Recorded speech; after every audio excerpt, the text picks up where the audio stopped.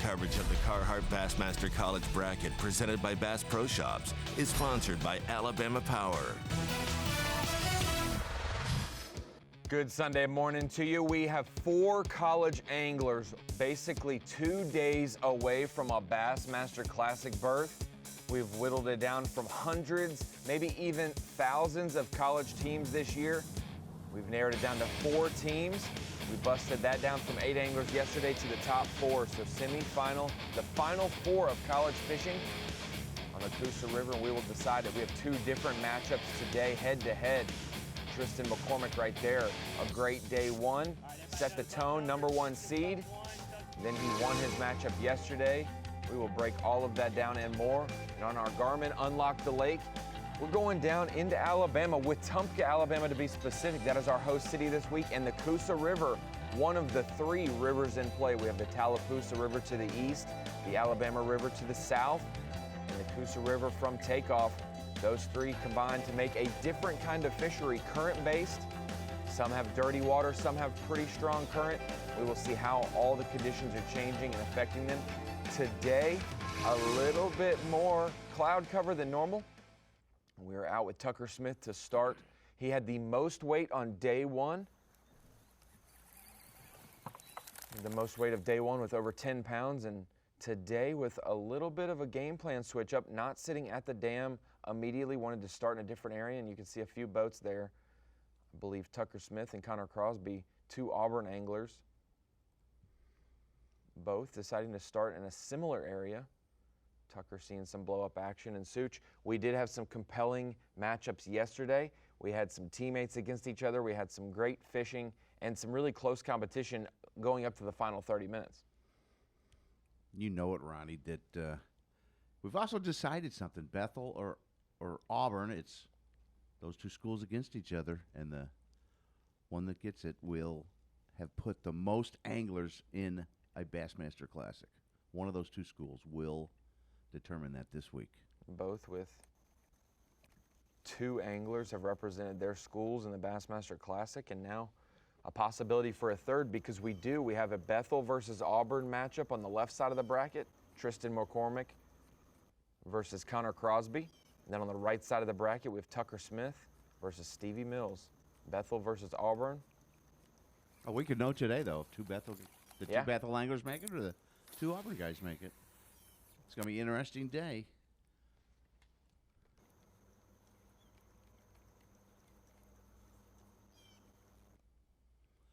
We had some rain move through the area, and actually it's kind of going to be moving out this morning if you go by Futurecast. It was drizzling there not long ago.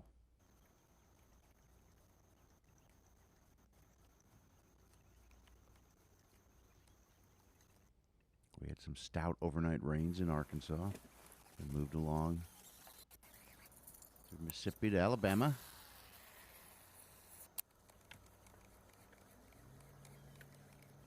The generation plan, it started at takeoff yesterday. They had water flowing from the Bolden Dam, which is the west dam coming from Jordan Lake. But that's not the plan today. They won't start pulling any kind of generation until 10 a.m., they said. But the stormy conditions have some water flowing from Jordan, it looks like from the east side, down the main river, the Coosa River, and that is where Tucker Smith and Connor Crosby, both Auburn anglers, have started their day, it looks like.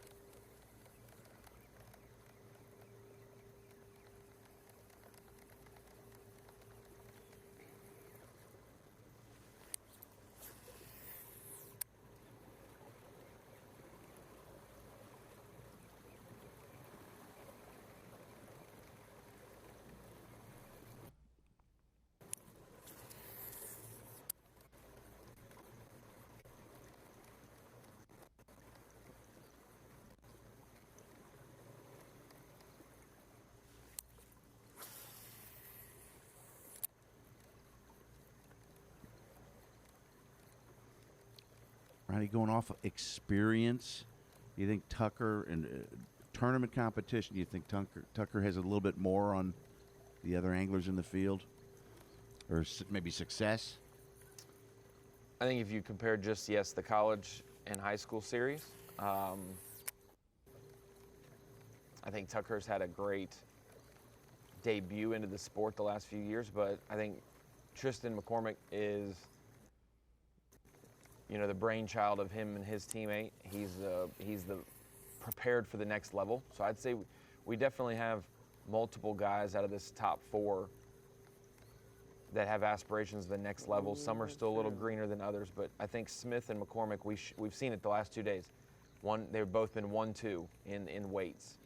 And so I think those two, even after that first day of seeding, yeah. Yeah, but they were the 1 and 2 seed, and then yesterday Tucker went from 2 to 1, and Tristan finished second yesterday overall in weight. So and that's what you got to do on any tournament, open circuit, elite circuit, is be consistent and catch decent sized weights each and every day, or figure something out every day.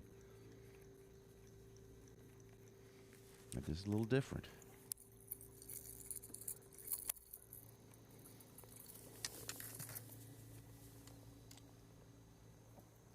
Oh. 3 of our anglers do have fish on their tally so far, and Connor Crosby making a little bit of a idle move. We saw him, I think, in the background of Tucker Smith's boat a little bit earlier in our first shot. Crosby with 1 so far, less than a pound. So does Tucker. The 2 small ones for those 2 guys in this area of the river.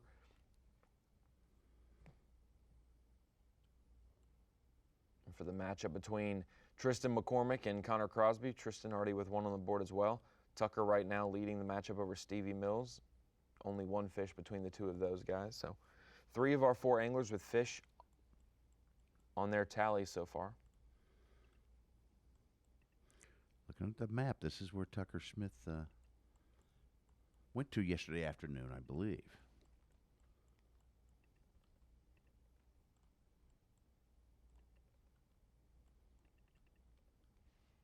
Yeah, we got to see him. We got to see him in the afternoon yesterday. That's the one thing I talked to Smith last night on the phone. Tucker said, I'm going to change it up just a little bit, and I'm going to start in some different areas with that cloud cover instead of running to the dam with no flow.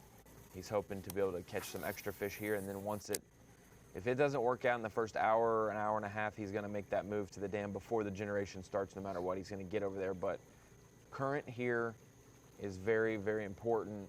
Once that current starts flowing, it can go off like a light switch. We saw that yesterday morning for Tucker.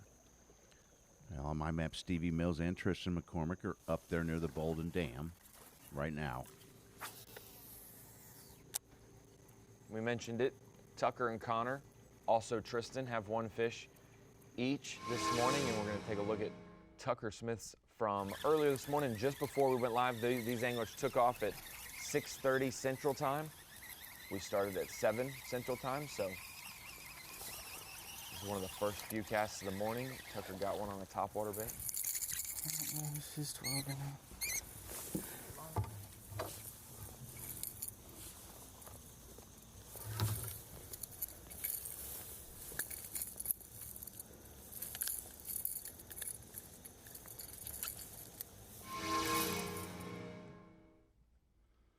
Back out live with Smith and Crosby in 2 boxes there. Crosby still idling to where he wants to be.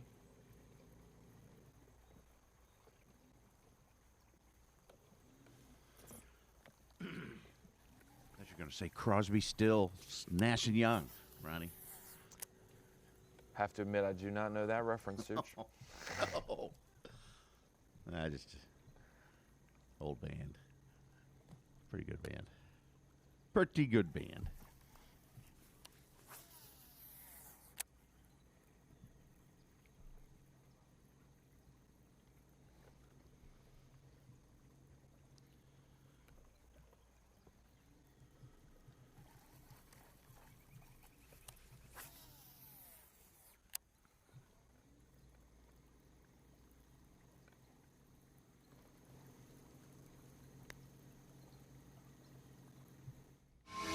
As we bring it into the Bassmaster Studio, sponsored by Marathon, Ronnie Moore here with Mike Sukon today, and I wanted to break it down We're going to be here live all day long with these 4 anglers. We have 2 different matchups, so when we show all 4 anglers, they're not necessarily pitted against each other. It's going to be one-on-one today. Tristan McCormick versus Connor Crosby, and then on the other side of the bracket, Tucker Smith versus Stevie Mills. And we mentioned it, Such, we've already got 3 fish catches on the board for these anglers, and we're going to be able to break down each and every catch and how important they are today.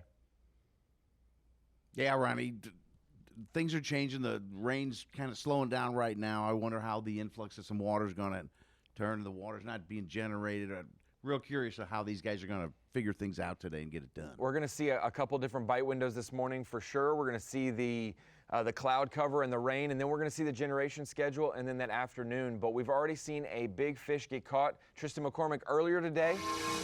A good fish for him. We're going to revisit that from earlier this morning. Stay on, baby. Let's go. You see the size of that first one? Yeah.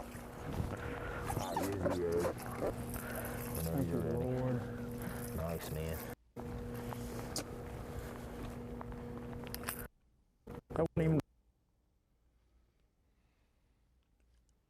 A little rough signal. That's why we haven't seen Tristan live yet. This was earlier today, his first bite of the day that he got in the boat. 3-1. Nope. Oh, almost. I saw 3-2. 3-2. 3-2. Nice. 3-2, guys. Good way to start it off. Beautiful spot. Real healthy. Done had a few blow-ups this morning.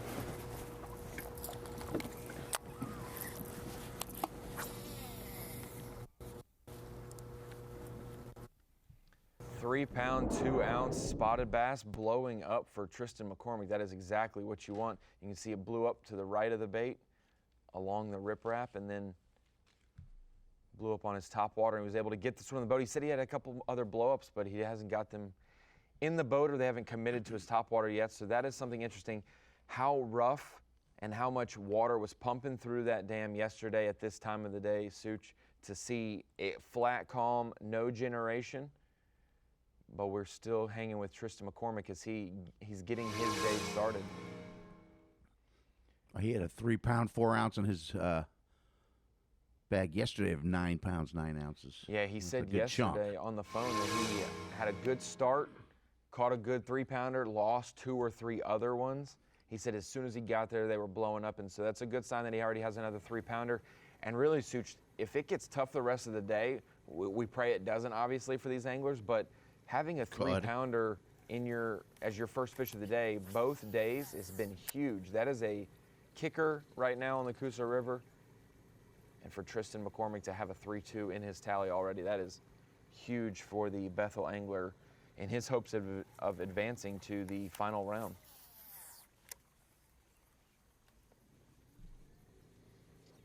Yeah, the other anglers fished so far today are 11 ounces and 12 ounces. It's tough sledding at times. A limit will be important in both matchups today. Anglers that can do that, it will go a long way for them.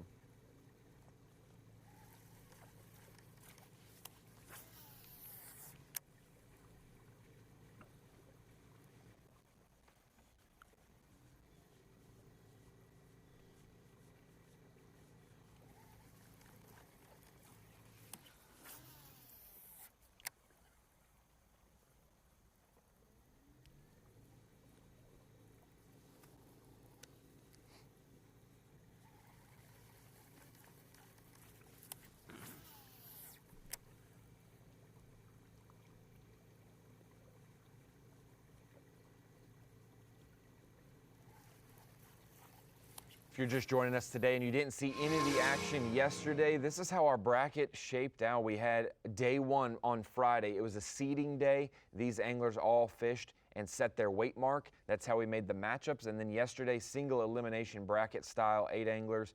Tucker Smith beating his partner Logan Parks by just a smaller margin than we expected, 3.5 pounds after having a 9-pound advantage. And this is what we got to see with Tucker yesterday. You notice the current at the dam. He started straight at the base of the Bolden Dam, and this is how he got it done. Seemingly every cast for about an hour he was catching fish, had the most numbers, and then this 3-7 was huge for him to get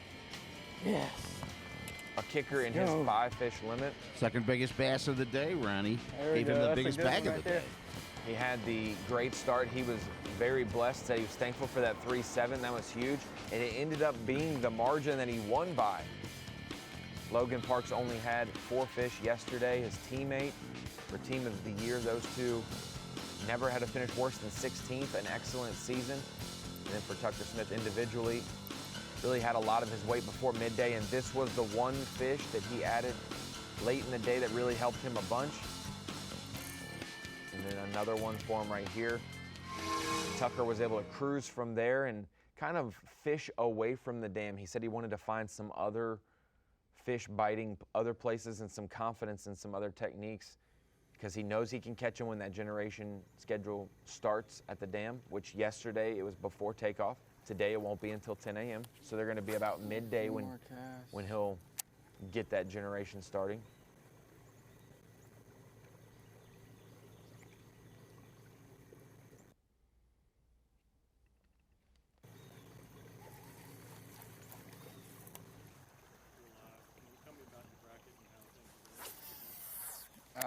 Well, I missed a few fish on topwater this morning, and yeah, it's a good one, but I'm still not down because it's going to be cloudy for a while today, and they should bite pretty well all day. The water looks like it's dropped from where I am right now, so I may make a move and go back to where I was yesterday because the water's about to turn on down there. But I'm just gonna follow my gut instinct today and do what I think's best. Hopefully it'll work out. We'll see.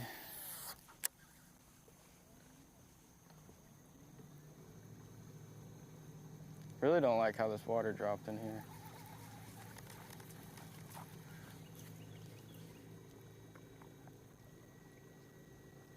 I'm gonna hit that one stretch right there and then we'll go.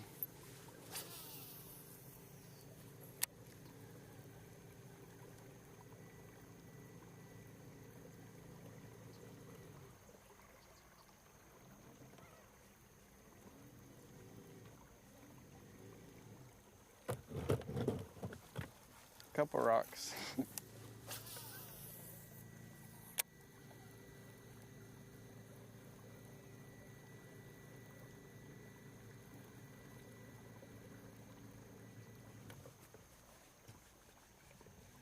what makes this place so interesting, Such. A little less generation than normal, a little more rain than normal, a little this, a little that, and it can change dramatically the water levels in these areas a lot. Less water. Moves the fish around as well, positioning, and just like on most of our other lakes where there's a little current, St. Lawrence River, for example. I think that's why all those fish were down below that rapid. I think because they dropped the water.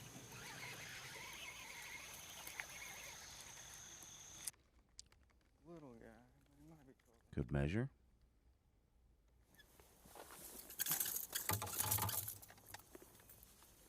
Don't hook me, please.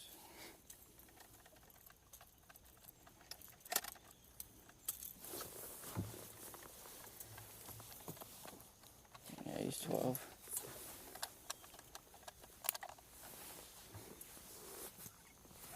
$11. All right. 2 11-ounces this morning. Starting off with a bang.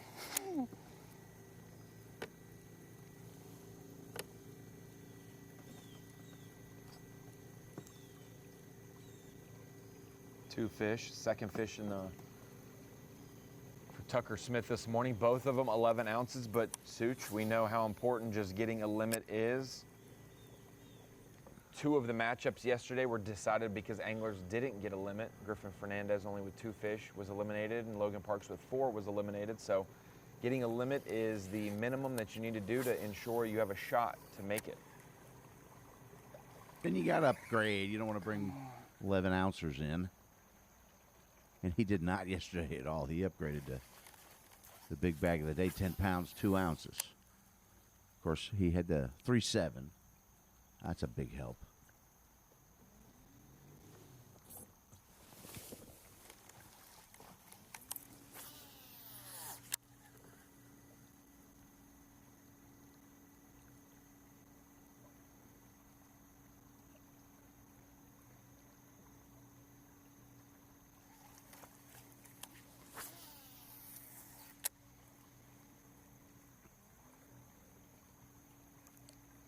But really the reason I'm here is because I think I can catch a big one here. And I feel like I can catch a limit at my other places, you know, if I need to, for sure. But I'm just trying to catch a big one right now. One of those 3 to 4 pound bites, and I'll feel comfortable.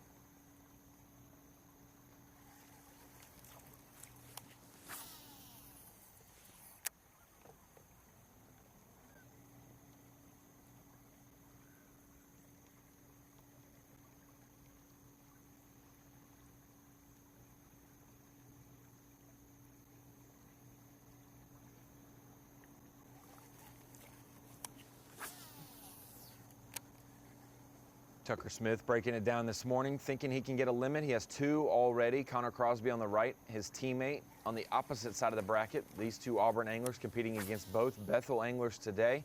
We will see which school and which anglers will prevail. Solid first segment of the day, capped off with this great fish from Tristan McCormick, a 3-2 to start your semifinal 3-2, guys. Sunday Good way of to the start it bracket. off. Beautiful That spot, is the way real you want to healthy. start. And we will be back with Done had more a few fishing from the blow-ups this Coosa morning. River after this commercial break. Live coverage of the Carhartt Bassmaster College Bracket presented by Bass Pro Shops is sponsored by Alabama Power.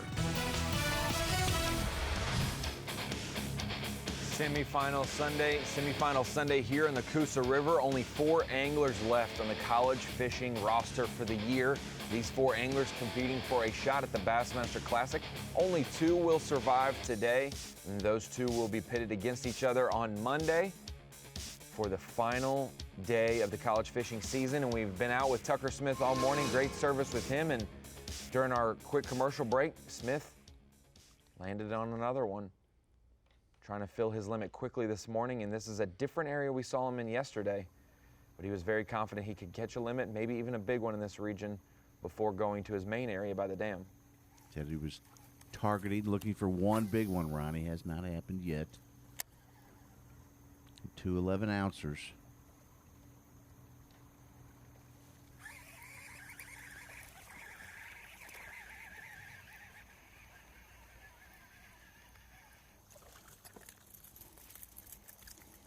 Third similar fish now. They might be triplets. He may end up having 3 of the same size fish. He's had 2 fish so far this morning for 11 ounces because the size limit on the Coosa River this week for largemouth and spotted bass, both 12 inches to measure. Same fish, Ronnie. It's the same fish. Yes. Remember that was a talking point. Yep. He's 12, barely. We kid. These are in 30-minute intervals so far for Tucker. 11 ounces again. It is 11 triplets. 12 right now. What do you know about 3 fish for Tucker Smith so far, 11 ounces apiece. Back out live with him. His teammate Connor Crosby on the right. He's pitted up against Stevie Mills today. We haven't seen Stevie yet. Son where he's at? Looks I like think we're gonna have to catch him better today. Tristan McCormick put a second keeper on his The way this card, a weather's looking. 1-3. All right.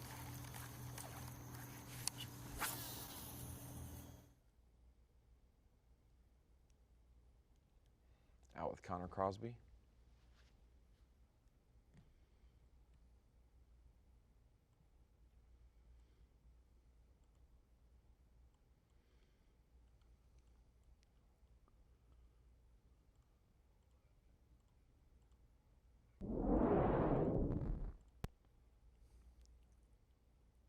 Crosby with a miss right there. Unsure of the size of that fish. Hopefully we get to hear from him at some point this morning. Crosby gonna re-rig and get back after it. We saw yesterday a couple guys, when you get around some spotted bass on the Coosa River, you can get around multiples. So you can catch, we saw Tristan, we saw Tucker both catch fish back to back to back. Spotted flurries, huh?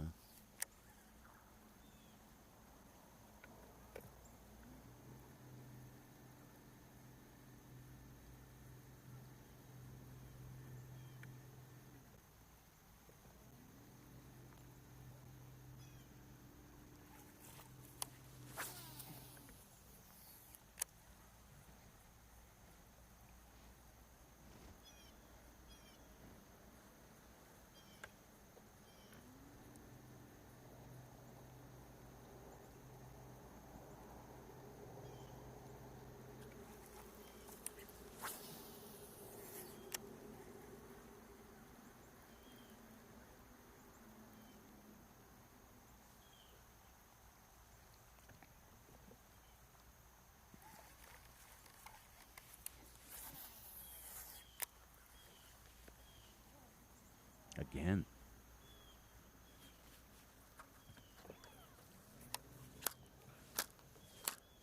Crosby with another swing and a miss.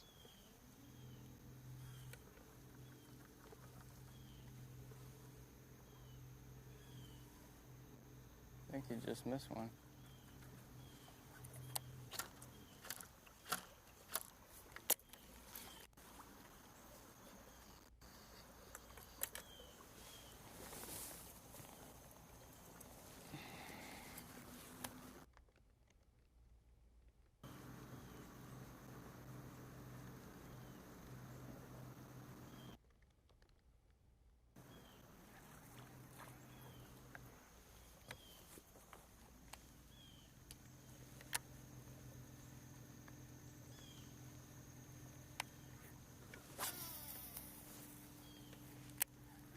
I guess I'm not the only one having short strikes.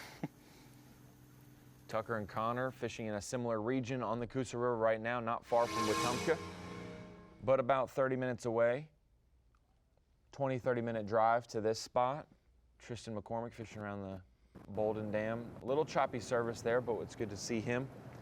And it looks like the current flow has started a little bit earlier than they projected from the readouts.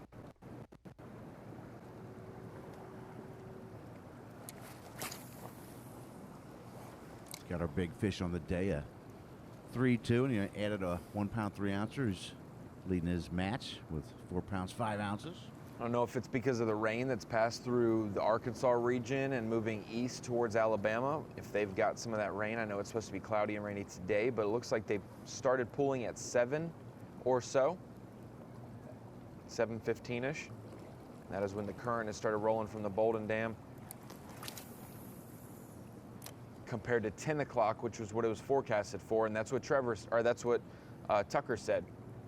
Tucker said on the phone last night, I'm going to fish in this other area for an hour, hour and a half. If I don't have good success, if I don't catch what I want to catch, I may make that run even before they projected the current, just to see if they've maybe started it, and they've already started it this morning, and Tristan is here by himself, it seems. Well, Tucker wanted that cloud cover for top water. And it's supposed to be cloudy most all day. We did see a little sun pop in there on Connor, though. Could have just been a small window because it looks covered up and the rain's supposed to be moving out of here. Do what? Possible It started showers, out good. Got up here, there was no current. And they just recently kicked it on about the last 30, 45 minutes or so.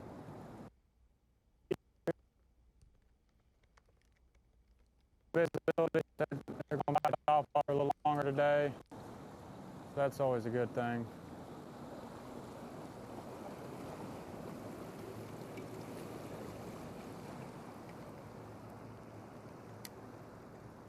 Just grind it out. It ain't easy out here, I know that.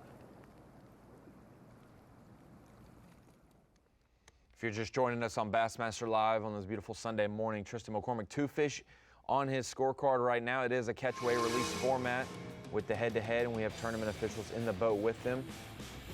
And yesterday, how he got here, he had 9 pounds and change, winning his matchup over Hayden Scott. He is the 1 seed this week based on his seeding weight. He overcame that. Oh my gosh. That was his possible 5th keeper of the day, a solid fish. Did not make it in. It made it in the boat, but it also went back out of the boat. Rebounded just a few minutes later and was able to catch this one. But he did a lot of his work, if not most of his work, around this current yesterday in the canal to the Bolden Dam. There's a good look at it. A lot of different current seams Tristan talked about. Maybe he'll explain where some of these fish are positioning on the rocks. He just saw one blow up, so maybe he slid down to a pot of fish. No, anyways, yesterday was, it was good, but, I had a lot of missed opportunities, and I just didn't capitalize on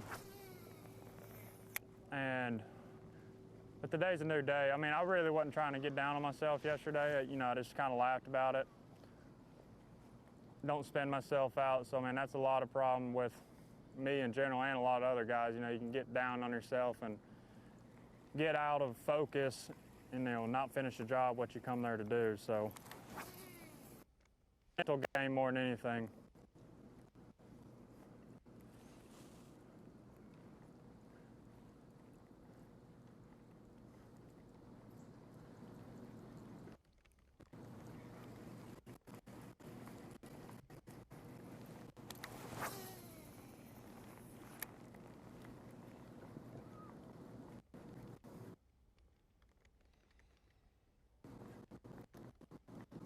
This matchup here, Tristan McCormick, Connor Crosby. Connor, the only lower seed to advance, the 5th seed. We were debating whether that was an upset yesterday, Such, in 4 versus 5, but Connor overcame Griffin Fernandez and was able to win his matchup. So we have the 1 versus 5 matchup here. Second tightest match there, but yeah, the 1, 2, 3 seeds won.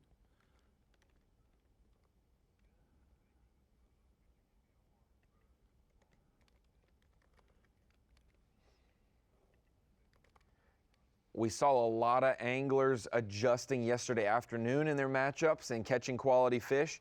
And we mentioned Tucker Smith was going to keep his options open today. And from the sounds of it, he is keeping his options open, making a move right now, idling from his primary starting spot.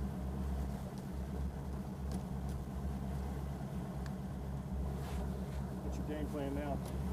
I'm gonna run idle back down here to where I missed those spook fish, and then we're gonna go over there to the other dam.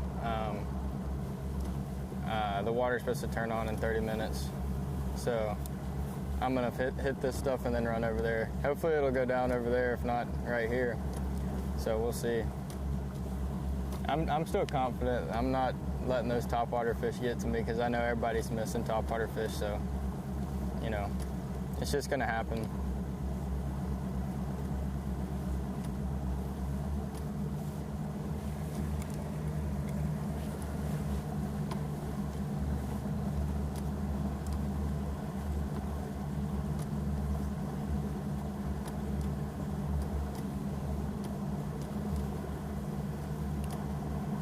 He's a 3-time high school champion, Ronnie. How does that come about? No idea. That's unbelievable.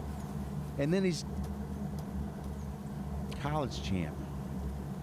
College team of the year. College winner. They won on Saginaw Bay this year, him and Logan Parks. And yes, you said it, team of the year. Basically our angler of the year, but the most consistent team of the season at the top.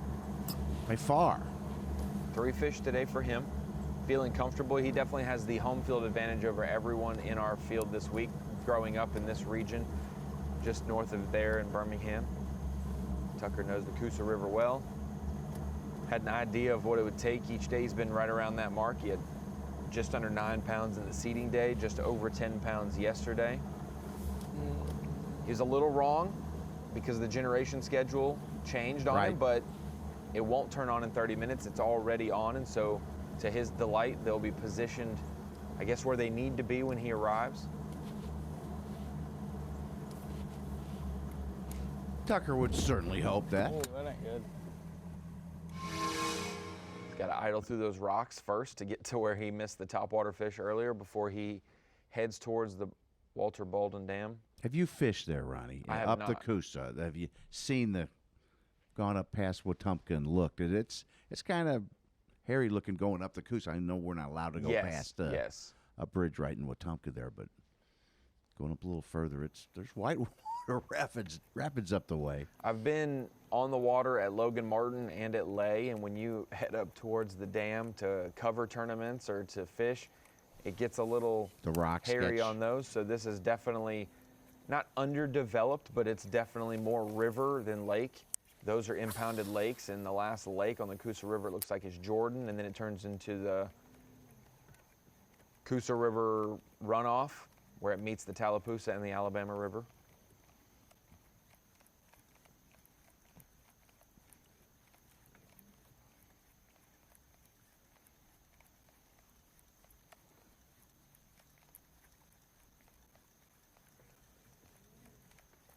We mentioned Connor Crosby upset Griffin Fernandez in his matchup, the 4-5 matchup. Crosby from Auburn fished a lot on the Chattahoochee, which is the Georgia River, splitting between those. And for Crosby, was able to catch some fish early, but he did rely on that top water a lot and caught 2 key fish in the afternoon. We're checking out some highlights from all of our anglers yesterday. Tucker Smith, Tristan McCormick, this is James Cobbs, who is Connor Crosby's teammate. Plenty of action to be seen on the Coosa River this week, and they're kind of feeling their way out. We only have 4 anglers today, so we're able to see how they adjust. Like we mentioned, Tucker was going to head to the dam, but he did pull up short and stop to where he got a couple blow-ups this morning. And Tristan mentioned it, Such, it's very difficult to keep your head on your shoulders and not get spun out with missed fish in the head-to-head format, knowing that, hey, you could be the second highest weight of the day and lose to the wrong person. The wrong person beat you. And that's what happened to Logan Parks. He was last yesterday weight-wise and jumped all the way up to 4th and still got eliminated because Tucker was above that. So you do not want to lose to one specific person.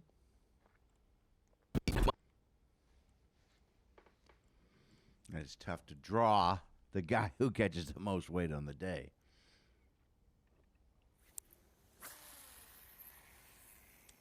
Tough to draw your own teammate that you scored a college team of the year with. Tucker Smith and Logan Parks. Yeah, it wasn't from ideal Auburn. for those two. Ended up having a face-off in the first round.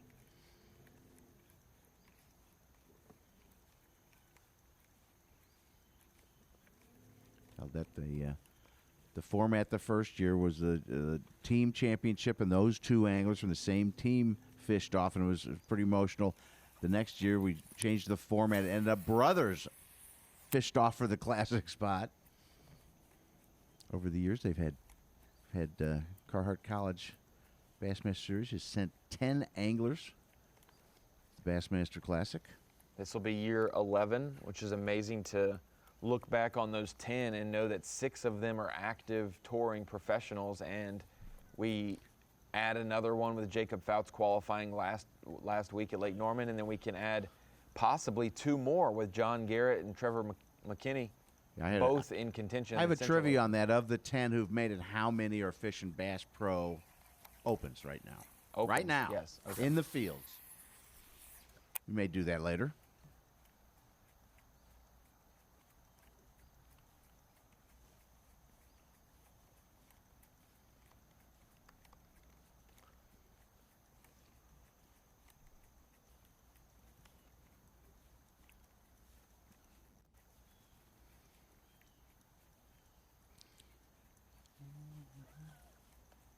So they started generating water. You think it's because they got a lot of rain in the watershed of Jordan?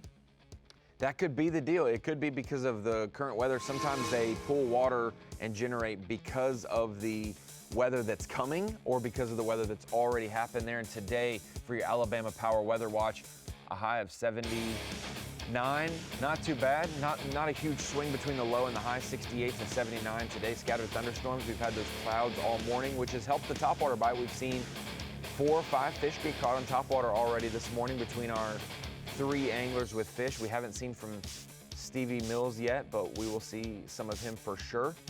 The weather's changing. We'll see some weather changes tomorrow as well. We'll be right back after this commercial break with more action from the Coosa River Final 4 semifinal Sunday. There are numerous places that we could have a venue, but few are as diverse as the Coosa River here for the Carhartt Bassmaster College Series Classic Bracket. Day 2 of bracketed elimination competition. The Final 4, you could say, semifinal Sunday. 4 anglers, 2 different matchups, and we will narrow it down from those 4 anglers into just 2 anglers on Championship Monday. We will decide. It'll be the final day of the season for the Carhartt Bassmaster College Series. And after tomorrow, 1 angler will advance to the Bassmaster Classic, fulfill a lifelong dream. I told Tucker on the phone last night, I said, hey, you're only a day or 2 away from, instead of leading the field out for the Classic, because the high school champions did that in the Academy boat. I remember those. Instead of leaving them out, you could be a part of the people and compete. And he said that would be even more incredible than what we've already experienced throughout the last few years. If you take the lead, you can lead them out again on the final day. Exactly.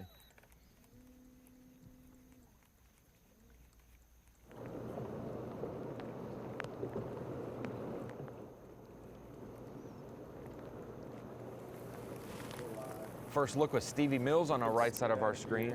It's rocking him a little Up better by the than base of the dam as well.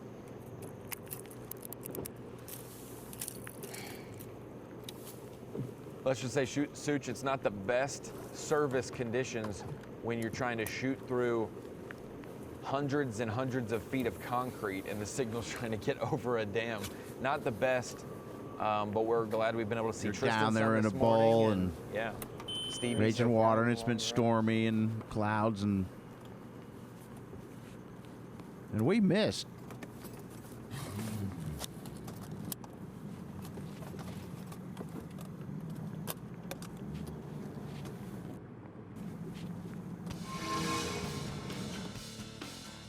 You mentioned it, Stevie Mills winning his matchup.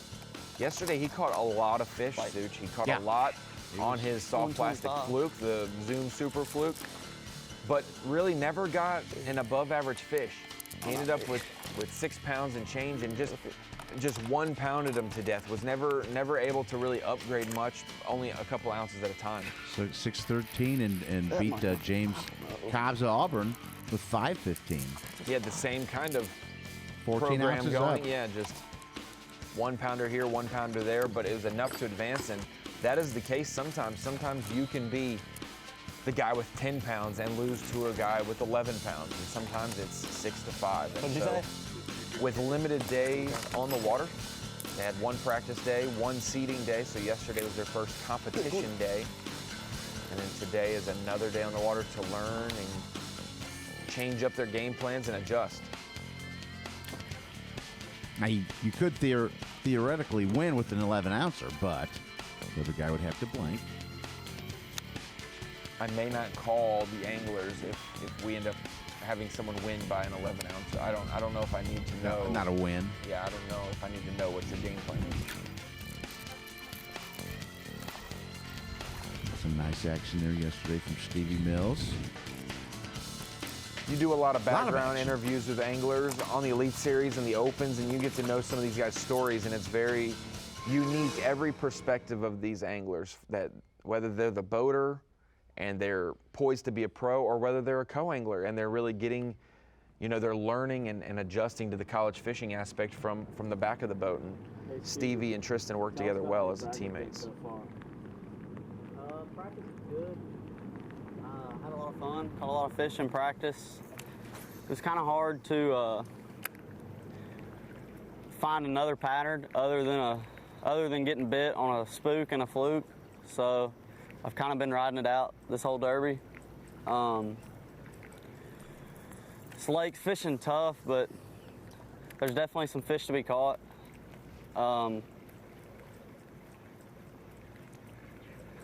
Yeah, that's about it. Practice was good. I spent most of my practice in the canal.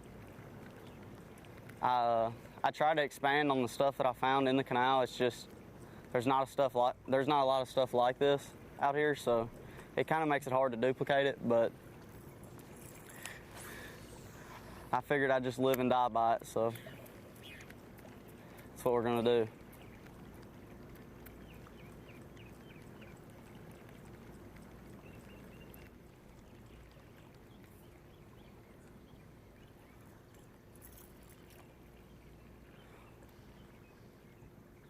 Stevie Mills is up there with Tristan McCormick, who has landed a third fish run. He's got 5 pounds, 9 ounces. So after his 3-2, he's caught a couple of 1 and change fish. He has the 3 biggest fish of the day so far out of the 7 that have been caught. 1-3 and a 1-4 count, huh? The 3-2 is probably what's got him a little more excited.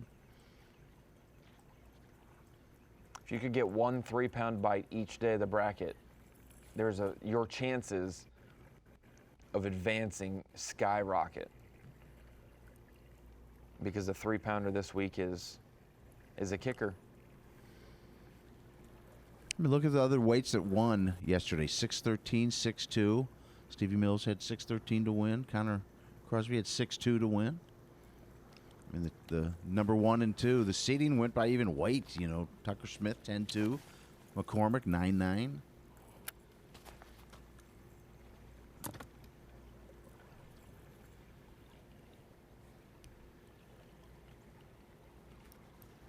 We've been able to see Connor Crosby on the left side of your screen a little bit this morning. He's already got 1 to his tally, a 12-ouncer. Nothing big, but he's missed a couple bites.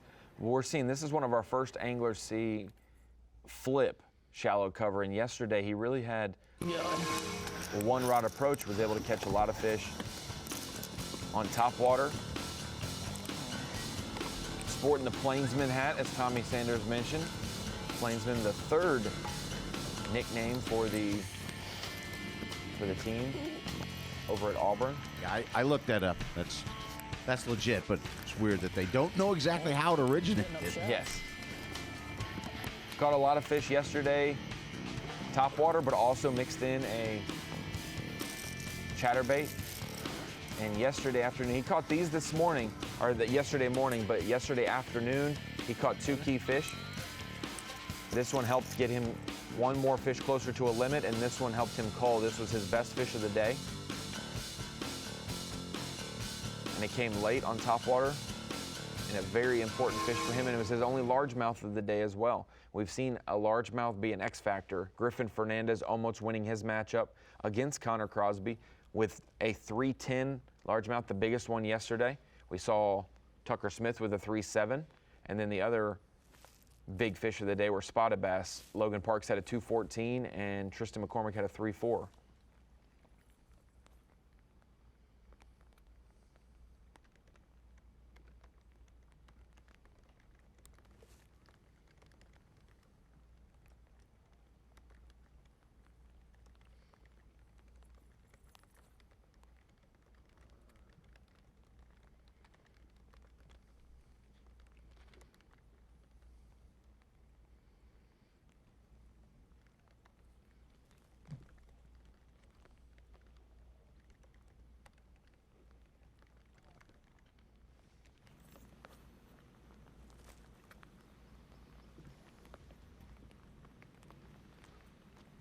We mentioned it, 2 anglers in the Coosa over in Wetumpka, and then 2 anglers in the canal over by the Walter Bolden Dam. The new lake dam, very unique how they did that. That runoff from Jordan Lake ends up making a new lake. 4-pounder jumped completely over my spook. Put a dam there, and has the capabilities of the most generation of any of the dams on the Coosa River. These spots, man, they're wicked.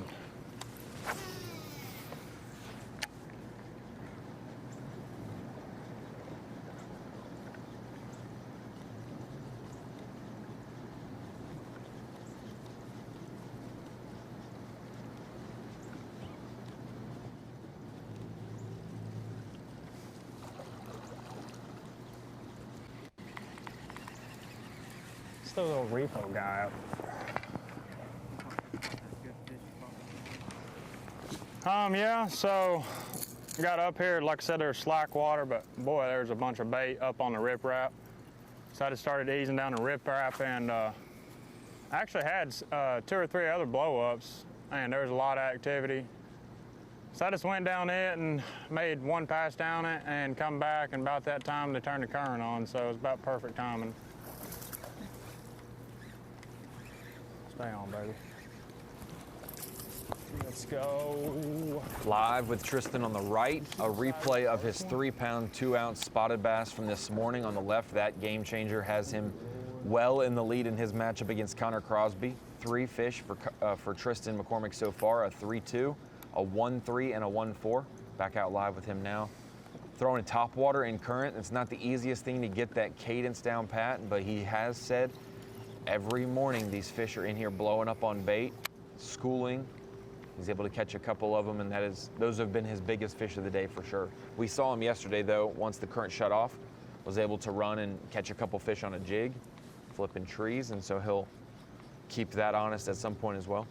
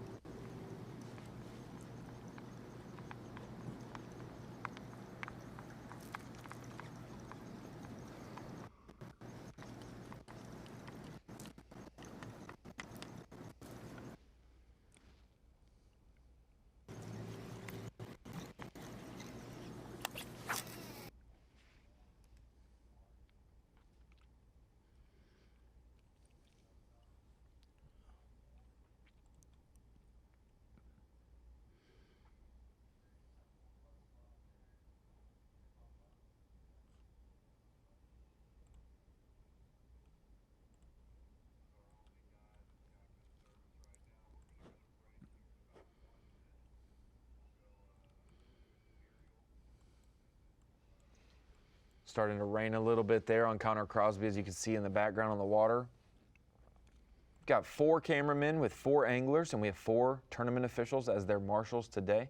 We've got Lisa Talmadge, John Stewart, Hank Weldon, and Billy Myers out with the anglers.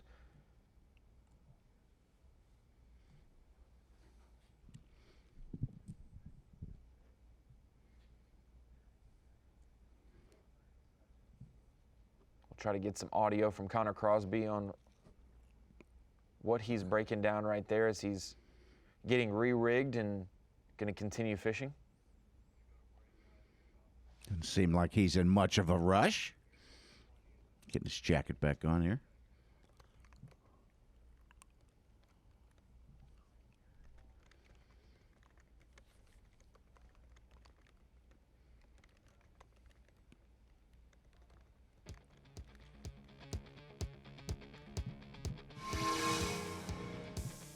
Seen some good action this morning. Some guys getting situated. It's a little nerve-wracking. Changing conditions every day of the bracket so far. These anglers are still getting situated on the Coosa River. Tristan McCormick with a good start. Tucker Smith also with 3 fish. Connor Crosby with 1 as well. And we'll be right back. Coosa River after this commercial break. Bassmaster live. Live coverage of the Carhartt Bassmaster College Bracket presented by Bass Pro Shops is sponsored by Alabama Power. We're back on the Coosa River semifinals Sunday here. 4 anglers left. We had 8 anglers starting this week. The top 4 teams overall for college fishing. Top 3 from the National Championship Such, and then we had Team of the Year join them as well. 8 anglers bracketed, facing off head-to-head in their given matchups. And today we have the semifinals. Tristan McCormick versus Connor Crosby, and Tucker Smith versus Stevie Mills. Stevie Mills, the only one without a fish yet this morning, Ronnie. I believe we're out with Connor Crosby right now.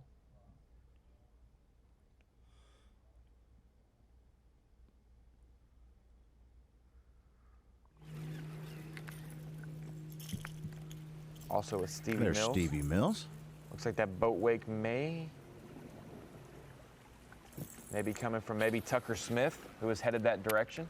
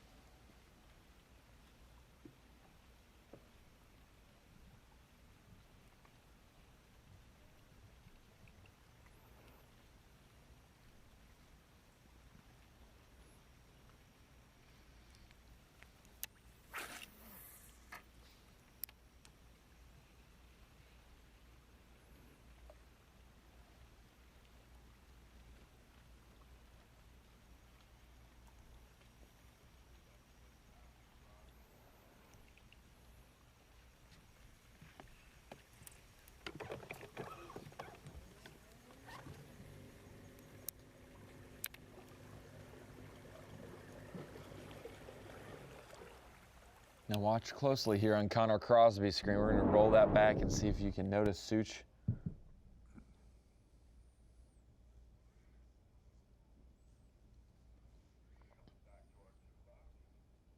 When bites have been tough this morning and fish have not committed, that was a chance to get one in the boat. Had it right at the side of the boat.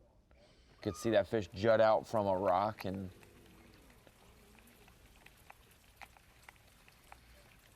didn't have good aim.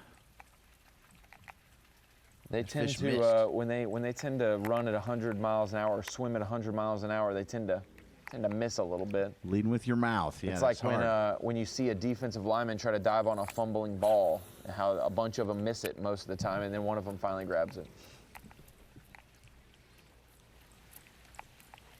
out with Stevie Mills. And the canal leading to the Baldwin Dam.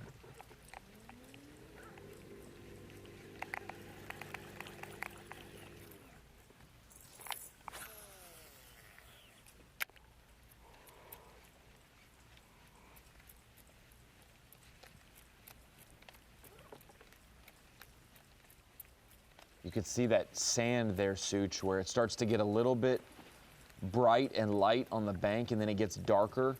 Those fish, even though it's pretty clear water up in the canal where they're at, those fish will hold on that slight darker sand, that darker break right there, and you can see it on just past his topwater, how bright it is, and then how dark it is under his topwater. Fish will hang there, even though it's not a shadow and the water's clear. It's just a little bit different, makes them feel a little bit safer, and they can come out of nowhere, and you're like, I can see the bottom, but I can't see those fish right on those break lines.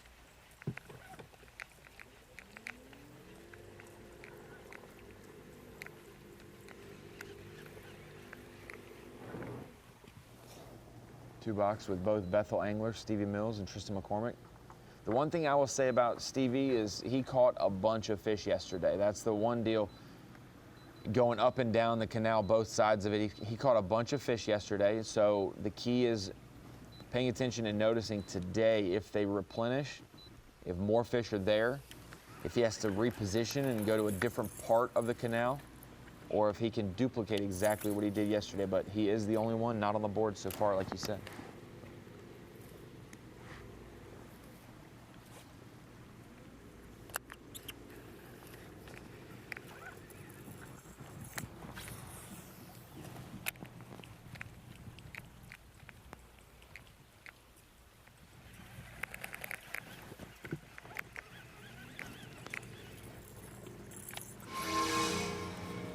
Oh, there's all the Final Four, Ronnie.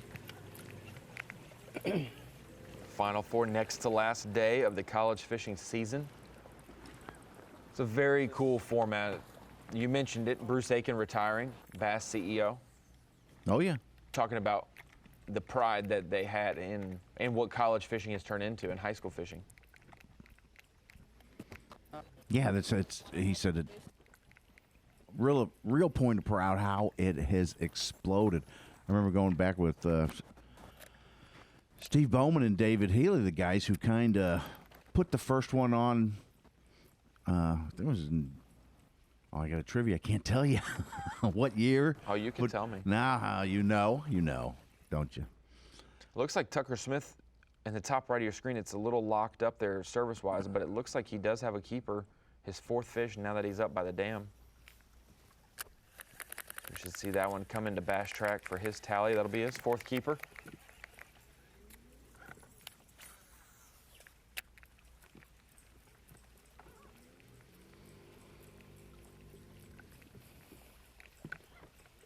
This weather kind of wreaking some havoc on our service. And being up where they're at, too, doesn't help.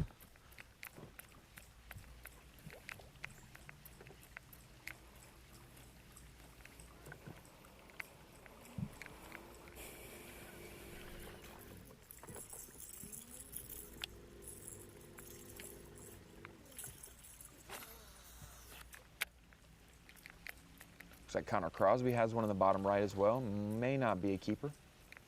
May check it just to see. Might as well. Tucker's fish was 1 pound 2 ounces. Fourth keeper. That'll give him 3-3 today.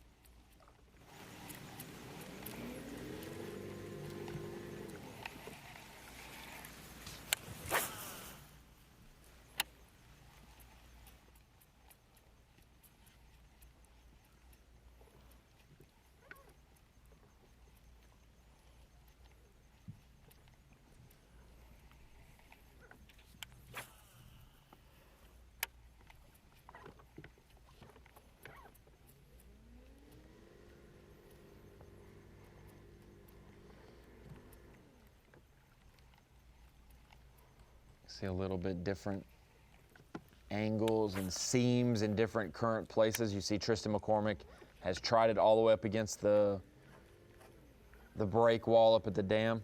Looks like he's hooked up right now, actually, as he slid back farther down the bank. You can see the dam in the background there for Tristan, but farther down the canal on a different break line. This one may be 12 inches, maybe not. If it is, it's his fourth Gonna keeper of the measure. day. Does indeed.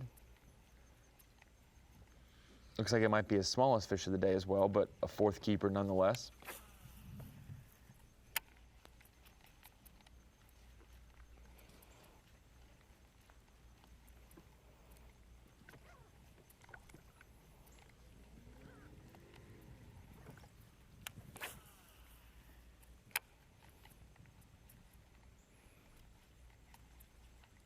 Looks like Connor Crosby may have caught one as well,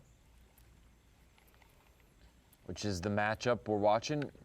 They're kind of diagonal from each other, but it's Tristan McCormick top left versus Connor Crosby bottom right, and then Tucker Smith top right versus Stevie Mills bottom left.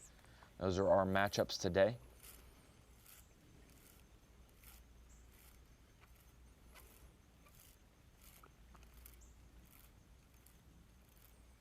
And Billy Myers in the boat with Connor Crosby right now, weighing his second keeper of the day.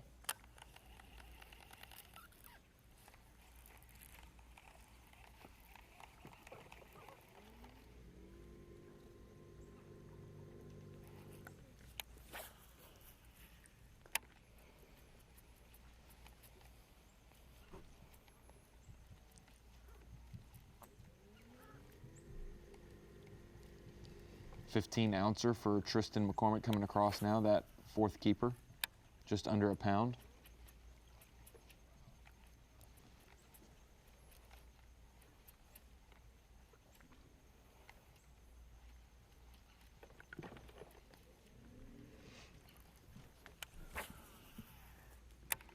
We mentioned it, Such, from 2011 when we had our first college championship and the angler was going to make it to the Classic. 2012 was the first Classic, obviously Andrew Upshaw doing that, but in those 10 years we've had 2 Auburn anglers make it, 2 Bethel anglers make it.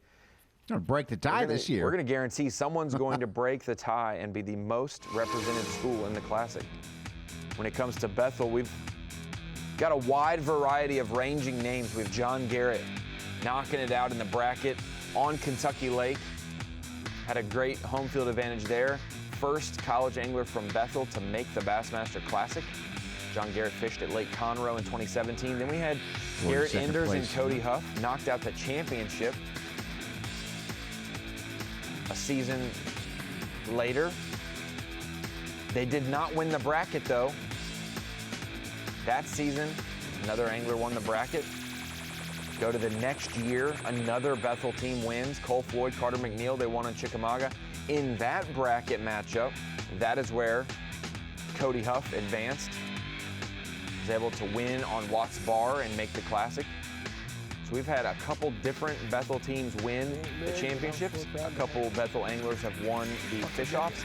And then we've also had one that's not even pictured, KJ Queen, qualified for the Elite Series from the Opens last year. Elite Series angler. Yeah, Bethel is well known for having stout anglers and doing well in all our competitions. The university in McKenzie, Tennessee, offering scholarships to their anglers to compete for Bethel University's bass fishing team, not far from Kentucky Lake. Then you have Auburn. Be a nice home lake, huh? Right in the heart of bass fishing country. And Auburn, one of the best clubs in America as well, represented so well. They had 2 different teams out of our 4-team bracket this week. We've seen, obviously, we know the Lee brothers from past years making the Bassmaster Classic in its early stages of this program. But over the years, we've had other Auburn stellar anglers show up, and this week, Tucker Smith. Yeah, some of the big schools, some of these smaller schools being able to offer scholarships or drawing really good anglers who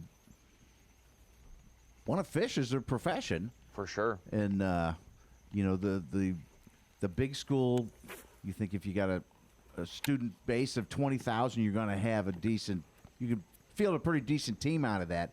But some of these smaller schools, I had a story on Jason Williams' son, Bryson, going to Erskine, not far away from their home. And, I think South Carolina. Yep. Yeah, up there, and they've competed in the coach, Ryan Teams. Jason Williams was really impressed with how he recruited. It's really fun. It's kind of funny, Ronnie, that Now, don't give away any recruiting strategies. no, I don't know any recruiting strategy. Where he saw Bryson's results in tournaments and liked him, and then he met him finally, and it wasn't 3 or 4 months later till he realized he was conversing with Bryson, that Bryson said, I'm going to go to an elite tournament, that he was Jason Williamson's son. He didn't know it for 3 months during the recruiting process. So he That's said, probably, he stood up well on his own. Well, that's probably the first thing you may want to know, like who their parents are. But all's well that ends well. But yes, it's very interesting. Hey, I think, to be honest, with if you count up all of Auburn's football players and all of their fishermen, they may have the same population with those two teams as all of Bethel together. But Bethel's fishing team is definitely one that is very known and been very, very successful as well. Well, along the line of Erskine, Jason Williamson told me he was pretty impressed that the coach went out and recruited guys from different parts of the region who knew like tidal fisheries or really good dock fishermen or the deep clear water fishermen. So maybe these guys can kind of help each other out in the other tactics and patterns and whatnot that they are not well accustomed to when they go somewhere new. For sure. Hey, try this, you guys. I know the tidal waters. I know this. That's the biggest thing that I learned in college. What's that? Competing was just traveling outside of your scope of tournaments. Connor Crosby with another fish, maybe a keeper, maybe not. Crosby's second keeper went in as 1-3 from moments ago. But that traveling the nation, going to Georgia, going to Alabama, going to Tennessee, different lakes, different types of fisheries, times of year. And learning from the other teams you run across, Yes. right? Yeah. I mean, you make good friends from other states and schools, correct? Yes.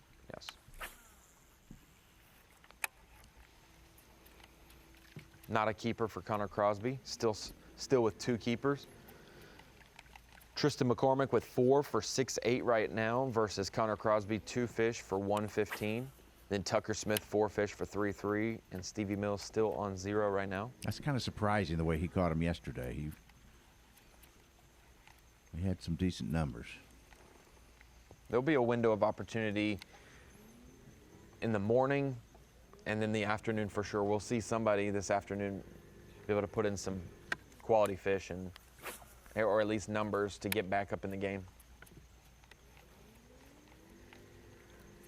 You say don't give away recruiting trips. Think of how you would recruit for college bass fishing, Ron. You'd go to tournaments and look at results across the state and figure out, hey, you're interested in college? See, and that's the one thing I will say, results don't tell the full tale. Well, when you watch anglers on the water like Bassmaster Live's a great look in at that. When you can watch an angler approach a laydown or throw topwater or retie or just talk about his pattern, you can tell an angler's skill or ability early on just by watching them very quickly. So that's what's cool about the fishing combine from high school, the Abu Garcia coming up in Wheeler Lake in Decatur, Alabama. Coaches being able to put their eyes on anglers and see them cast, see them answer questions, see them do these different things. The Wonder Lick test, their 40 time, stuff like that, Ronnie? I think so. Their FG knot, how quick you can tie an FG knot. There you go, that's your time, yeah.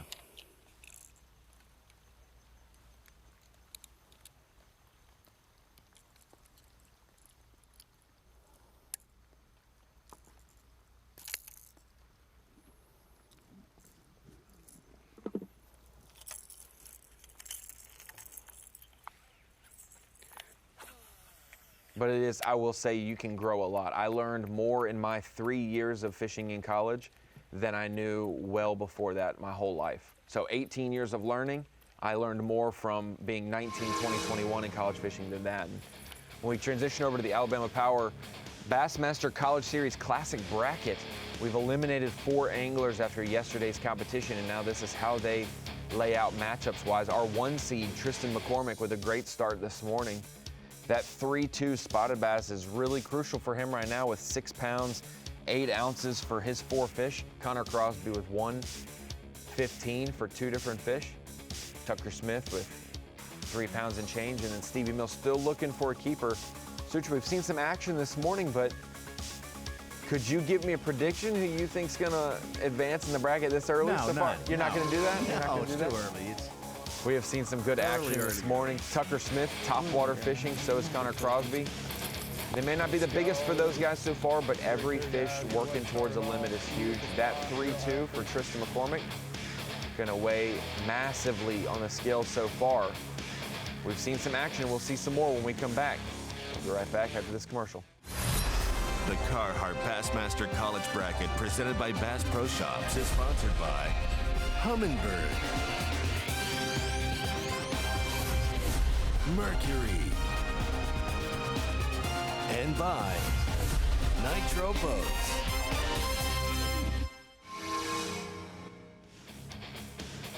Welcome back to the Carhartt Bassmaster College Series semifinal round of the bracket. The winner this week will punch his ticket to the Bassmaster Classic, and that's what's at stake. A lot on the line, Such, a 2022 Bassmaster Classic berth. They also receive a fully rigged Toyota Tundra and a Nitro Z20 to run for the year. They win $7,500 in expense money and paid entries into all of the 2022 Opens, all 9 of them. That's 4 different chances to qualify for the Bassmaster Elite Series, each division and overall. And then they get a $10,000 payday minimum from being in the Bassmaster Classic, maybe $300,000 payday if they were to win the Classic. Wow. Our defending 2-time Bassmaster Classic champion Hank Cherry, though, probably has something to say about that as he tries to go 3 in a row, back to back to back. It's a really incredible payout there. It's the opportunity of a lifetime. Hey, even being in the bracket is a great opportunity. We mentioned all the anglers that have won the bracket in the past and are now professionals. You can add another 5 to 7 anglers that have just been in the bracket and are now professionals.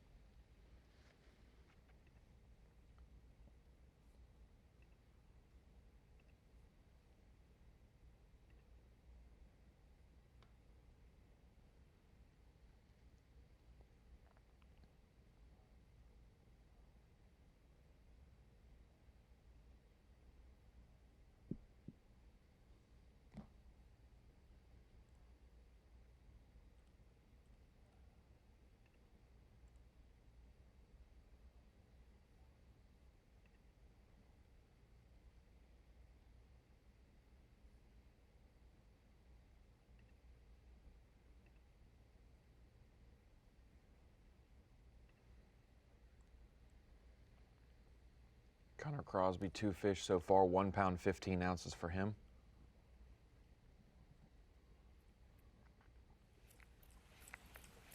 Now out with 3 box, Tristan McCormick, Stevie Mills, and Connor Crosby.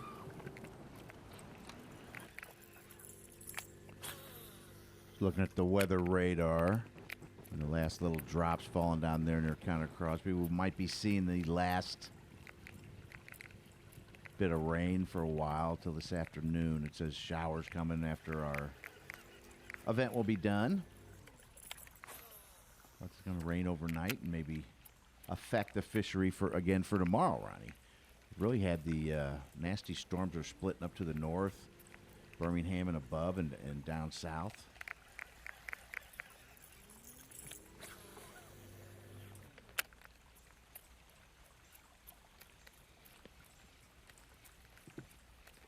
At our first limit.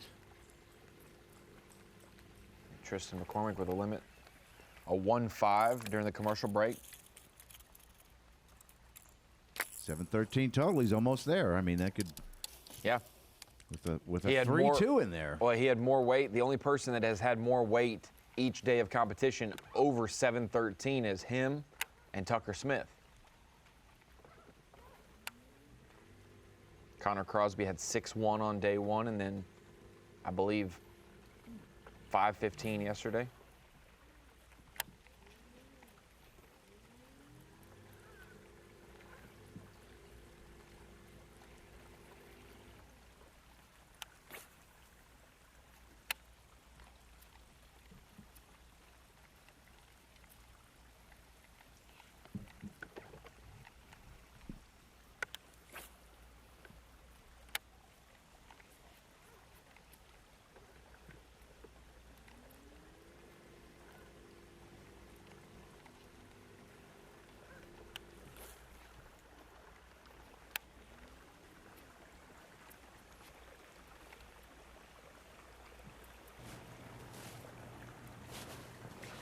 Oh my gosh, that was a big one. Stevie Mills was about to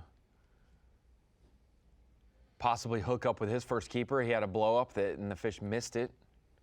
But Connor Crosby's hooked up now as well.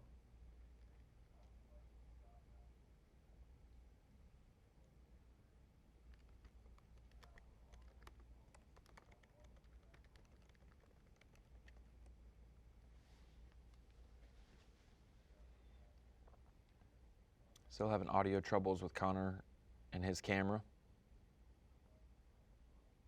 Try to get those figured out during a break.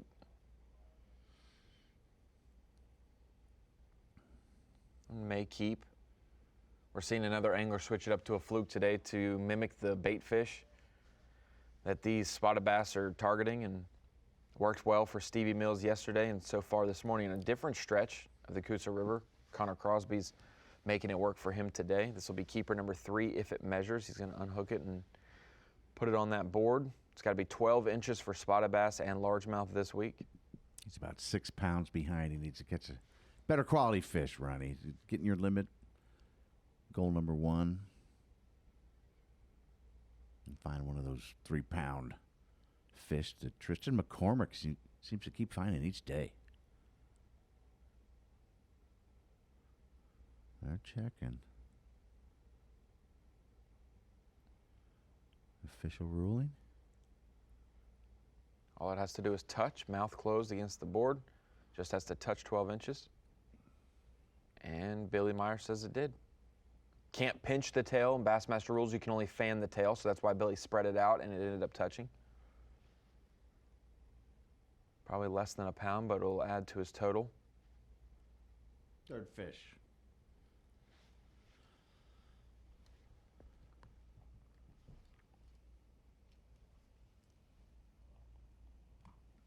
Tucker Smith now with a limit as well. Just getting reports of that.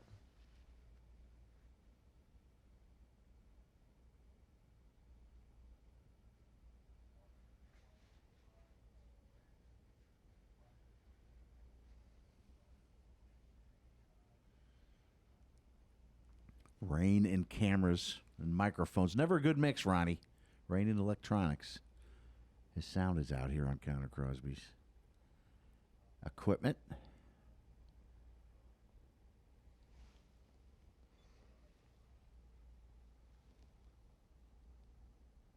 Very light rain still falling.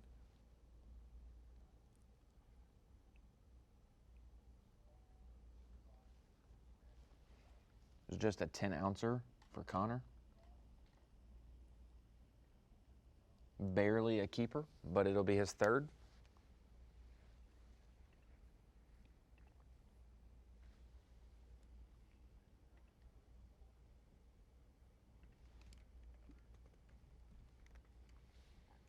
The two anglers trailing in their matchups right now. Connor Crosby on your right, Stevie Mills on your left.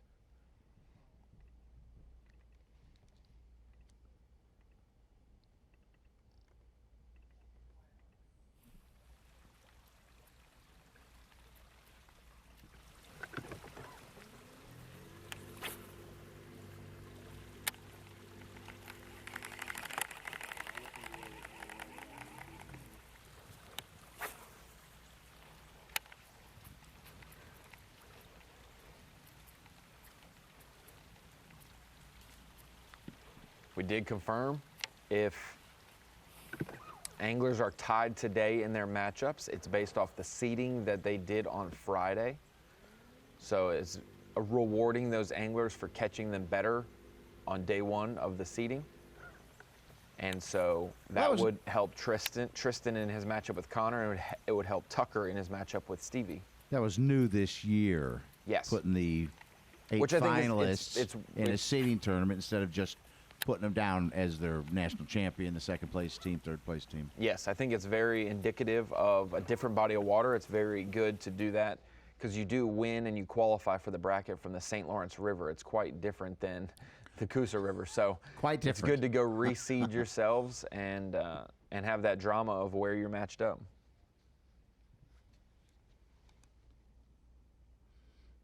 But boy, the 1-2 seeds, I guess they are more well-versed or figured this fishery out. the best because both of them are Been the top 2 each day weight-wise. doing really well again here.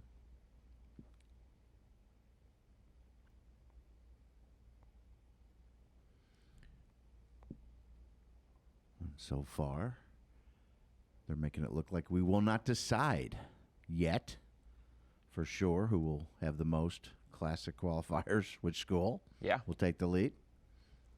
It's gonna May well come might down be up in tomorrow. the air tomorrow. Bethel versus Auburn. Both have sent two anglers to the Bassmaster Classic from the Carhartt College Classic bracket.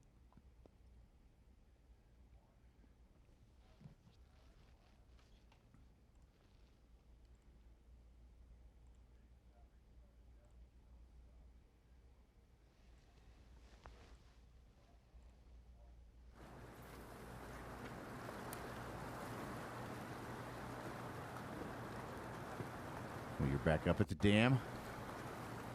Tucker Smith, recently filled his limit with a 1-3. It's not showing up on Bass Trek yet. It is. 4-6 total.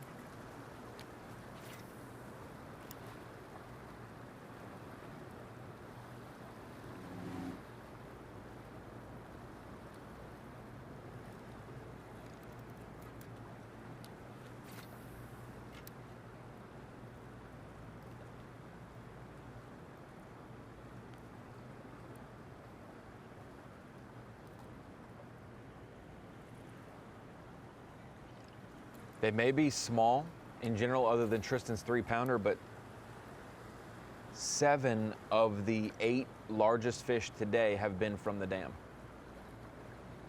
Connor's 1-3 jumps in there and messes that up, but the 8 fish that we've seen, or the 7 fish that we've seen get caught at the dam, 5 by Tristan, 2 by Tucker, have been better than we've seen anywhere else on the Coosa so far today.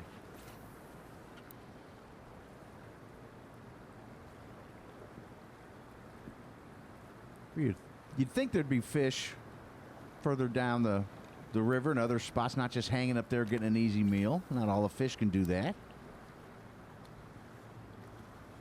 Like we said, this is a river. All the other Coosa River bodies of water are impounded lakes, so they may act like a lake at times, but current still drives this entire system of lakes and rivers. Its current is key, and it drives these fish and positions them to where they want to be to eat. Yes, so they can be caught elsewhere doing different things, but when there is current present, that's what's going to be on their mind, positioning wise.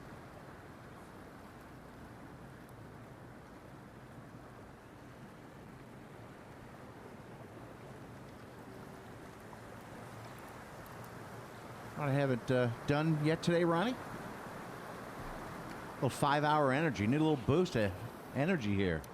Give it to me, Such. 5-hour energy trivia. I'm working on it. Working on some trivia for us today. I know you were tricking me up yesterday with anything non-fishing related, so that's good. Yeah, you got the fishing ones down easily. That's hard with only 10 years of college fishing. You covered most of them. You were there for most of them. Yeah. In some form or fashion.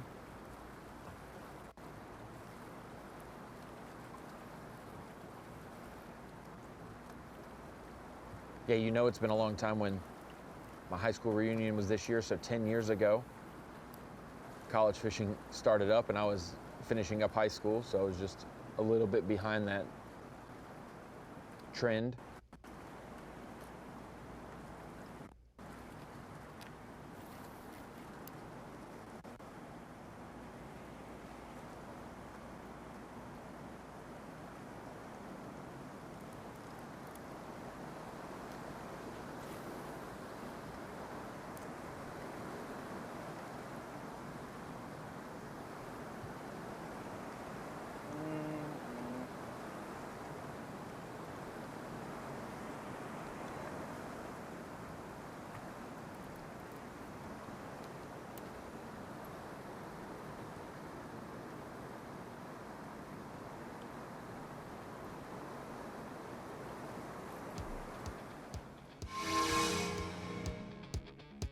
Well, you called for it, Such. 5-hour energy trivia here for the semifinal Sunday of the College Classic bracket.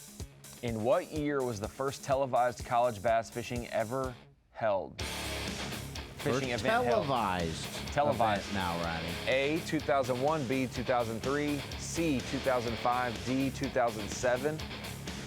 I am not going to answer it now, Such. I'm going to ponder over the commercial break. Okay, Maybe you get on can the do Google that. machine. I'll figure that out. Oh, and no, see. you I'm can't just get on the kidding. Google machine. We'll be right back. You'd find it pretty Think about quick. it, and we will answer it on the way back. Live coverage of the Carhartt Bassmaster College bracket presented by Bass Pro Shops is sponsored by Alabama Power. Welcome back from commercial break, 5-hour energy. Such, I'll be honest, I completely forgot to think about this during the break. So, You were Googling over there. I saw it. no, in what year was the first televised college bass fishing event held? 2001, 2003, 2005, 2007? This is way earlier than I thought it would be. Since the Elite Series started in 2006 and we didn't have the bracket till 11, but I'm going to go D, 2007. And Such, you know the answer, so you can't guess, so it's just on me. I'm And going it to was guess C, 2005. And you know what it was called? Remember this? College Smash Mouth. Smash Mouth, yes. They were on Lake Monticello. There's 6 teams like Purdue, Illinois, Iowa, Texas A&M, Stephen F. Austin won, University of Kentucky. Hey, you know how long ago that was? Because Monticello is not even a lake anymore. It is about as dry as it can get, so they're working on fixing that out. Oh, Stevie Mills.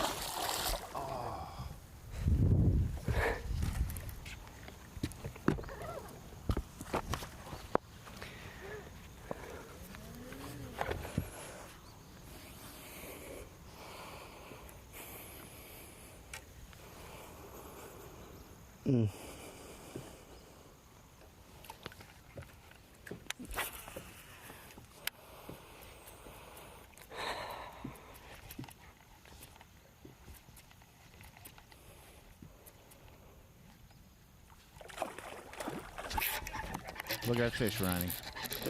God, there's a lot of fish right here. Oh, There's a lot of fish right here. Hey, the best way to rebound from a miss is a catch, and Stevie's no doubt. now motivated, no bites, and now he's got a couple bites in the last few casts. 112. On the Start. board.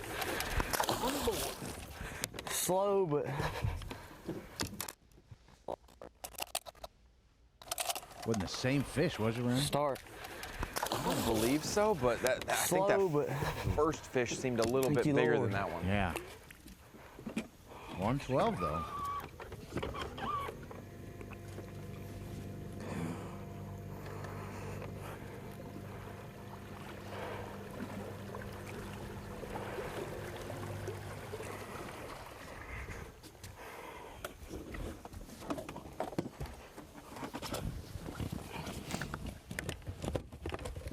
That's a half a pound bigger than any of the fish Tucker Smith has, and he's got a limit. Tucker versus Stevie in that 2-3 matchup on the right side of the bracket. There's that fish catch, a 112. Solid fish for Stevie. Obviously, that other fish looked like it was at least that size, maybe bigger. Yeah. You mentioned it, Tucker Smith. 2.5. Tucker Smith just landed a 1-9 to cull out an 11 ouncer, so almost a pound cull for Trevor or for Tucker. Excuse me on that.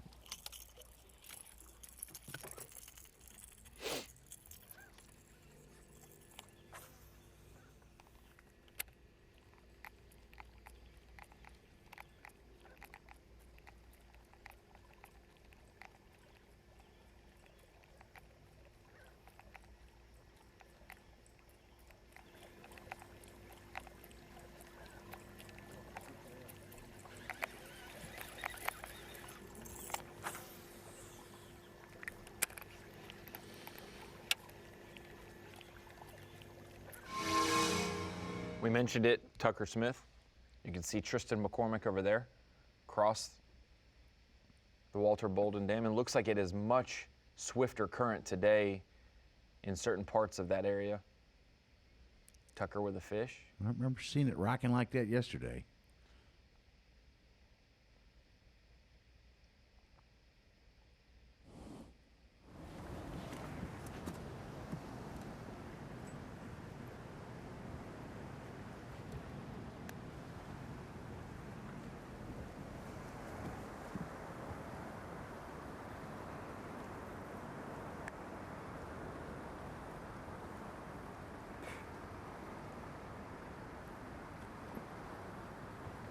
Tucker now up to an acceptable mark, 5 fish for 5.4. It's never good when you have more fish than weight in your boat, and so he had 5 fish now for 5.4, leading his matchup over Stevie Mills. Stevie with that 112, though, that is bigger than anything Tucker's caught, so Stevie needs a couple more like that to inch closer.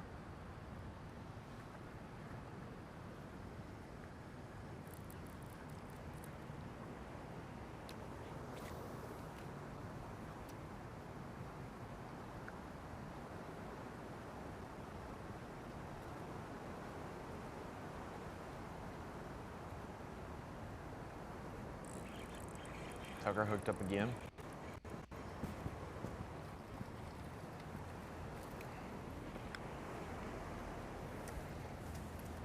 One may measure. Doesn't have to be big to cull. He has two 11 ounces. Check him. He probably He wouldn't started with triplets of those, Ronnie. He did, 3 in a row.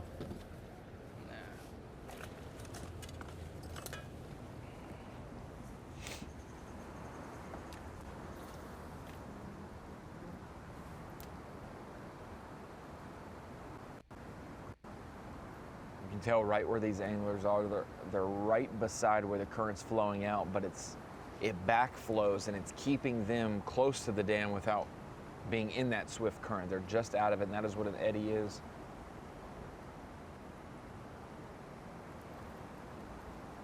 Same principle when there's a log in the river. The water has to go around the log, and behind the log is going to be a calm area that the fish are normally sitting in to stay protected, to ambush. Gotcha. Tucker said yesterday we saw him with that swim bait on a spinning rod, small swim bait. He said yesterday he started with a topwater, really didn't catch anything on that other than non-bass. He caught a couple striper like we saw, but switched over to that small swim bait as we check out some live drone, Dovetail Games drone from our guy Ben Oliver flying it out there, the base of the Walter Bolden Dam.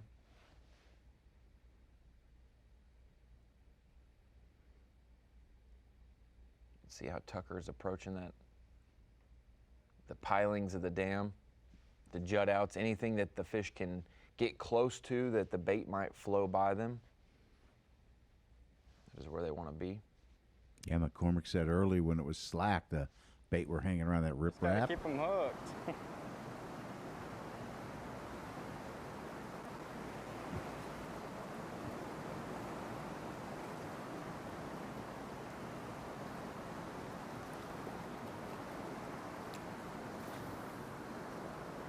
Just can't miss fish like that if you want to win.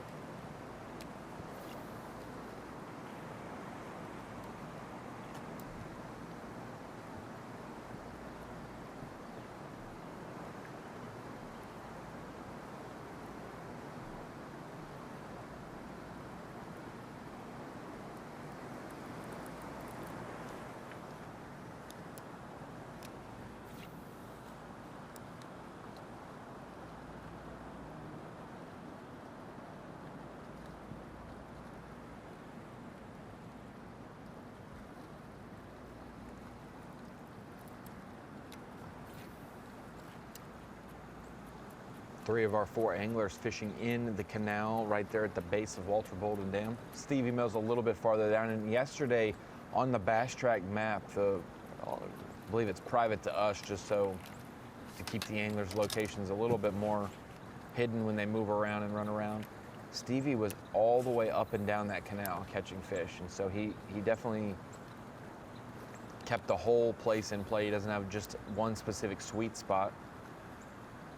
Surprised he's only caught 1 fish, Ronnie. I mean, probably encouraging he had 2 bites in the last 10 minutes, but landed 1 of them.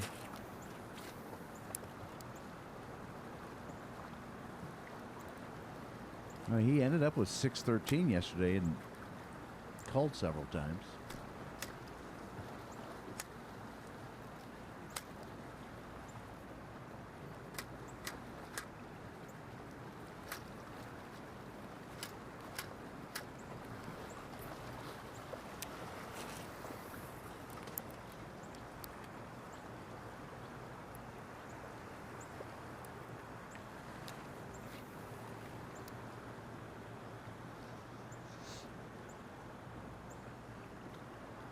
Nice 4-box with the drone in the bottom right. You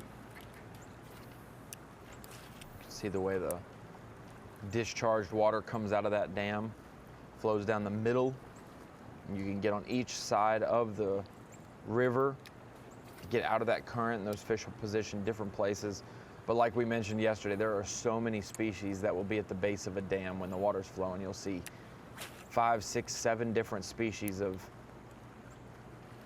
fish. Not always what you're targeting either.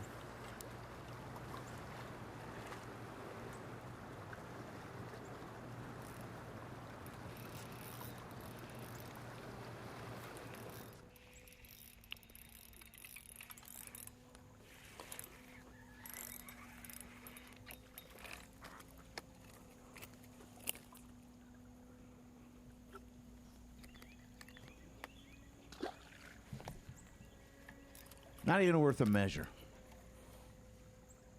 Wasn't close.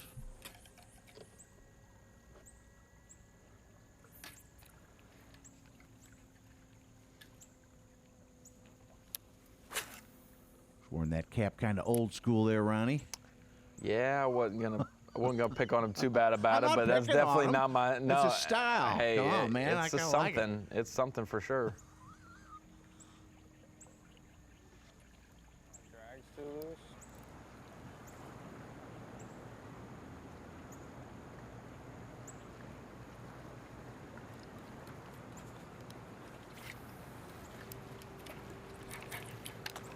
Oh my God. Schooling right in front of him too. Look at that. Oh my God.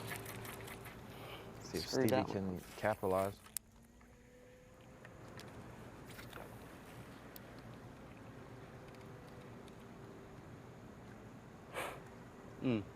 Happens so fast. Like a good one.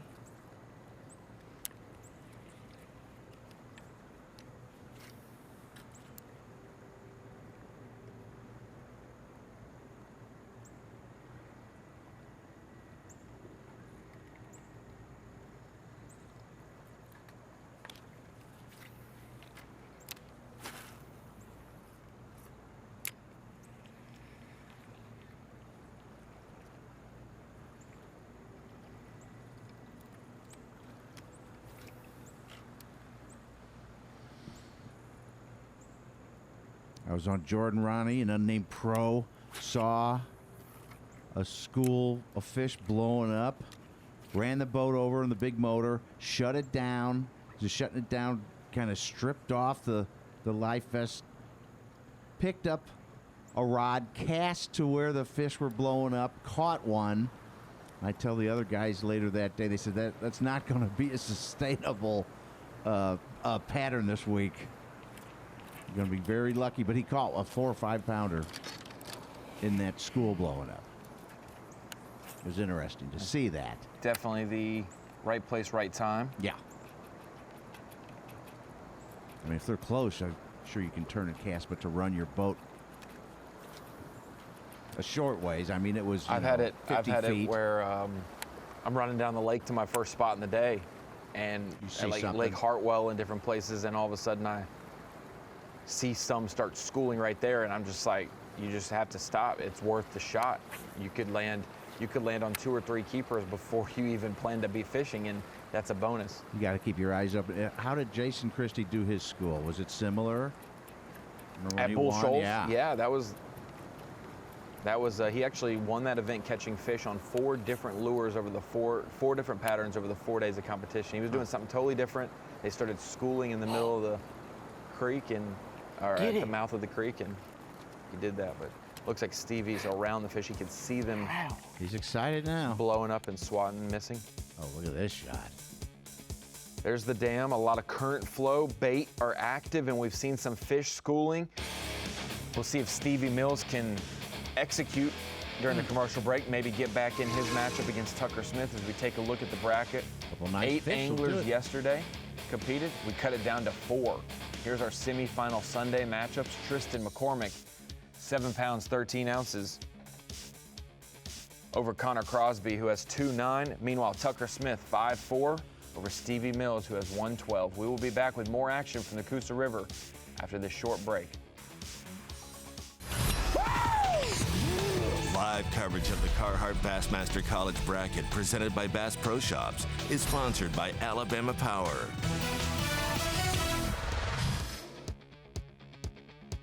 Back out here for the Carhartt Bassmaster College Series Classic Bracket semifinal action. 2 matchups, 4 anglers going head-to-head. Only 2 will survive and compete tomorrow. 1 step closer to a Bassmaster Classic berth and the ability to represent an entire series. We know Hank Cherry has represented the entire Bassmaster Elite Series from his Classic wins. We know Seth Feider is our Angler of the Year for the College Series. 1 of these 4 anglers will represent for the entire 2022 season as the college guy, the angler everyone looks up to. And as we get out live with Connor Crosby, 3 fish so far in his pursuit of Tristan McCormick in their matchups. Yeah, you win this, you make your name in bass fishing history. Trevor McKinney, Cody Huff, Nick Ratliff, Jacob Fouts, John Garrett. Keep going. Trevor Lowe, Brett Pruitt, Matt and Jordan Lee, Andrew Upshaw. There you go. There's the 10.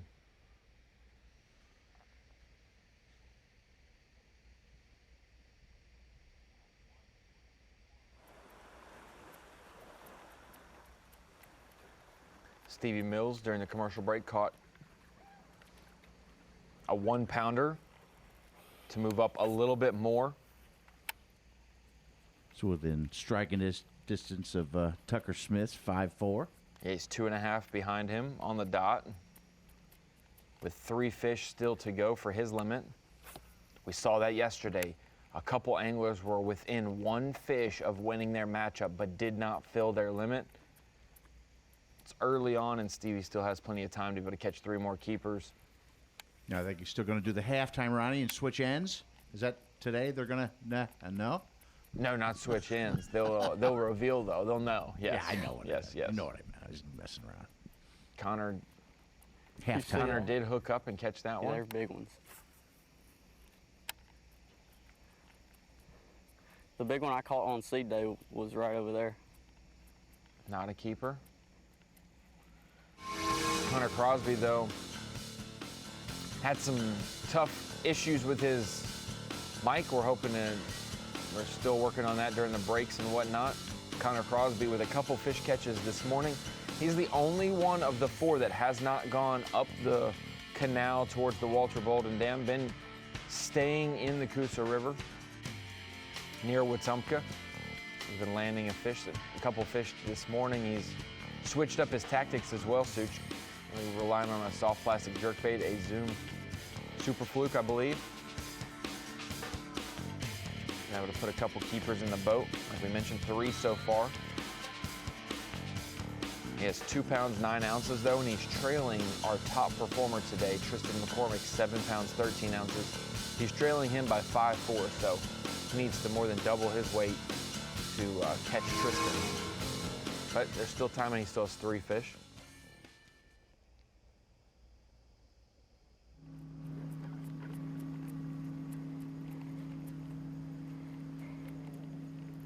Oh, we need one of those bad. Cormac probably feels pretty good having one of those larger overs. First fish of the day, a 3 pound, 2 ounce.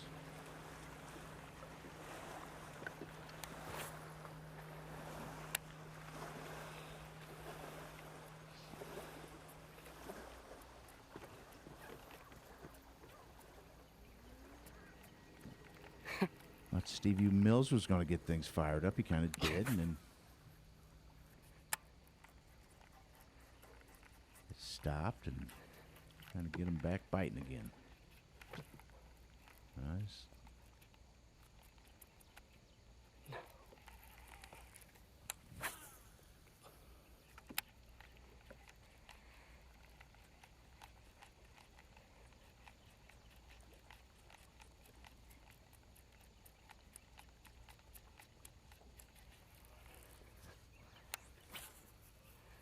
Those are either stripes or spots. One of the two. Mentioned it during the commercial break. Stevie Mills able to add another fish to his tally. They were schooling all around him, and he is desperately trying to capitalize on those while they are up and feeding.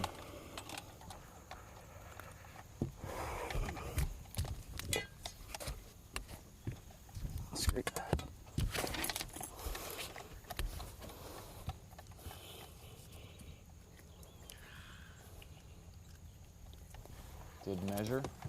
I believe this is the one even that we referenced.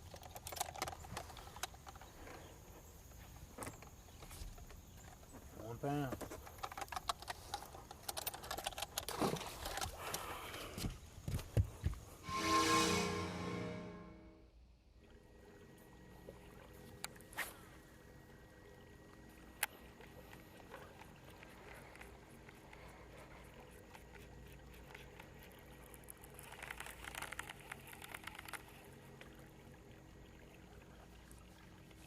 They're playing with me, man.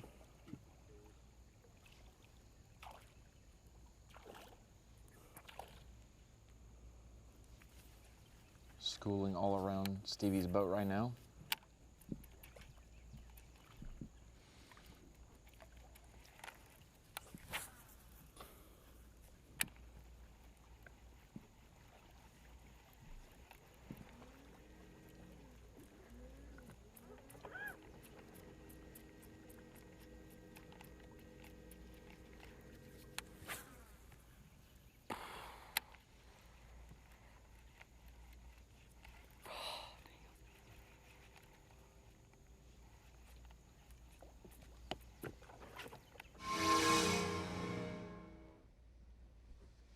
See Tucker Smith at the base of the dam, far side of it, with our Dovetail Games drone. The most possible water generation of any of the Coosa River dams. That is incredible to me. If you figure it would be one of the ones leading into the main lakes, you know, and leading into Lay Lake, leading into Logan Martin, not I get you. This not one's the built one that funnels out at the specifically end, yeah. for generating electricity, though. Technology advanced, and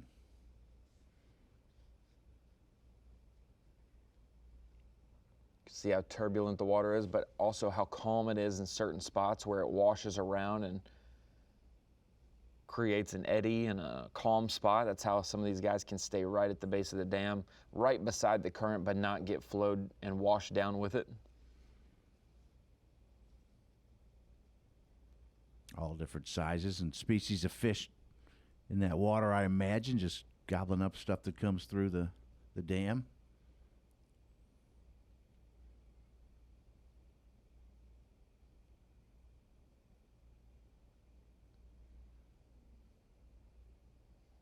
A little bit of a look with Tucker Smith there without being in the boat. We can be above the boat. Check it out as That's he really tries cool to. shot, the Dovetail Games drone. Oh, here we go.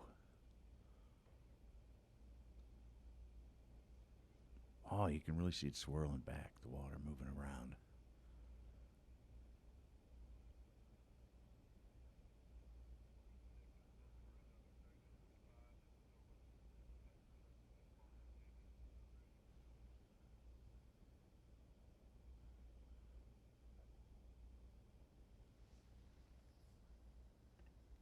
Heard a boat go by Stevie Mills just a couple minutes ago. I wonder if that was Tristan McCormick making a move. I don't think anybody has joined them up there in the last few minutes.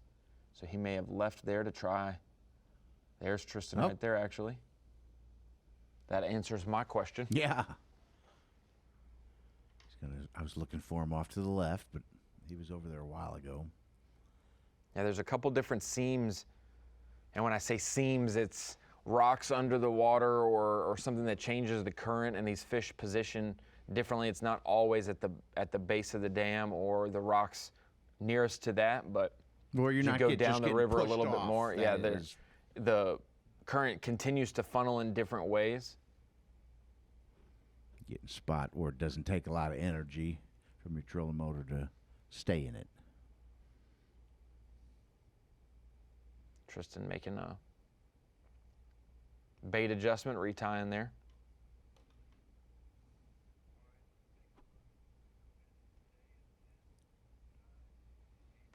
The guy we saw right at the base of the dam, Tucker Smith, the only angler to cull today so far, has a limit. Not the biggest weight of the bracket so far, but these two guys, Tristan McCormick, Tucker Smith, have had the most weight each day of this bracket. They have flip-flopped with the most weight, the second most weight, gone back and forth. And Tucker Smith started early this morning, caught 3 fish off the rip Such, but they were all the same size, all 11 ounces. Triplets. But they all got started in the main portion of the Coosa River, right near Wetumpka, before he made his transition towards the dam.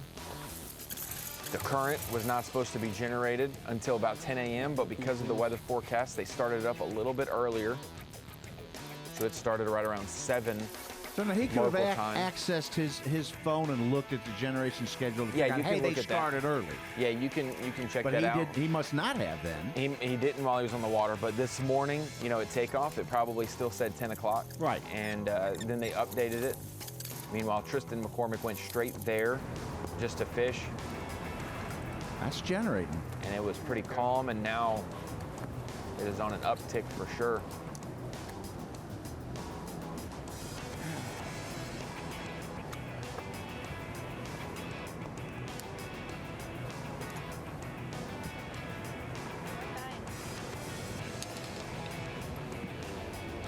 Tucker Smith. Biggest fish is a 1.9, right? He got a 1.3, a 1.2. They've steadily gotten bigger, though. He had 3 11-ounce fish, a 1.2, a 1.3, and a 1.9 in order. And so his most recent fish was his biggest fish. Meanwhile, the biggest fish of the day so far came the first bite of the day. Second bite of the day, I'll say. Connor Crosby with a 12-ouncer was the first one, and then Tristan McCormick got up to his area and caught this 3-pound, 2-ounce spotted bass. What a bonus, bonus bass for him. Said it was slack when he got up there, and this is what bit first.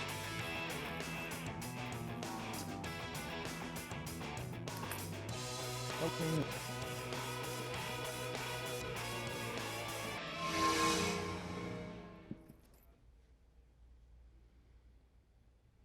See off the tail end of Oh. Tristan McCormick's boat. Up ahead towards the riprap, you can see Tucker Smith as well.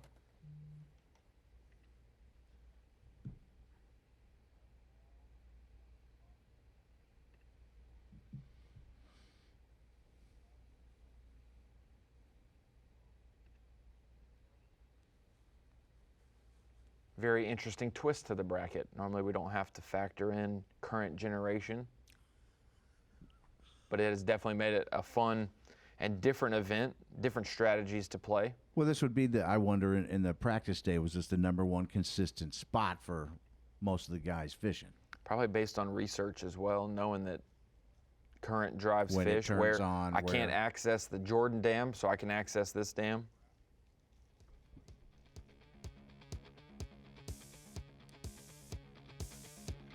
Top 2 seeds are getting it done, Ronnie. They're right there together.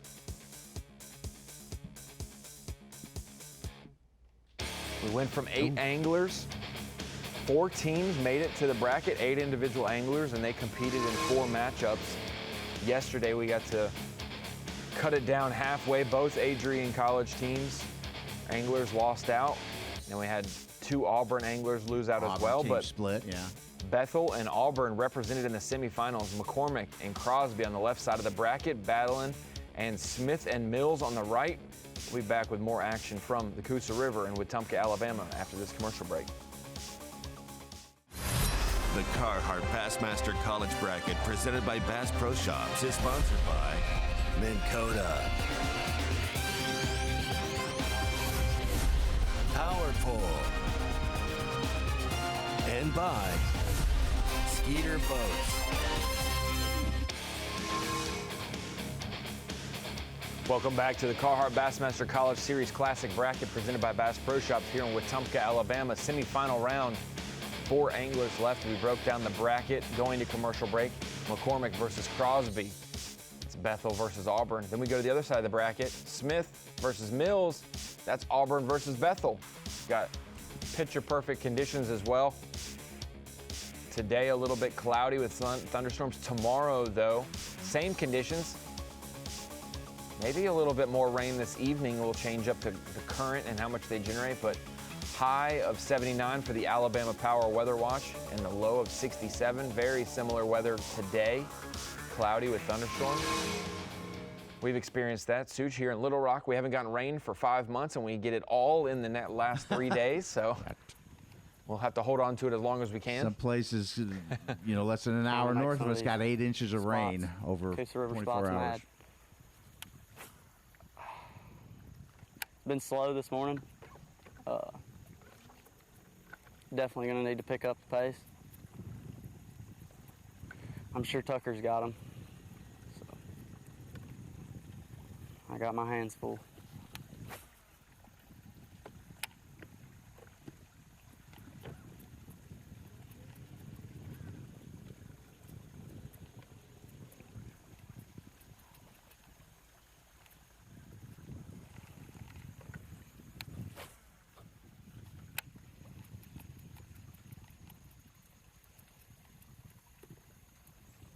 Got the 2 trailing anglers on camera right now. Stevie Mills, Connor Crosby. Both in their matchups. Both without a limit, though. They're chasing 2 guys who have limits, so that's important. Once they get to 5 fish, if they get to 5 fish, we'll be able to compare and see what they really have to increase by to catch their opponent. And that mentally wears on you. As the hours go by, you start believing the other guy has them better than you do, or if you don't have them adequately, that you're behind. We've seen that so many times. No, I don't got him, and we know the angler's leading by 2 pounds on Bass Track. No, I didn't. Somebody's got him better. Somebody caught him better than me. But that's pushing them. They're a little motivated. They think they're behind. We've also seen where anglers know they're ahead and think they're ahead, and they fish like they're ahead, and they take their foot off the gas, and that hurts sometimes. Davey Height told me he potentially lost a Bassmaster Classic when all the camera boats came around and were asking him questions and whatnot, and George Cochran slipped off and culled up 3 times while he said he might not have been paying as close attention as he should have been to cull up himself, and possibly could have lost him a Bassmaster Classic.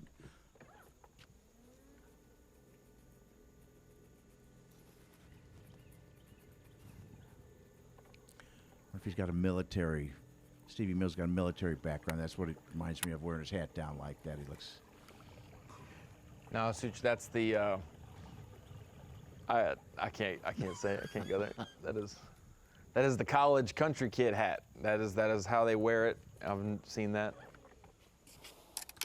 But it doesn't seem to fall off his head, so that is a good thing. Well, it keeps, notice he doesn't have sunglasses on. We'll have to know keeps the light out of your eyes. If you, windy conditions, how it changes his hat strategy. If he has to push it down a little more windier days or running. All in good fun, but Stevie Mills looks like he actually is going to make a move right here, and back to Tucker Smith. If I call him Trevor McKinney one more time. Tucker Smith live.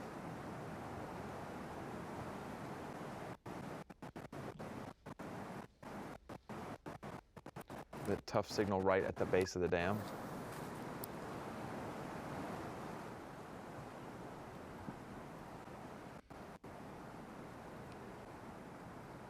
You got some big bass up there, Ronnie. You know it. There's some big bass hanging around there. Definitely the winning fish seems to be there based on the weight of both of our anglers the first 2 days of competition. Tristan and Tucker. Tucker's hooked up.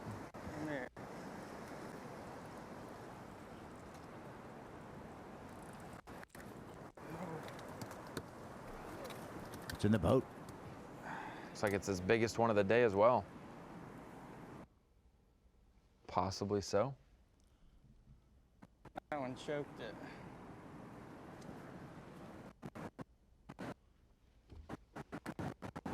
Come on, buddy. That's 12.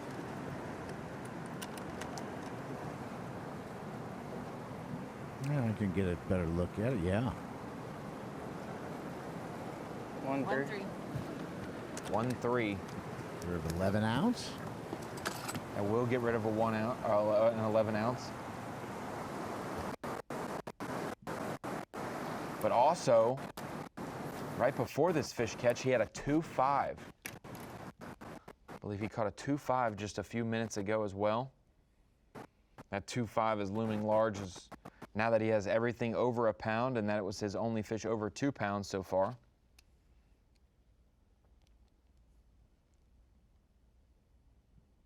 Tucker Smith seemingly with the same exact fish as Tristan McCormick, minus a couple ounces from the difference in their big fish. A 3.2 and a 2.5 are the two biggest fish of the day.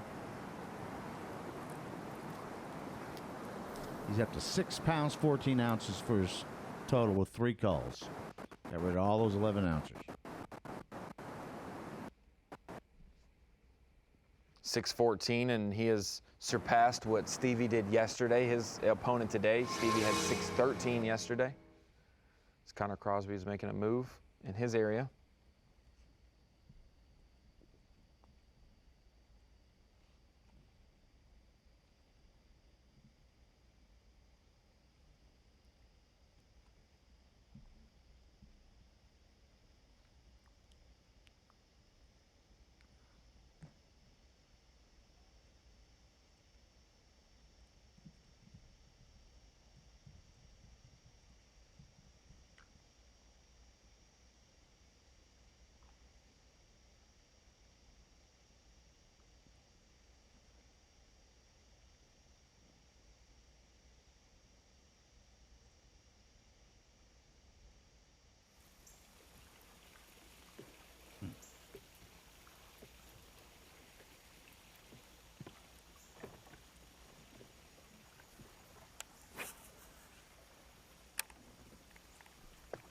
Connor's studying at Auburn's School of Fisheries, Aquaculture, and Aquatic Sciences.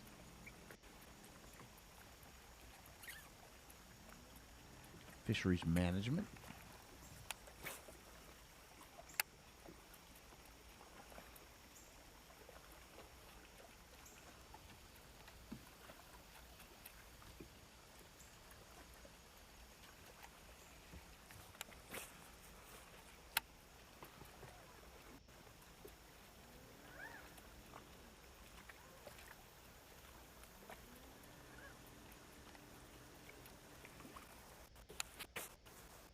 With that recent fish for Tucker Smith, that 1.3 gives him 7.6. 2 quick upgrades for him. Has him right behind Tristan McCormick. For the overall weight lead, they're obviously in 2 separate matchups. And I believe, based on Bass Track, Tristan McCormick with a 1.4 has upgraded once again. We'll see that pop in as well. And wanted to break it down for those just joining us on Bassmaster Live for the semifinal Sunday edition of the College Classic Bracket. The Garmin Unlock the Lake, Coosa River here, made up of 3 different bodies of water for this event this week with Wetumpka, Alabama. Right there is the Coosa River. South of there, the Tallapoosa, and even farther south, the Alabama River. All 3 combined to create our playing field this week. And then also you see that little jut out on the left side of your screen at the top. That is the canal that leads to the Walter Bolden Dam. That is our playing field for the Garmin Unlock the Lake this week. So it's Lake Jordan, then the Then the Coosa comes out there on the east side we were just looking at. But it's real rocky. You can't get up real far. They're past the town of Wetumpka. But the canal, they're going up the Bolden Dam in. All the anglers have just been calling it the canal. Yes, the And canal, that's where because it we've is been very catching deep most of our and fish. It's been very deep and cleared out. It's not dangerous to get up there at all. Whereas the east side of the Coosa River is more rocky, like you said. And not far south of Wetumpka does it split into the region they call Three Rivers, where the Tallapoosa, Coosa River, and the Alabama all meet in one area, a bunch of islands there, and then it drains down and forms the Alabama River as you get close to Montgomery.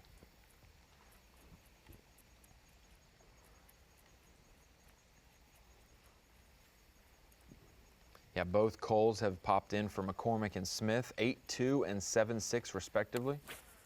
Meanwhile, their competitors have 2-12 and 2-9. We're watching both Stevie and Connor try to make up ground on Tristan and Tucker.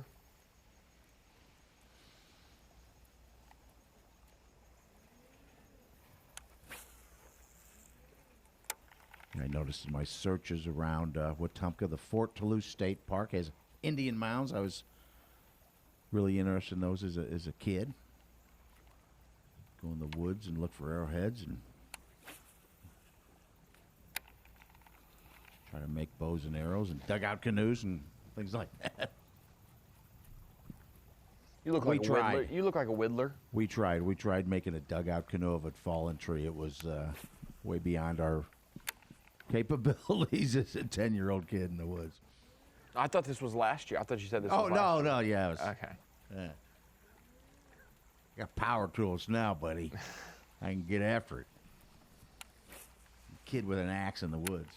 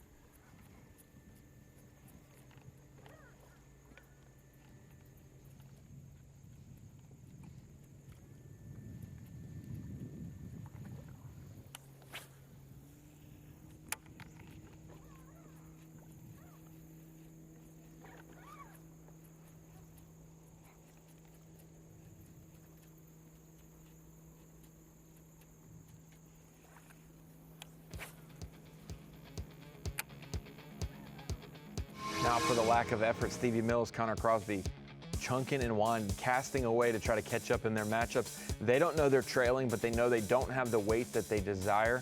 Tristan McCormick on the left side of your bracket against Connor Crosby. McCormick with 8-2, Crosby with 2-9. Meanwhile, Tucker Smith, Stevie Mills on the right side. Smith with 7-6, Mills with 2-12. Smith and McCormick both with limits. Crosby and Mills both have 3 fish or less. Action is going to be getting tighter and tighter between these anglers. As you get closer to your limit, the culls will become more and more important. Key fish have been caught at the Walter Bolden Dam. We'll see more when we come back from commercial break. We'll be right back. Live coverage of the Carhartt Bassmaster College Bracket presented by Bass Pro Shops is sponsored by Alabama Power. Welcome back to the Carhartt Bassmaster College Series Classic Bracket presented by Bass Pro Shops. Hey, the live coverage presented by Alabama Power. The live fish catches brought to you by Alabama Power with the current this week at the Coosa River. It has been very key. And what is this? This is Hey, five-hour energy. We're going to have a question. I guess it's going to be a ask and answer. Suits, you could take it away. Which school won the first college bass national championship when there was a classic on the line? This Ronnie? one is easy Was it A, peasy, Auburn? lemon squeezy over here. Georgia, C, Virginia Tech, or Stephen F. Austin? I'm going to go all day D. long. D, Stephen F. Austin. It is. Do you know the two anglers? Because I could tell you the two anglers as well. I was right here, Ronnie. You were Andrew here. Okay, Upshaw, it was Andrew Upshaw. Ryan and Watkins. They went Ryan up. Watkins. They won the national championship with Beaver Fork Lake right up the road here with 15-4. And it was a real tight classic bracket little event here, and they brought it back here with only like 2 fish each. Yeah, they had to fish head-to-head in that one. That wasn't when the expanded bracket with more than one team represented. The individuals on the winning team fished against each other. I said it was kind of hard to make It's emotional. teammates fish against each other for a classic spot, so then they added more people, and then it Next ended up year. being teammates every single year. Auburn the next year, teammates in the finals. Being- Auburn the year next. being brothers. Yes, It was the exactly. next year. Exactly. No, I think the Lee brothers were more choked up that they were teammates. I think you want to beat your brother. You don't want to beat your teammate. You love your teammate. You don't necessarily. Yeah, I think the teammates had a Yeah, harder it's time. the whole brother and- thing. and Yeah, leaving. exactly. Tucker Smith on your left, Stevie Mills on the right. These two paired up on the right side of the bracket. The 2-3 seeds from our seeding period. And every day for people who are just joining in with us, this is the second day of bracketed competition. We fished. Thursday was a practice day. They got to evaluate the Coosa River. Friday was a seeding day, which means everyone went out and caught a 5-fish limit. They Tried weighed to. them and ranked them that way. They gave them the 1 through 8 seeds based on Seeded that by weight. But people also used that as a practice day because they couldn't get eliminated, so they maybe tried some other things. And Tried to look around and expand because they knew the next 3 days are what was important. And Monday, the most Mills important hooked of up with all. a small one. I don't think that'll be a keeper. But yes, they had that seeding day, and then yesterday was the first day of elimination. 8 anglers, 4 matches. Cut it down from those 4 to these 4 today. And we'll cut it down from these four anglers in these 2 matchups with the final 2 tomorrow. So the 2-3 seed, these guys are, were favorited in their first matchup, and now Tucker's favorited over Stevie, just based on how the week's gone. But that is one thing that's great about fishing. Every day is different. And so we zero out the weights every day because they're brand new matchups. They fish for a 5-fish limit, even though it's catch, weigh, release. This is one of the times when Bass Track is official, but they Yes. like to do their signing card. Yesterday we saw number 1 seed Tristan McCormick of Bethel, 9 pounds 9 ounces, defeat the number 8 Hayden Scott of Adrian. He had a little strong ending to his day. Yeah, He caught about 3 or 4 7-4. fish. He, He ended up coming from 3 or 4 pounds to 7 and change, almost 7-4 to a 9 fish away. to 9-9. Number 2 Tucker Smith of Auburn at 10 pounds 2 ounces, defeated his teammate. Man, that must have been rough. Number 7 Logan Parks. And that was another 6'10". afternoon flurry with Logan. He only had 1 pound at half. There's at a the 9-pound halftime. difference. Remember, note at 1 o'clock. And then he came back and was within 1 3.5 pounder, which was the difference. Tucker caught a 3.5 and Logan did not. Number 3 Stevie Mills here. Bethel had 6-13 total, defeated number 6 seed James Cobbs of Auburn. Closest match, 5-15. Less than a pound difference. About 14 ounces So difference. today, started out a little bit slow. Kind of got in a little flurry about 30 minutes ago. One of the holes that I had, and still a lot of fish there. I've hit it pretty hard this week, so it's definitely been good to me. Got 2 right now that kept. Need 3 more, and they need to be good ones. Trying to stay relaxed and probably just gonna grind it out in here and hopefully get 3 more to commit to this fluke. hopefully I'll have an opportunity at a few of them.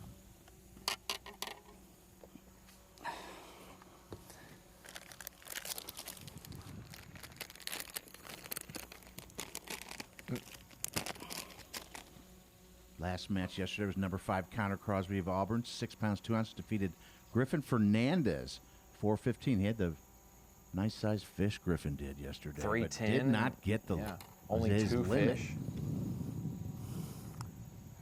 I'd definitely like for the clouds to stay.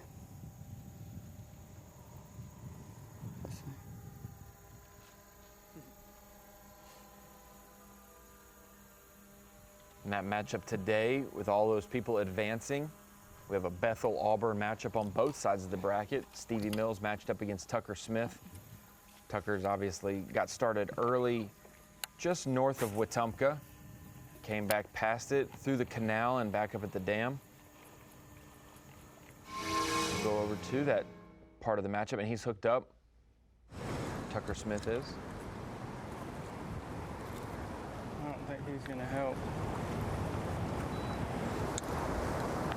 Needs to beat a 1-2 to help. I didn't try, not even 12 inches. What's my small one? 1-2. Yeah, I don't think he's gonna do it, but I'll just put him on there, just see what he weighs. All right.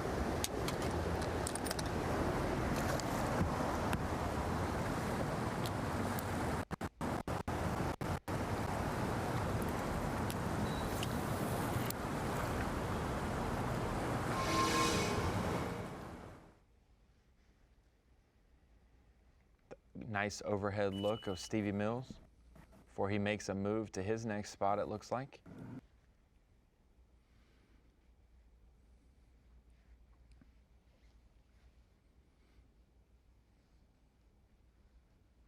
That's a pretty shot, dude. Our Dovetail Games drone. Follow him down the canal.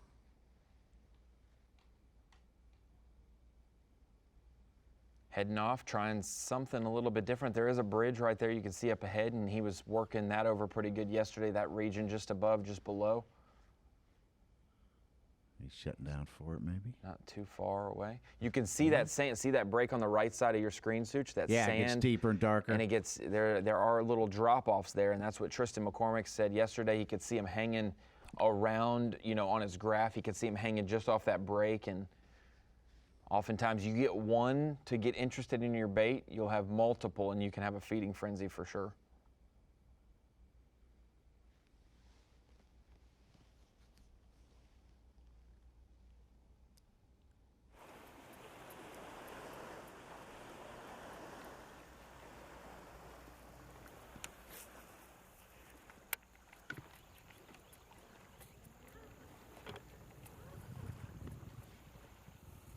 So today is set up like yesterday, where they kind of had a midday break and they were alerted of their competitors.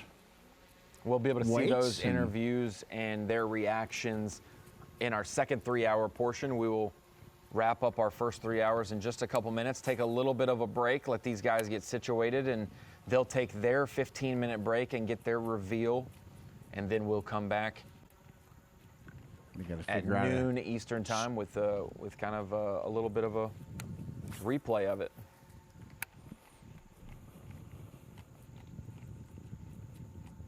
Where are they aiming there, Ronnie? Look from this drone. Is there a little? Holy, From the that drone, was a big one. from the drone shot right there, you can see that sand, and you can start to see the little bit of depth changes based on how bright that bottom is. The water's pretty clear right here, I can see the. but you can see that sand run off, and there are some of those drops. And so probably that's what's ideal is when these fish start wolf packing and kind of swimming along the shore together, you'll see them up in that clearer where the sand is, that brightness. Slacky type area on But the then you outside of can the throw- riffle yeah. where they may just be able to ambush out and get an easy meal floating down. But then, yes, where it's darker, it is a drop. That's gonna hurt. I would expect him to maybe catch something around that tree. It creates that eddy and some fish position up current or down current from the tree, facing the current, letting stuff come back towards them so they can ambush it. Because Stevie's saying that's going to hurt. He had maybe the biggest fish he's ever had a hook on this week. And that might be something that's important, is he might be throwing a top water, he might get a bunch of bites today, but to maybe go back through some of these areas he's hit and flip a jig or flip a drop shot or a shaky head around those trees, those fish will suspend in the tops of the trees, down in the, all the way on the bottom around them. It's a lot of different places within the current, however strong it is. That's the key. When the current's going stronger, they may position one way. When it dies off, they may position another. Can't afford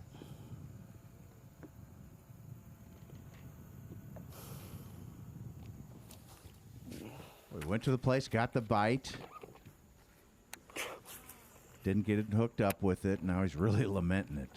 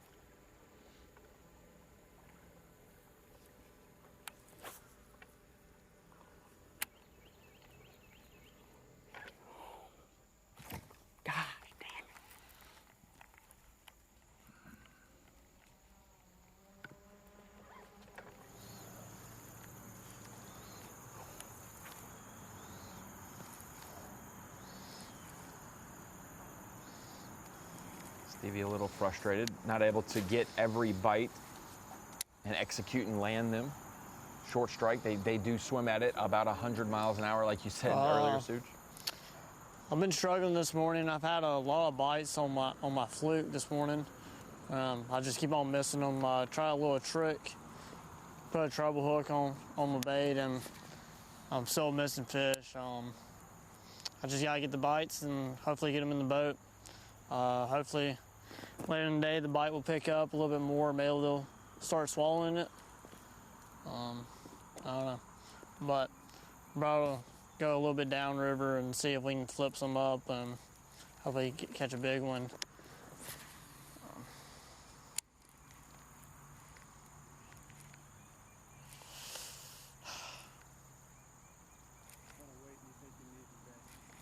I need at least 10 pounds. Tristan's gonna catch them. He always catches them. I'm gonna need at least 10 pounds, maybe even more. That man always finds a way to catch 10 pounds or something. He's too good on this place. Not the fish Mills was hoping for, Ronnie.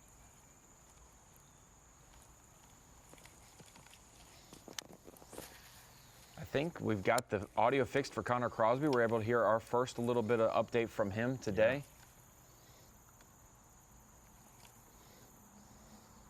He's mentioning Tristan. That is his matchup. Tristan McCormick versus Connor Crosby.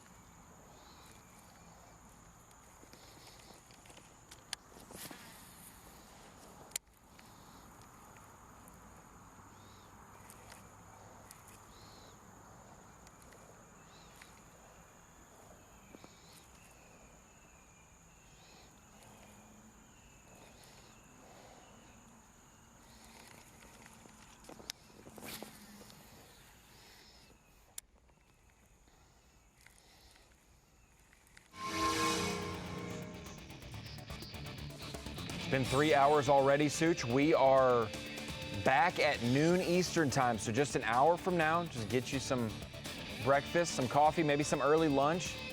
We'll be back at Brunch. noon Eastern time on Bassmaster.com. Right here, we'll bring you the 3 hours leading or ending the semifinal matchups today, and we will crown 2 winners. They'll advance to Championship Monday, but we'll be back with Bassmaster Live in just an hour on Bassmaster.com.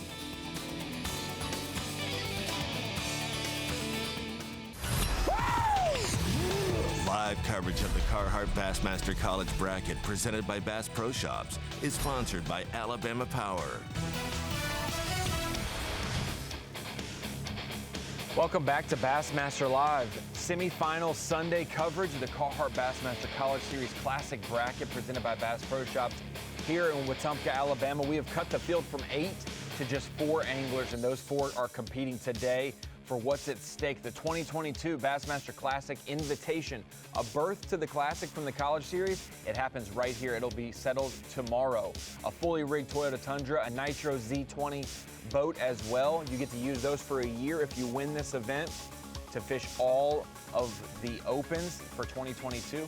You also win $7,500 and your entry fees paid. Plus, Such, you get a nice $10,000 payday minimum from being in the Classic, maybe more if you do well in the Classic. And you're living the dream of qualifying for a Bassmaster Classic. I think that's kind of a big one. Yeah, that is the biggest deal of them all. These 8 anglers worked hard to get here, but these 4 have now advanced, and they are competing halfway through the day today. These are the weights in the matchups. Tristan McCormick with a lead over Connor Crosby. Tucker Smith, a lead over Stevie Mills. Those 4 battling it out. Only 2 will advance. We can almost guarantee it's going to be someone from Bethel or someone from Auburn will win this deal, because that is our semifinal. 2 from each school represented, and we're back out live. They've had their 15-minute break, their weight reveal. They now know where they stand in comparison to their opponent. And Tucker Smith, Connor Crosby, both Auburn anglers, have resumed fishing at the 11 o'clock Central Time hour, 12 o'clock Eastern Time. The hat is back on, too. It might be a Ronnie. rally cap today. He started out with the normal baseball cap. Yeah. That one looks bigger than yesterday's. Newer. Luckier, maybe. The Plainsman hat, you can't get it. Hey, the risk of rain this morning, he probably did not want to get it, get it damp, get it damaged. So he's putting it on now that the clouds and the rain is again up there. And we can now hear him. It'll be great to hear Connor the rest of the afternoon. I didn't get the bites. Just gotta get them in the boat and make what Auburn is known for, a comeback.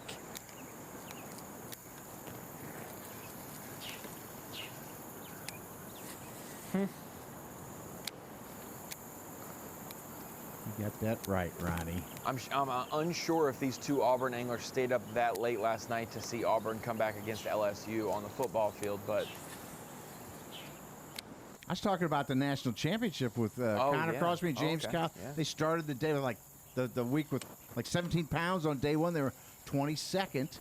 Then they had a nice bag and got up to 9th place, and then they finished up 3rd. Connor, who's losing in his matchup to Tristan McCormick. Churchville. We've seen him catch a couple fish this morning, though. He now knows where he stands, and this is how it went down for him this morning. He has been using a walk-in topwater bait as well as a chatterbait. Yesterday, we got to see him do that on Bass Live, and today kind of switched up to another type of topwater, a soft plastic fluke, and has put 3 keepers in his tally today. Only one of them over a pound, though. They have to be 12 inches to measure those. Excuse me. Crosby, the only angler of the 4 that has not gone up to the Walter Golden Dam, the base of that at the canal. He has stayed in the Coosa River, not far from Wetumpka, managed his time, fished as much as possible, and caught an okay amount, but still trailed. I don't know why that is. Head up there. Meanwhile, his teammate from Auburn, Tucker Smith, on the other side of the bracket, facing off against Stevie Mills. He got started quickly. Had triplets. Yeah, a bunch of little guys, 11-ounce fish. 3 in a row. for 11 ounces apiece in the Coosa River, moved over to the canal behind the discharge from the Bolden Dam. That is where he's upgraded his weight, but he wanted to try this because his game plan coming in today was reliant on that current coming from the dam to discharge water, and it was not supposed to be rolling until 10 a.m. With the storms that have passed through last night and this morning, they started to run it at 7 to 7:30 this morning, so that current started flowing much sooner than it was projected to, so he wanted to catch a couple fish doing something else. Once it wasn't as productive as he had hoped, he made that move over towards the dam. He's caught his larger fish up. There it's rocking and rolling. Discharging a bunch of water.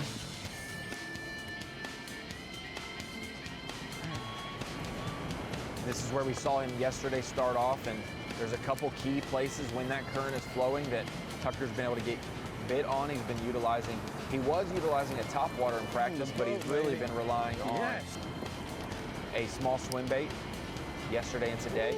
That was one of his better fish, a 2+ pounder. I think that was his 2.5.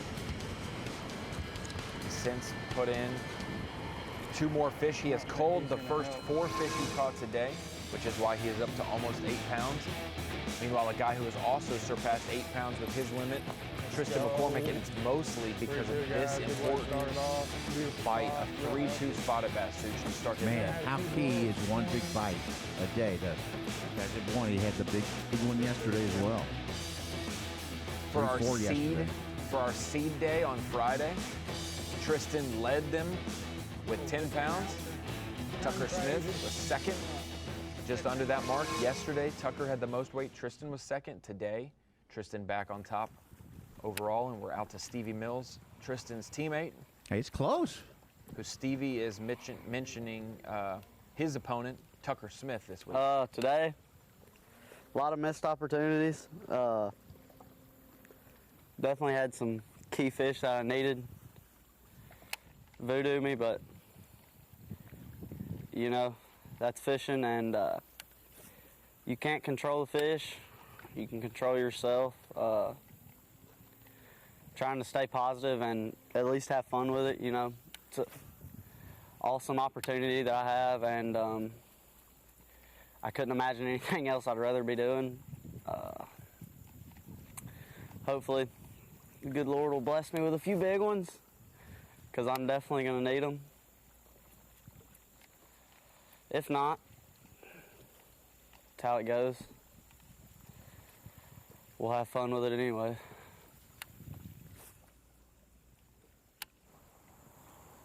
These fish are not committing to this fluke like they have been. I don't know for what reason, but kind of just rolling over on it. They're not really getting it good.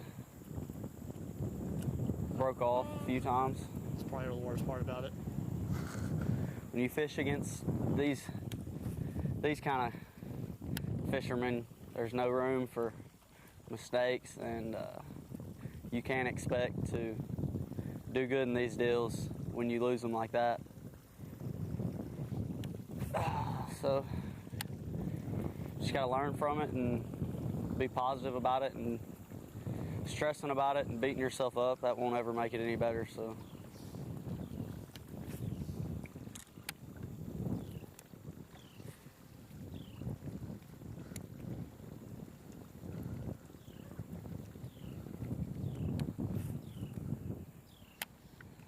Stevie Mills had that miss of the probably the largest fish he had on bite his hook this week. That boat flip earlier this morning, yeah, that was when he was on 0. That would have been really key. And then he caught one like his next cast, so that was a good opportunity to catch a few schooling fish. Give me a 3-ounder. We now have a 4-box going. Tristan McCormick, top left, facing off against bottom right, Connor Crosby. Meanwhile, top right, Tucker Smith, facing off against bottom left, Crisscrossing him. Crisscross. And you said something about Connor Crosby's hat being Crocodile Dundee. I got the tilt of Stevie Mills' hat reminds me, and this is a totally different style hat, Apocalypse Now, Robert Duvall. Someday this tournament's going to end. We could talk about all of the the anglers for hats? sure with Tristan's hair. Got some hair. So he's got. Okay. So I'm 5 pounds off of him. Now they know. They know what they need. Connor's talking about being so far back.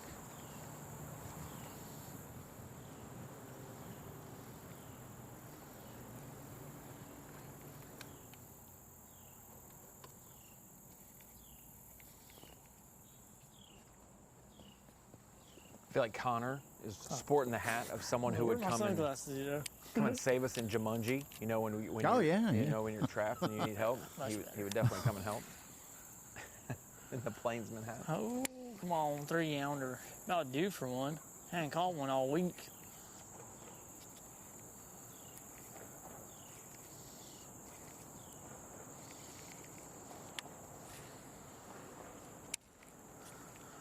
We're just missing Indiana Jones, Ronnie.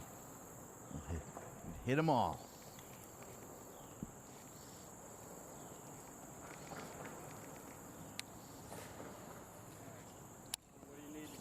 Boy, that drone. I just need to get some few key bites. That's really all I need. Try to make some adjustments. About to go over here where I had some blow ups on my fluke this morning. I only got to get above 8.2 right now. I know I can do that. I've had bites like that all week. Just got to get them biting and get them in the boat. Tristan's a very intimidating opponent, but it's anybody's game. There's still a lot of time left in the day, and I know I can do it. Just got to get it done.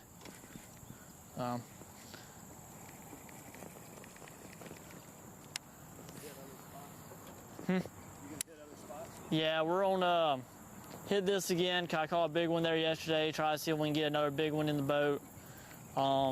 Then we're gonna go down lake and start flipping trees. Probably throw a fluke around some down there. I've gotten a lot of bites on this fluke. Just had some opportunities where I missed them this morning. Just inexcusable at that point. If I just get the bites, I know I'm putting myself in the best position to try and overcome this deficit. Ah.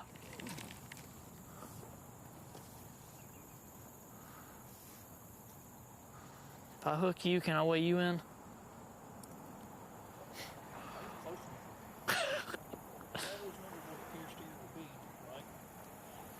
I can give you one for free.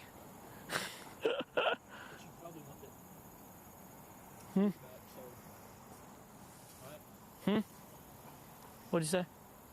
Probably want to do it. Yeah. At least it wasn't a swim jig coming flying at you.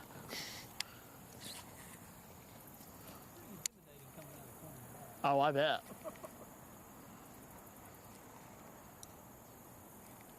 Just like that, I gotta make those bites. I gotta hook them. It's been like that all morning. If the right one bites and I miss it, it's game over. Little wolf pack. Sheesh.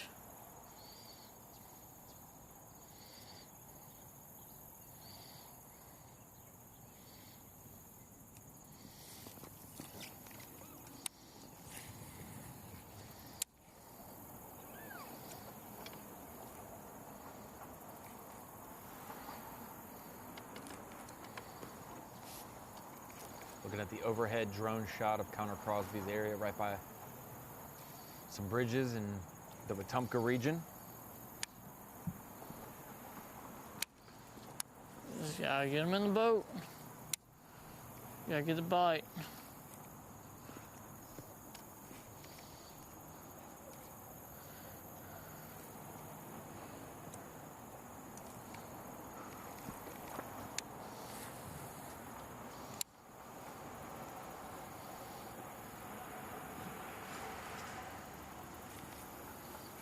I'm not sure if that was the Bibb Graves Bridge. I think it's a famed historic older bridge. Yeah, by the looks of our private Bass Track map, he has made the run to Lake Havasu out in Arizona. Yeah, yeah. That's where his location is, but that is not accurate. I think that's a glitch. He's obviously on the Coosa River right here.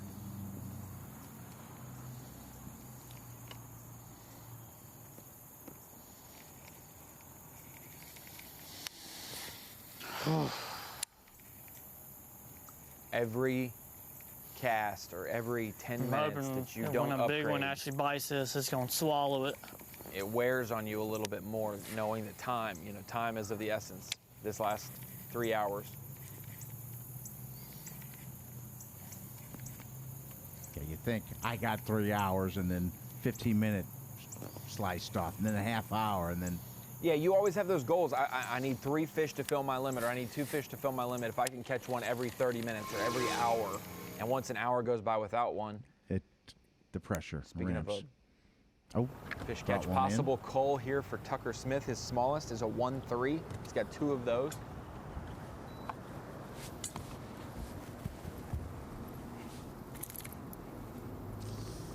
This is a dark one.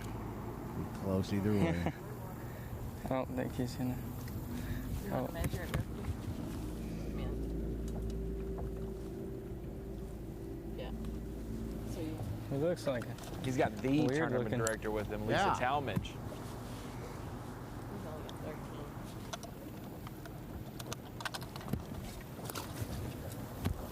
he felt big for a second. I don't know if that'll pull for him. I didn't hear. It was either 1-2 or 1-3. Oh. Which both would keep his weight status quo.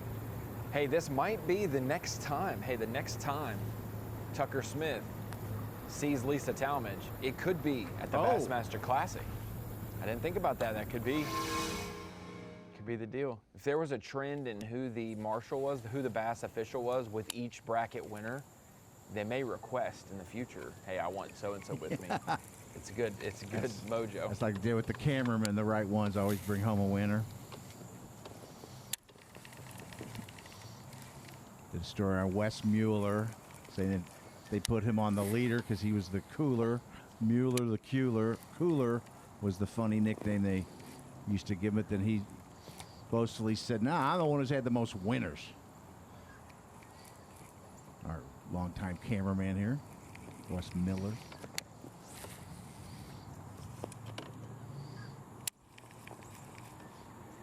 Ah, that drone, look at that. We got Ben Oliver working that drone. The camera. Ben Oliver. I mean, this is prestigious company that we're with now. I've seen some social media shots he's taken. They're just crazy. He's been working with that drone and getting pretty skilled at it. I mean, like flying through stuff, guys' legs and whatnot, and making videos.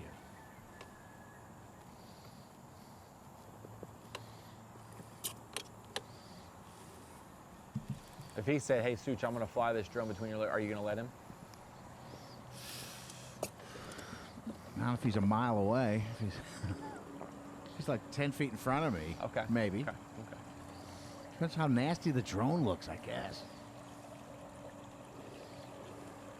What kind of pants you're wearing? Some of those things will get your fingers. Yeah, if I wear some chaps and whatnot. Thump, thump, thump. Heard of people grabbing those cameras and losing half a finger.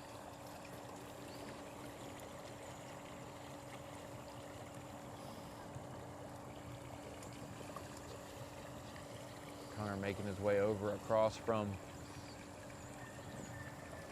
some of those more concrete structures. Looks more like a natural bank on this side of the river. He's going to probably float down the current there or go against it.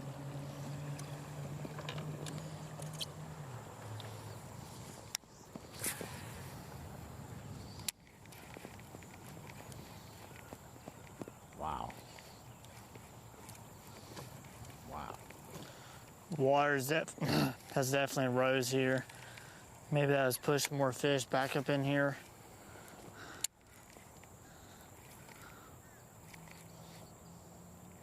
You notice that before the current was flowing this morning, Tucker alluded to that the water was lower than it had been.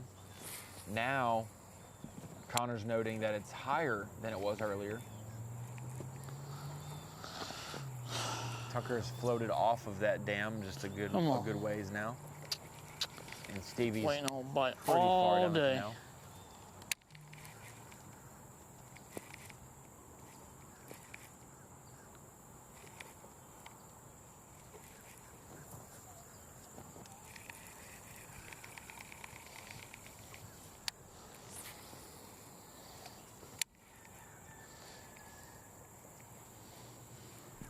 That bridge he's near is the Bibb Graves Bridge. It's about 90 years old, Ronnie. 90? Built in 1931. Tucker Smith with a quick release right there.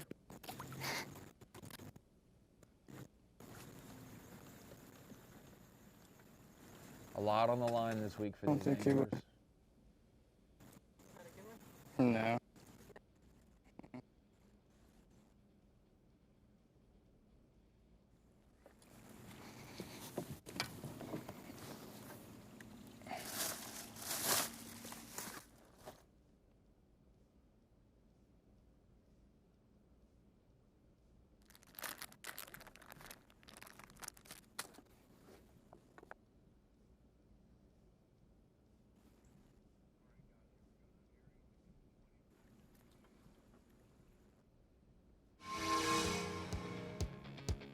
There's your bridge, Such. Maybe it will yield a fruitful catch for Connor Crosby. He needs to make up ground. So does Stevie Mills. They both trail the respective leaders, Tucker Smith, Tristan McCormick. We'll be back in just a few minutes after this commercial break with more action from the Coosa River. Live coverage of the Carhartt Bassmaster College Bracket presented by Bass Pro Shops is sponsored by Alabama Power. Presented by Alabama Power, and that is where we are. We are on the Coosa River, and Alabama Power has a big influence over this week's event. The current generation coming from the locks and dams of Jordan Lake into the Coosa River. That is an important factor. And we're going to break that down in today's Garmin Unlock the Lake. Coosa River is a very special place, and at this point of the Coosa River, it's not one of the lake impoundments. It is the many rivers that funnel into it. Right south of Wetumpka, the Coosa River transitions into where the Tallapoosa and the Alabama River meet, and it becomes, it is no longer the Coosa River after that, and changes. We've seen anglers all the way down to Montgomery, Alabama, the southern boundary of this week's fishing field. We've seen anglers all the way up at the dams in the northeast. We saw yesterday the Tallapoosa Such with Logan Parks. Yeah, he got very in there. dirty water. It was much different. So a lot of different looks for the fishery this week. Yeah, this region is the fall line where it changes and kind of starts turning into the coastal plain type of region. Wetumpka, Alabama, our host city this week. We've been on the Coosa River numerous times. Neely Henry, Logan Martin, Lay Lake. We're coming back to where the elites fished a few years ago. A little bit different situation. We don't have the 100-year flood going on, but we do have cloudy and stormy conditions this week. Connor Crosby, right before the commercial break, mentioned the water had risen just a little bit from when they started generating more water.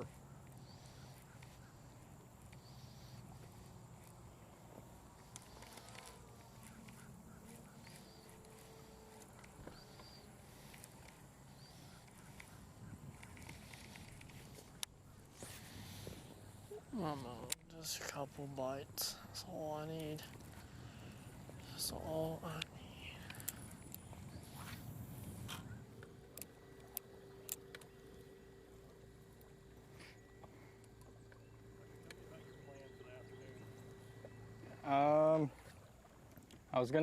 I was hitting these few spots right here because they're pretty big current breaks.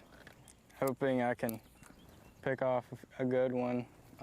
After this, I'm probably gonna go throw around a big topwater and flip a jig a little bit too, and try to get some big ones. There's some fish right there. But I just need a couple good ones, and I need to separate myself. I need to get at least 10 pounds.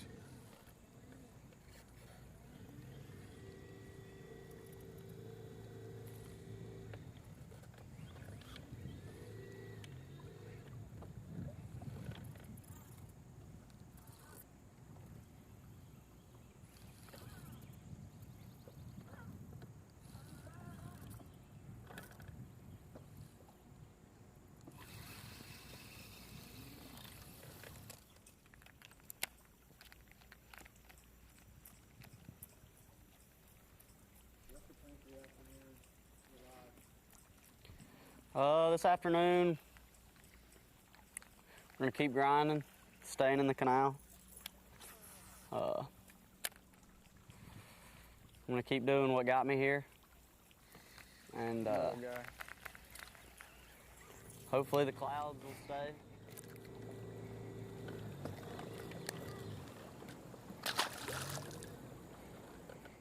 And I know there's 3 2-pounders in here for sure, so maybe we can get a few to bite.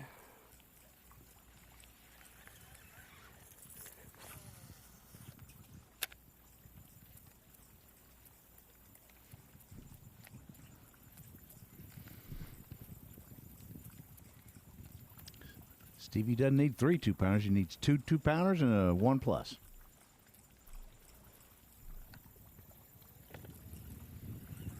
Less than 5 pounds back. He wants that third 2-pounder for insurance. Yeah, well, there you go. It's insurance. Has some margin.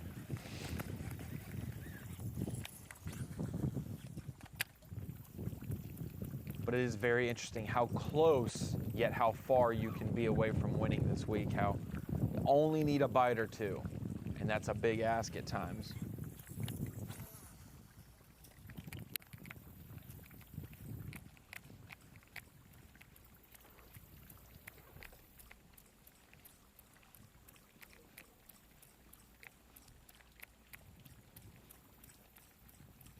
Now, after the meeting, you think Tristan McCormick and Tucker Smith are feeling pretty comfortable, Ronnie, where they can, I'm sure they want to get a little bit more than Tucker's 7'11" and Tristan's 8'2", but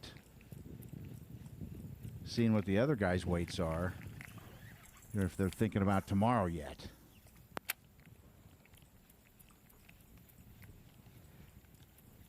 Yeah, it's a day-by-day survival for sure, but these guys definitely, they expect Tristan, they expect Tucker to improve their weights from the update, but that update just gives them a mark to shoot for. Stevie and Connor both know if they don't at least hit 7'11" or at least hit 8'2", they've lost already. They already know that they're behind by that much.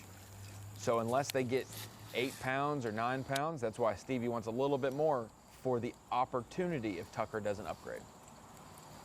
Or if Tristan doesn't upgrade. Got a little pressure situation here when you're thinking, okay, I got 3 hours to fish, I got to catch this much now or I'm out. It is very pressure.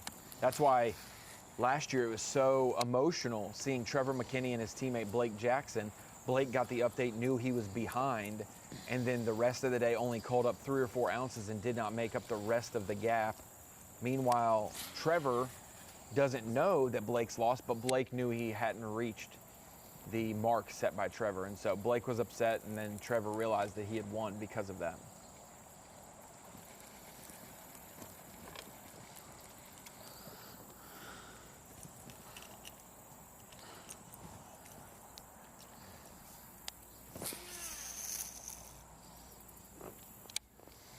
I still geek out over the 2018 one, Nick Ratliff and Nolan Miner, and how crazy back and forth a day that was. It was one of the more interesting final days that we've had of lead changes the last couple minutes.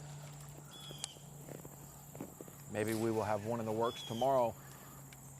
Tristan McCormick and Tucker Smith right now, they have been neck and neck every day of competition.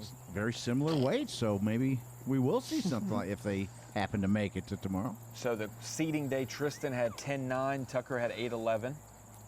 Yesterday, Tucker had 10.2, Tristan had 9.9. Now today, Tristan with 8.2 and Tucker with 7.11. Very similar. Very, very. Close. We also have the Bethel versus Auburn going for the most classic qualifier scent. They're both tied at 2 each.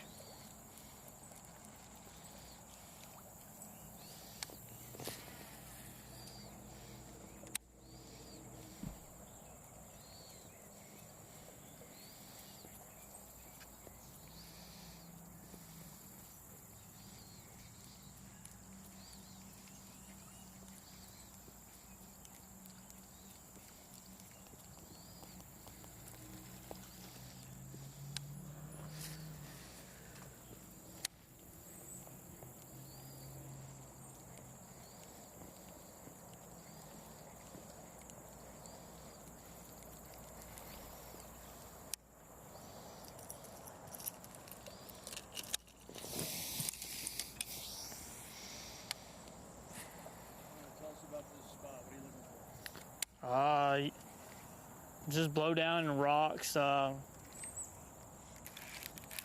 we go.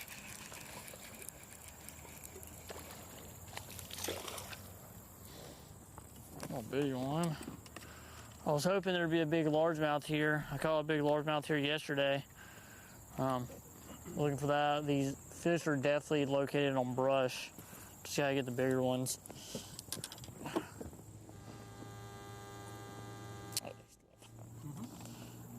Ready? Yep.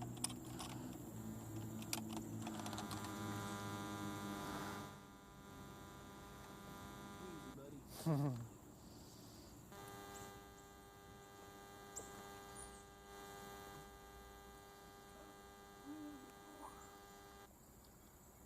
11. All right. 11 ounces, more weight, but we gotta get bigger bites or we're not gonna be fishing tomorrow. 11 ounces such to his 3 Gotta fish get total bigger. already. Simple as that. What? This big blowdown, I would assume it breaks the current pretty good. And they just turned on the generators for the, turned on another generator at the Lake Jordan Dam.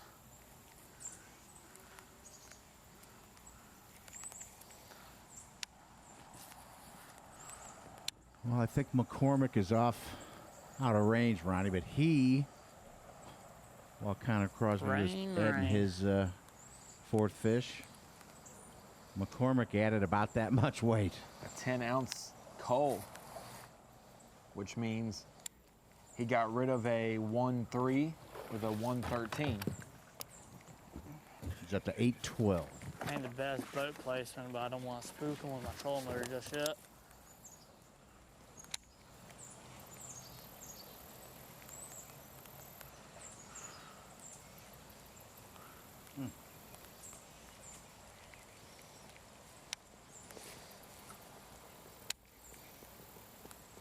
Oh, that's great.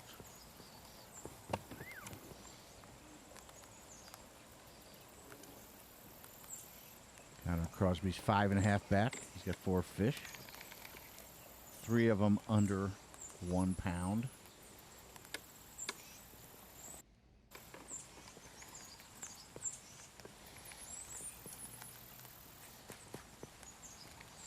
Yeah, it's not good when you add 1 to your total to the sheer bottom line. Your competitor culls and you only gain an ounce on him.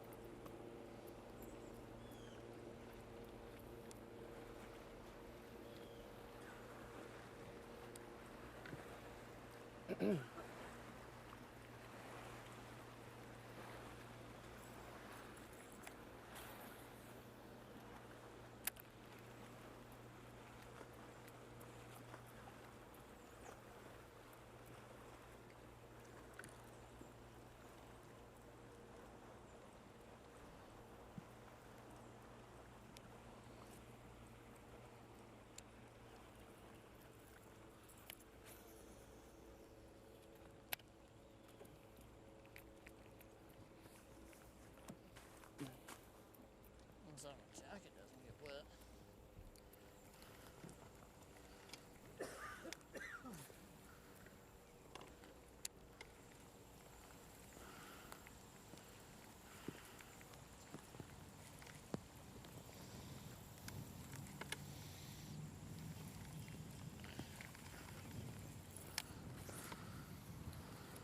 Come on.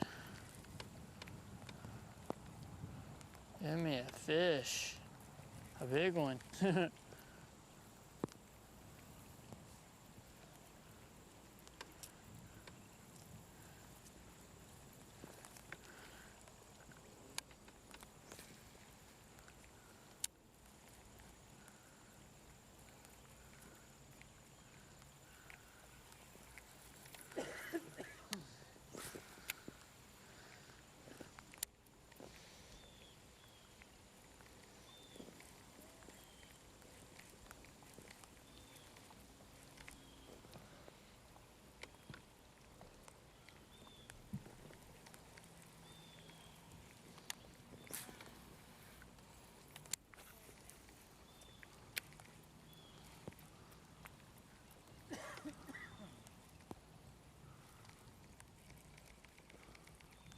Topwater's mesmerizing, Such. Stevie Mills, I'm waiting for a blow up on his topwater. The last few casts, and he is as well. Didn't quite execute on a couple of those bites earlier this morning. Had How one many total pounds do I have? at the side of the boat come off, but otherwise just missing fish. The short strike in this morning for him. Connor, the total weight that you have, not quite enough yet. 3 pounds, 4 ounces for Connor Crosby. We have made it down to our final 4 anglers today. Semifinal Sunday, trying to get the championship Monday. Tomorrow, 2 will advance. Right now, Tristan McCormick, 8 pounds, 12 ounces, beating Connor Crosby with 3 pounds, 4 ounces. Connor still has 1 more to get to a limit. Tucker Smith with a limit for 7-11 over Stevie Mills, 2 pounds, 12 ounces, but Stevie only has 2 fish. So Crosby and Mills both have room for upgrades straight to their bottom line. Meanwhile, McCormick and Smith have to cull up. They have been our top 2 weight leaders every day of competition, so we will see if that holds true today. Coosa River, Wetumpka, Alabama has been the location this week, and finding that sweet spot's been difficult, but Smith and McCormick are on top, and we'll be right back after this commercial break. The Carhartt Bassmaster College Bracket, presented by Bass Pro Shops, is sponsored by Ranger Boats, Yamaha, Toyota, and by Berkeley.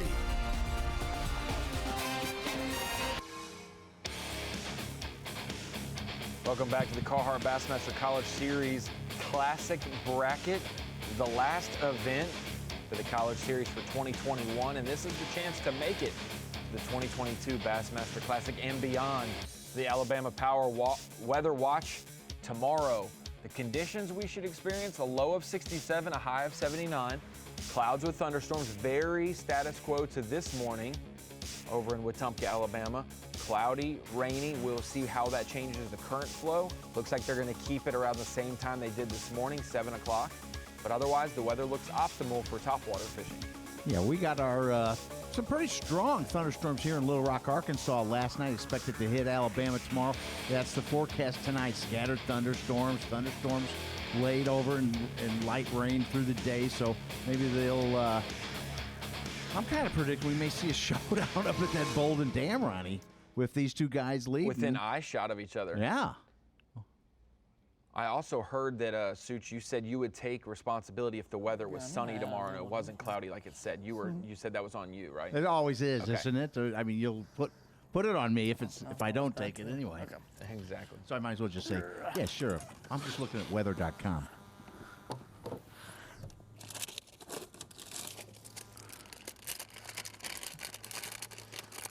It can happen fast, right, Ronnie? Since we had our midday break and they did the reveal, Crosby knew how much he was behind, and he has kind of adjusted. We saw him catch one right before the commercial break, tear and up every fish. that action happened during commercial break as well. The 11 ouncer quick than this fish. one.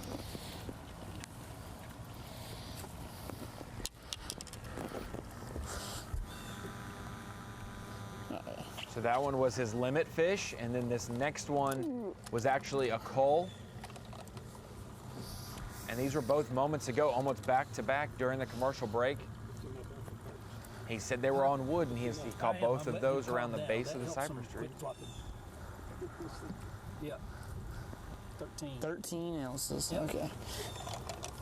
Yeah, I was saying that this morning. He was like, I'm just letting him calm down. I was like, okay. For some reason, that just lets him calm right down, and you can.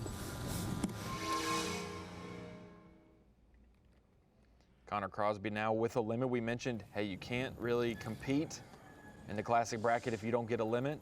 He is now culled up. That was only a 1 ounce cull, but it is an upgrade.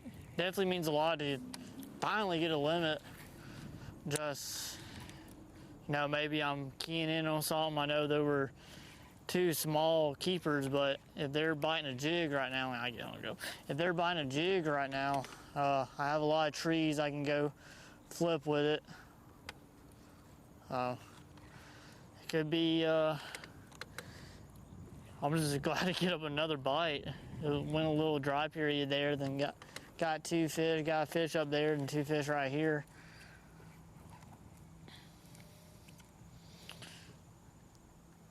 Just a little confidence can go a long way. Speaking from personal experience, anything is possible. They're going to send their big brothers out.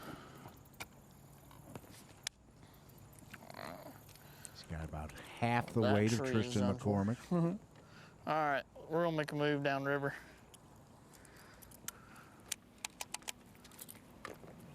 Connor Crosby making a move. Meanwhile, so is Tristan McCormick. Hank Weldon is Tristan's marshal today and said they're making a move. So Connor's going to make a move. Tristan's making one. Stevie's trying to get, you can tell Tristan just made the move because of the wakes past Stevie. Good thing about having a couple Auburn guys in the bracket. My partner and I, we in practice, we let each other know beforehand where we were fishing out, what we got, what we were doing. So I got his spots that he told me before this tournament even started.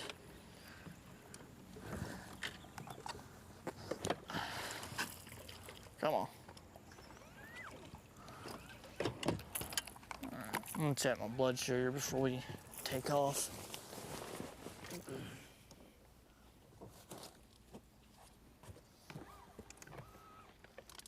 Got to make sure you're on the up and up. Out with Stevie Mills, still throwing his top water and trying to capitalize on the opportunities these fish are giving him, whether they're barely biting or not. Landing those fish is so important and so difficult at times. Biggest fish we've seen last 2 days is a 310. Will we see something bigger, Ronnie? We need to.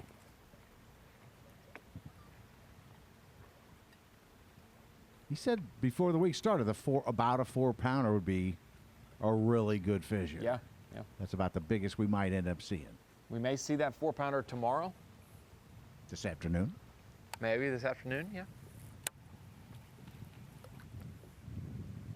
Now, you know how much you needed to come back, Connor Crosby and Stevie Mills. You're Tristan McCormick, you're Tucker Smith. You got an okay lead.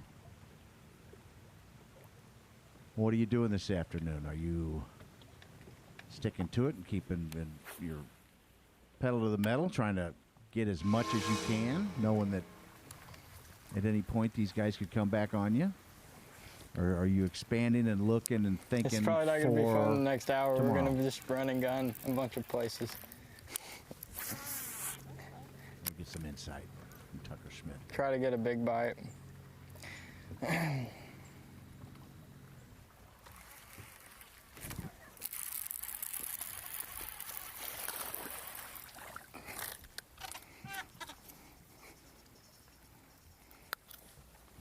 I don't think he's gonna help, but we can try him. Yeah, he's 12.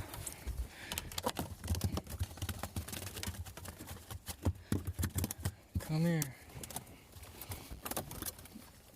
He's alive. I know that much.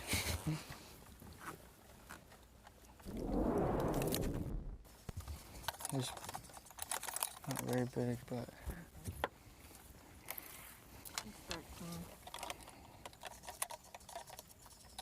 What's my smallest one? 1-3.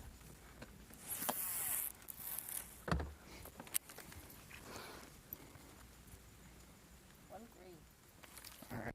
1-3's no help, or what's his? 1-3 ties his smallest. Yeah. I don't know why it's so hard to catch a good one right now.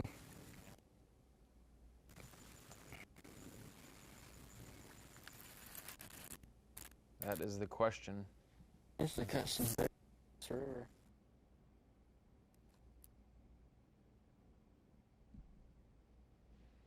Connor Crosby making his move like he said. Tucker Smith's Stevie Mills in our 3-box. Tristan McCormick's the only one missing.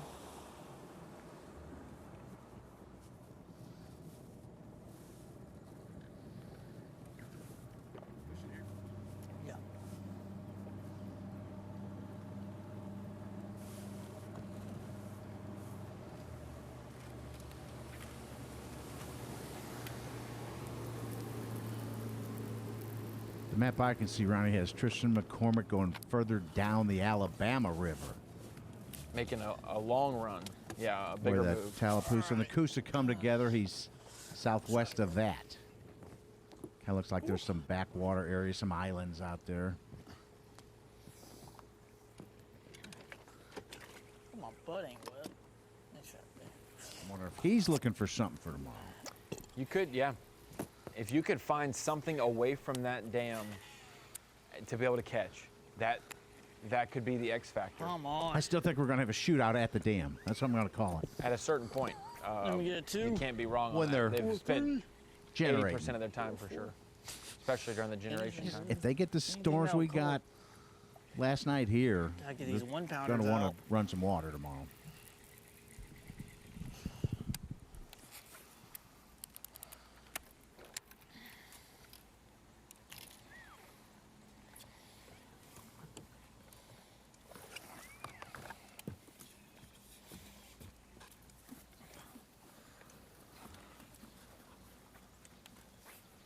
Little bitty one eating it. Tiny, tiny.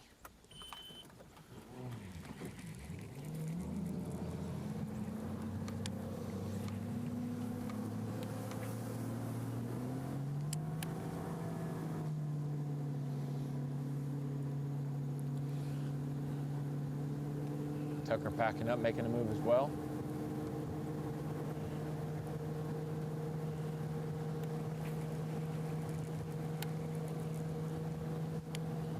Partner and I, we were very transparent on this week. If I couldn't make it, I would want him to be here, and him vice versa. We were both getting bit pretty good on a PB&J jig. It was weird. We had to mix and match our trailers. Just get bit. We couldn't like just throw one that matched it.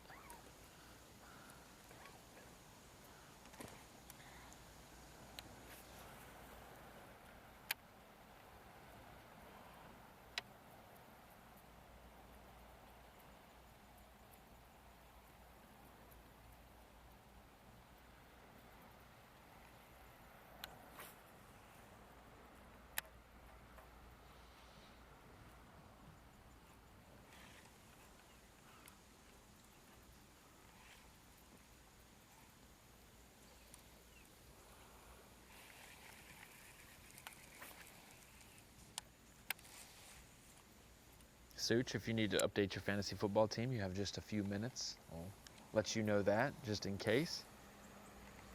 Anyone watching online that wants to keep their eyes on bass fishing, just a heads up.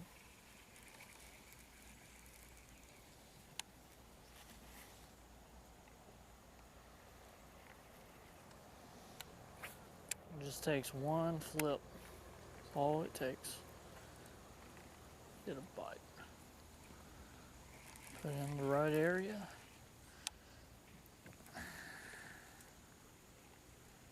All I can ask for.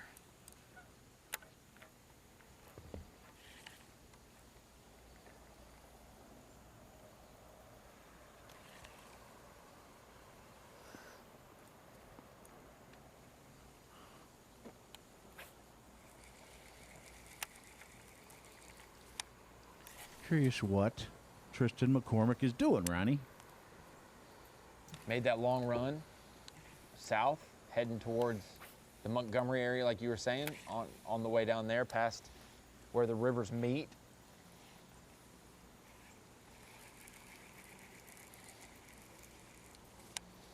Now we're seeing him starting to fish again.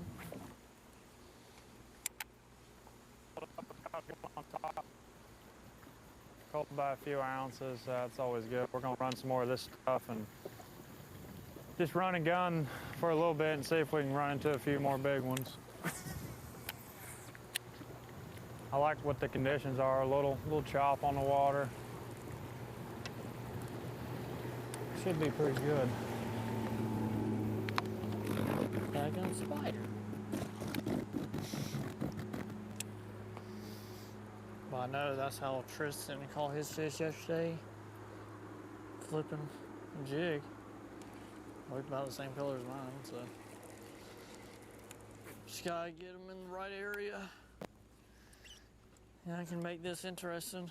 Burn it That's all I as really fast want, as if I you can can make it go. interesting.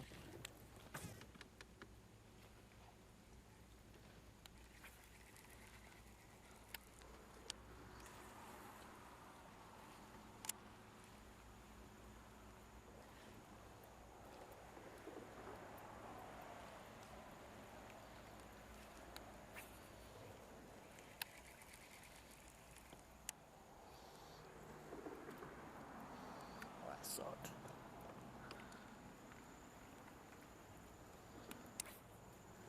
Let's give me a chance on this jig.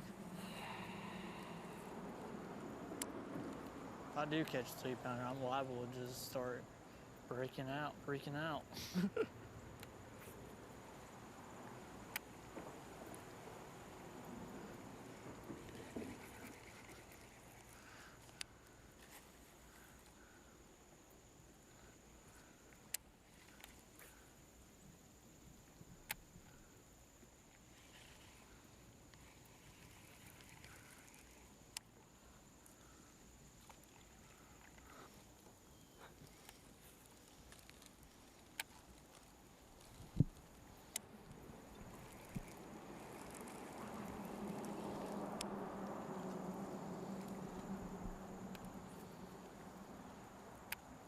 This is where the adjustments come in, whether you're the leader, you're trying to find other stuff, or if you're trailing, like we've seen Connor Crosby throw a topwater all day. Now he's flipping a jig on wood, starting to get some bites. This is where the adjustments come into play.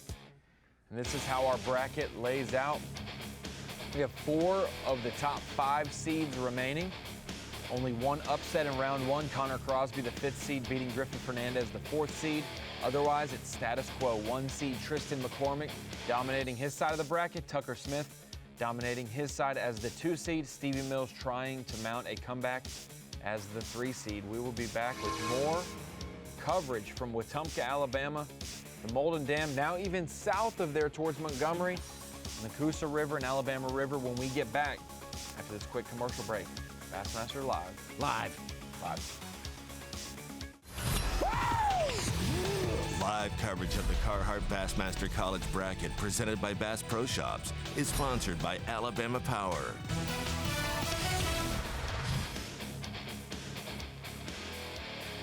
Welcome back.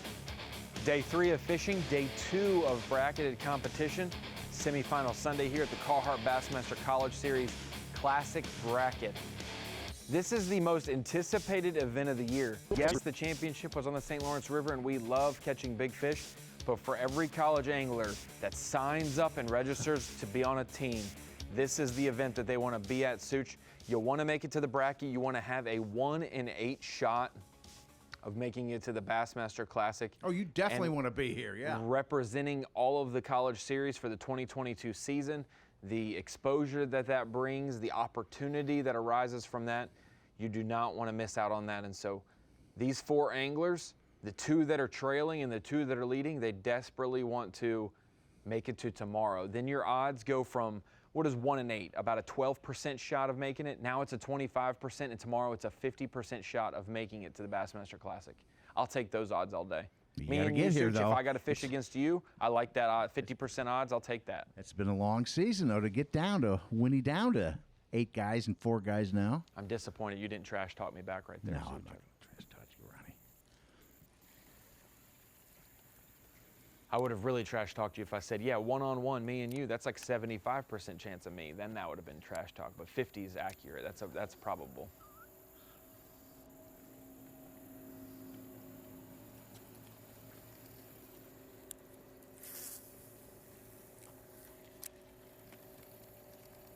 All 4 of our anglers today.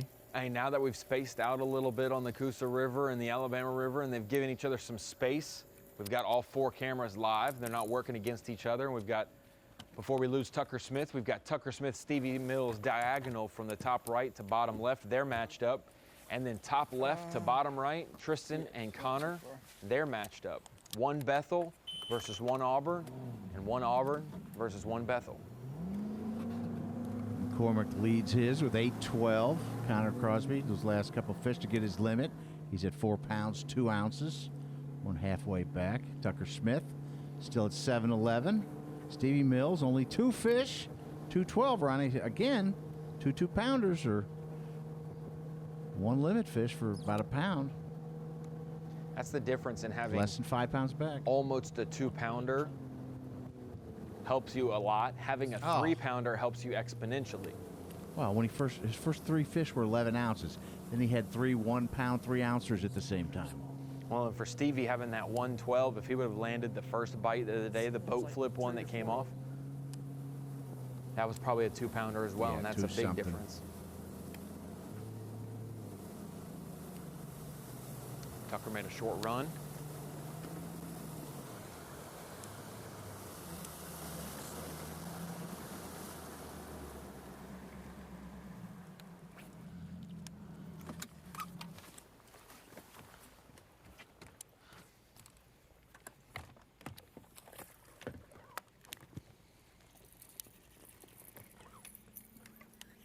It was a little bigger one.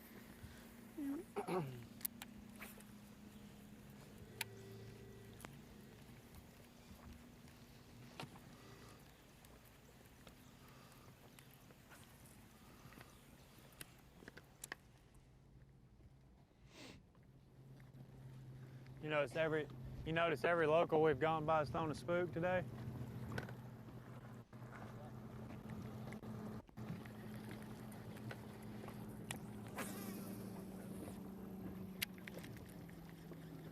Who said that, Ronnie?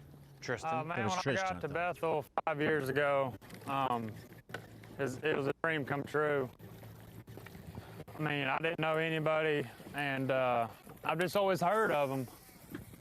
You know, they win a lot, and then I was super excited to get there. And man, it's been a blessing to be a part of such a great program that Gary runs, and to be able to just travel all over the country and do what we love to do, and a school willing to help, you know, cover our back and pay for everything. And I mean, that's huge for a bunch of college guys. You know, we ain't got a dime to our name, and that means a lot. So it's been a ride for sure. I'm trying to soak in every second of it because this is my last college event ever, and really don't feel right, but I'm trying not to think about it too much, honestly, but just trying to focus on getting the job done. But no, it's been a fun time. Me and Hank's had a lot of fun. We've become good friends, and I mean, all the guys at Bass, so that makes it even better. In this sport right here, you make friends for a lifetime.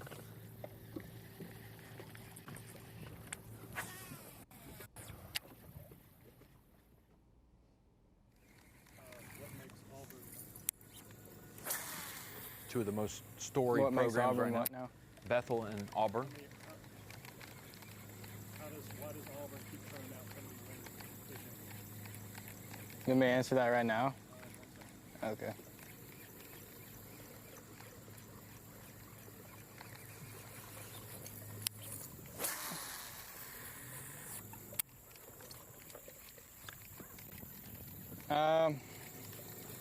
You know, I think our team is really just the number one thing that I think is special about our team is how diverse we are and how we come from different places. We've got a kid from Africa that fishes on the team. We've also got a kid from Canada that fishes on the team.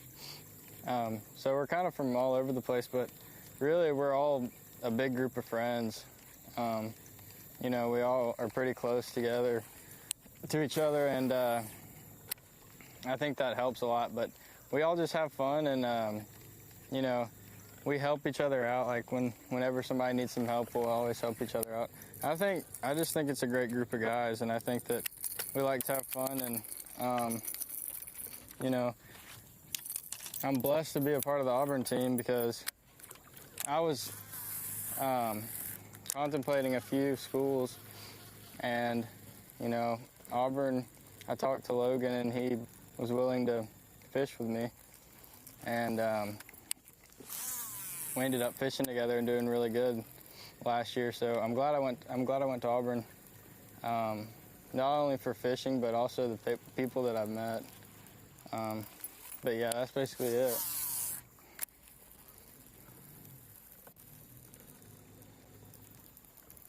You get this backlash out. Well, it's not good. Great programs, Such, Auburn, Bethel. A lot of these programs, even if they don't offer scholarships, they are just very well-rounded now with the structure, and you know how to get funding, you know how to compete and do it. And to really get to this point in college, it's hard to know where to go to school unless it's a degree-based thing, but now you can go and get noticed for fishing. You can get those scholarships, and we mentioned it, the high school championship's a great place to get noticed. That's how we found out about Tucker Smith. That's how we found out about Grayson Morris. Grayson fishes at Montevallo still. There's a lot of great names in high school. Griffin Fernandez in this bracket. I covered him in high school, knowing these anglers makes a big deal. But going from high school to college, you may not know. The coaches may not know who you are. And so we always say, hey, you should have a combine just like we have it in the NFL. NFL combine, NBA, college guys all show baseball. up and do tests and show their goods and their 40 speeds and their You always say, Wonderlic hey, test. if I got the chance to show off in front of coaches, I would show them my ability to flip and pitch and retie and my knowledge on the water and what separates me from the others. Was it a big comeback? Was it personal results in a tournament? How do you know? We see anglers from high school. I knew Trevor McKinney in high school, and he has developed into a great college angler, won the bracket last year. We will have a great opportunity for these up-and-coming high school kids to be able to get noticed and recognized. And that'll be coming up in the next week and a half or 2 weeks from now.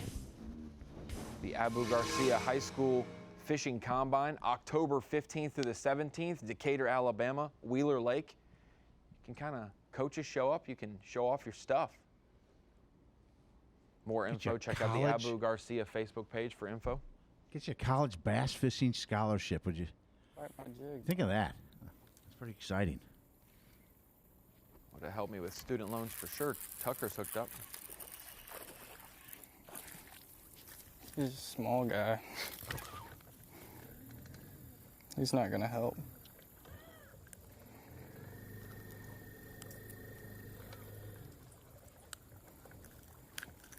Even the ability knowing this, Such, that simple thing that Tucker just did, caught the fish on the laydown instead of just sitting right there and maybe drifting into the so many small ones.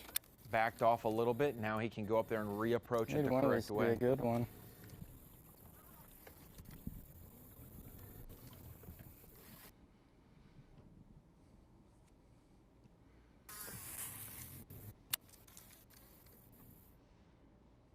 At the combine, the coaches also get a feel of the personality of the angler. You can look at their fishing results and how they've done.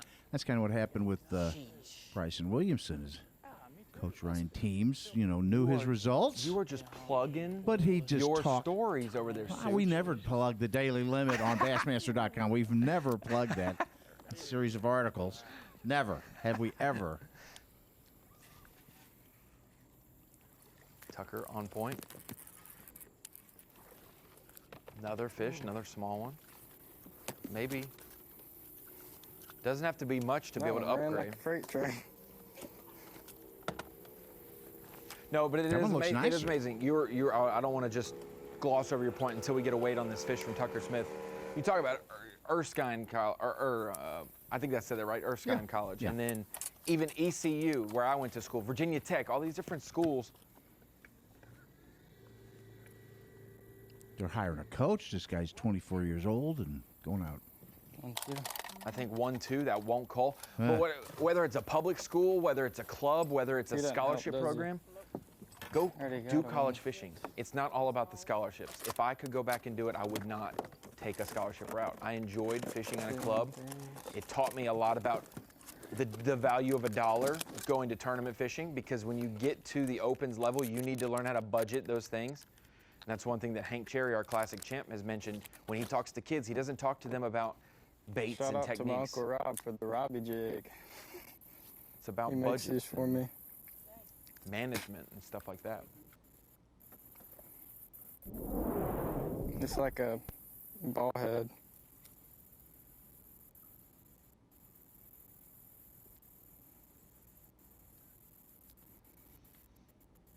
Tucker Smith, two catches back-to-back off the same basic structure. Both didn't help, though.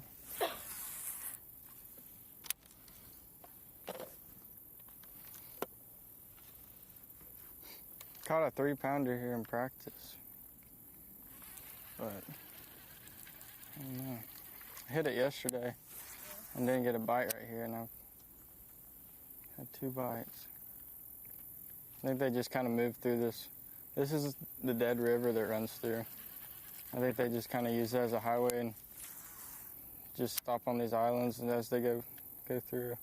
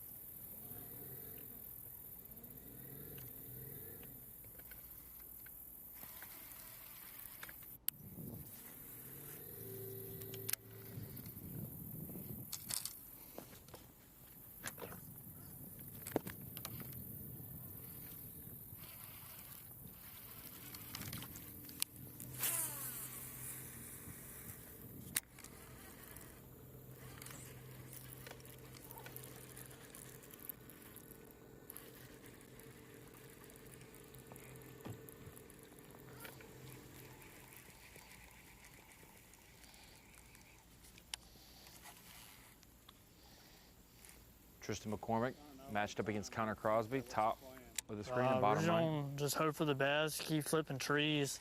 So I really know what to do now. I don't need to spend my time running around trying to find something quick. I know there's fish in the trees. You gotta hit the right trees at the right time, put it right in their face, and hopefully I get bit. More time my lure's in the water, the better chance I have. What I used to be bad at, I would just run around like a chicken with his head cut off, not knowing what to do, when I could just flip trees. That's probably the best thing to do anywhere in the U.S., especially in the South.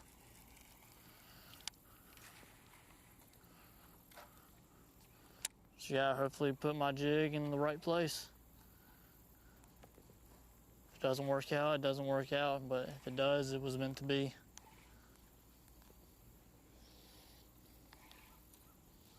I'm just glad I got to this stage.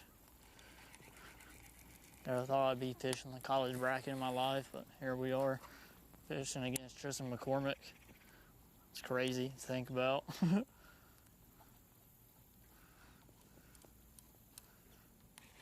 Just try my best, that's all I can do.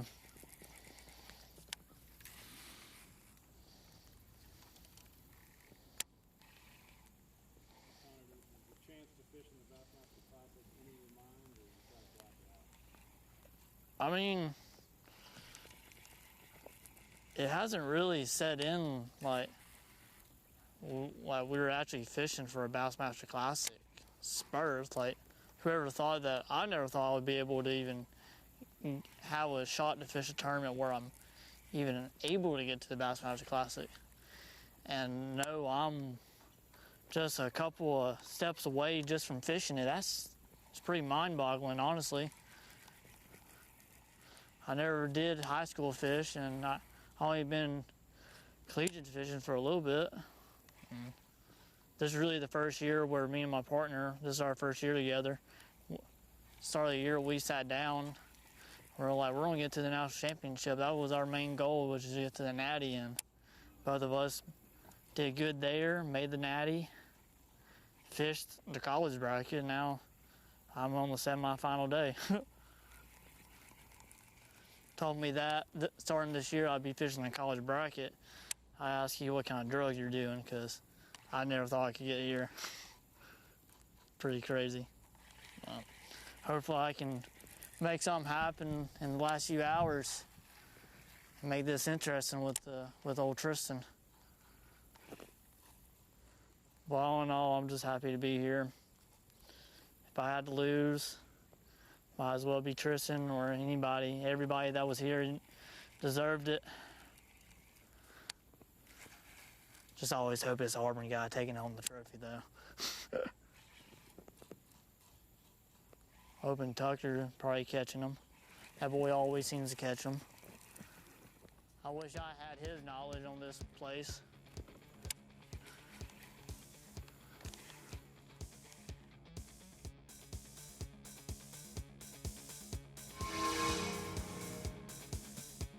Pretty cool opportunity. Hey, Such, I've been within a fish of making the bracket and did not make it, so I can't imagine being a round away from making the Bassmaster Classic. Connor sharing his honest thoughts with us there.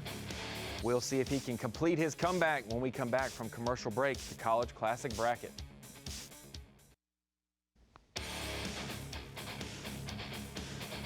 College Classic bracket semi-final round. The 4 anglers battling in 2 matchups for the final spots tomorrow.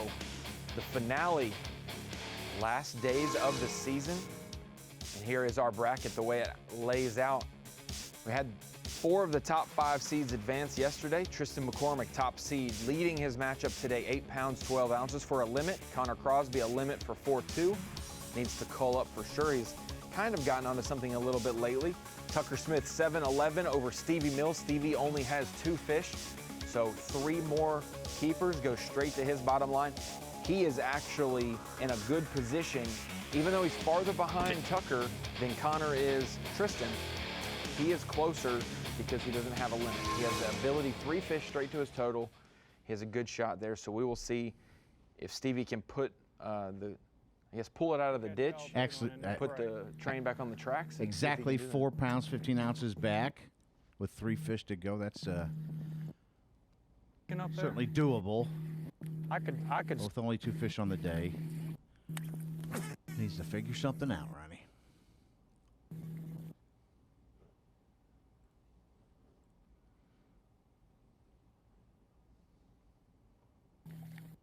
I mean, Stevie Mills caught fish yesterday at 613 total. That would get him close if copy yesterday's. But here we're on Tristan McCormick's had good bags all 3 days of this competition so far.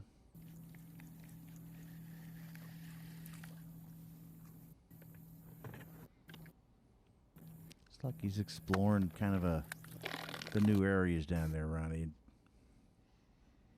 Get away from the canal and the dam and the water, and hey, if you could catch a little backwater here. Good bite way back up shallow, that could be something he could utilize tomorrow in the clouds if there's not any current flowing.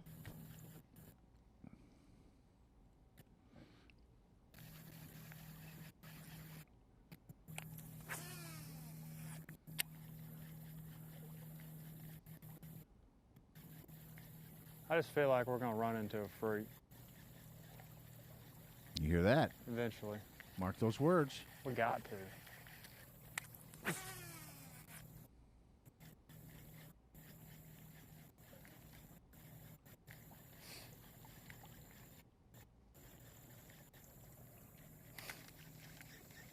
Stuff's mud.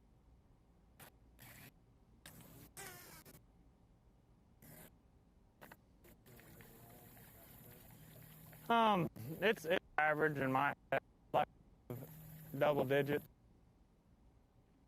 That's kind of my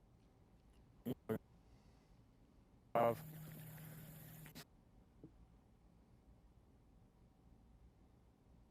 Wrong, but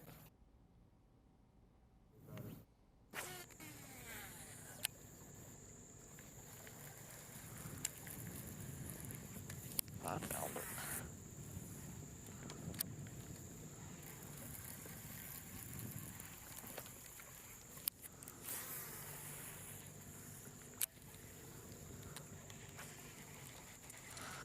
Just give me a chance.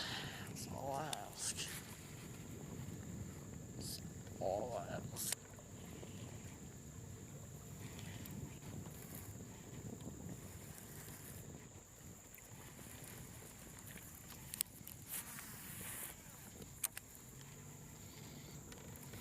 a freaking snake.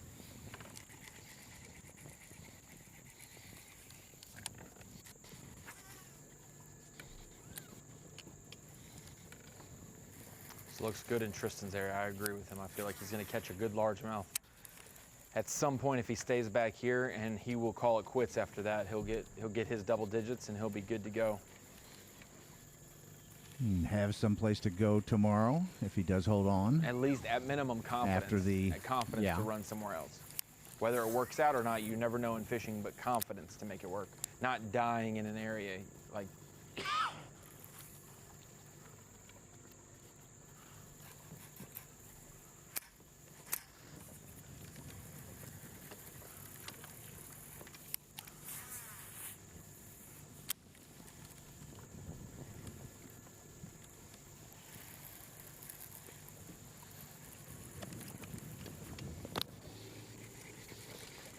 One of these blowdowns gotta have a good fish in it.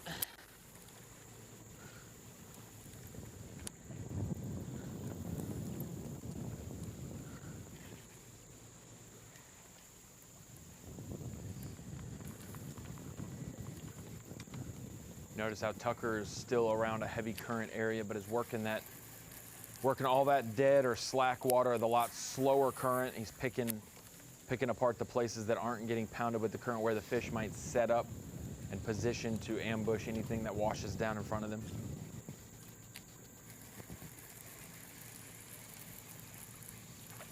It doesn't always result in it, but it's a good chance.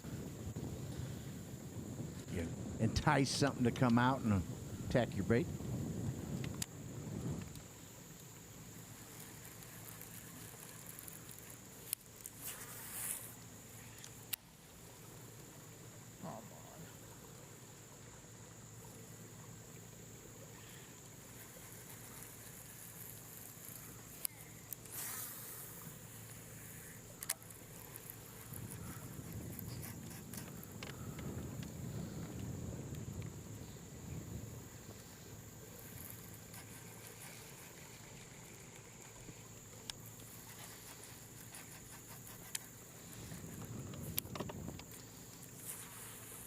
Ronnie, Tristan, and Stevie were teammates at Bethel, but the Auburn guys, Tucker Smith and Connor Crosby, were on different Auburn two-man teams.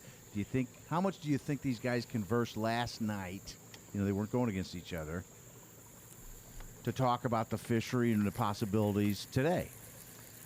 I think they end up talking less and less as the week goes on, but at the beginning of the week, the practice day, the seeding day, I think that there were definitely discussions. That's what Connor was saying, how he knew where his partner, his actual teammate,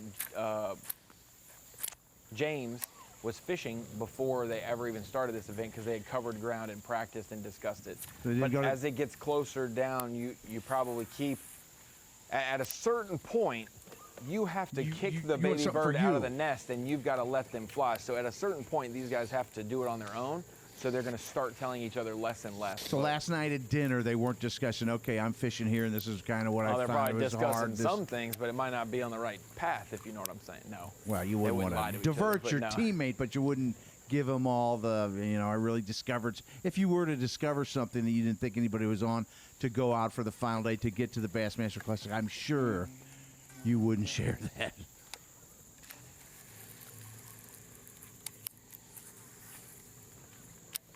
I mean, when it comes down to it, like, it is an individual deal. You do help out and you do collaborate a little bit, but hey, when you're fishing up against the quality that they are, Stevie Mills, second place in 2 different national championships this year. Tristan McCormick, same thing. Tucker Smith, this guy, team of the year, 3-time high school champion. No, you don't want to give these guys too much intel, because they'll figure out and they'll read between the lines. So seeing an angler like Tucker come through the college series, or come through the high school series with success, and then jump straight into the college series, and to be able to duplicate that has been huge. And even though he had to knock out his teammate and partner, Logan Parks, yesterday, Logan wants nothing more than for him to win it. If Logan couldn't win it, he wants one of the other Auburn guys to win it, especially the guy he fished with all year, Tucker. And so Tucker, a 3-time high school champ. I told him on the phone last night, I said, you have led out the Bassmaster Classic idling out in the Academy boat the last 2 classics. You've been the boat to lead all the pros competing in it.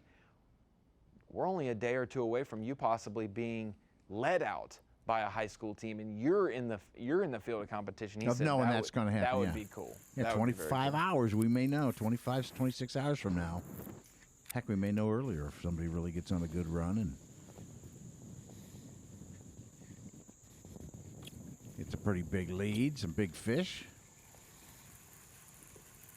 Such, That's you're gotta going be to put so Tucker exciting. Smith right now. Right now. You got to say it.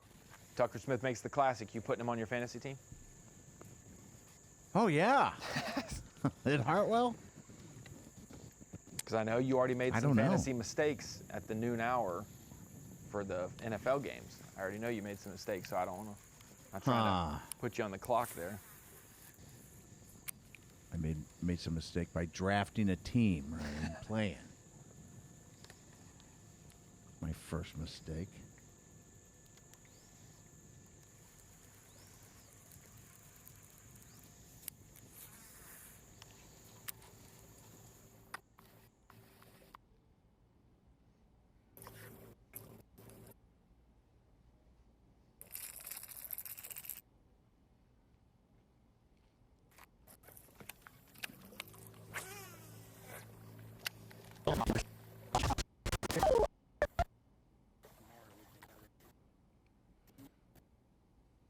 Oh, I'd much rather fish with my partner, Stevie.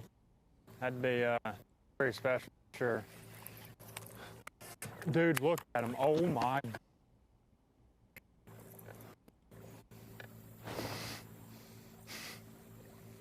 Think they were big, buddy?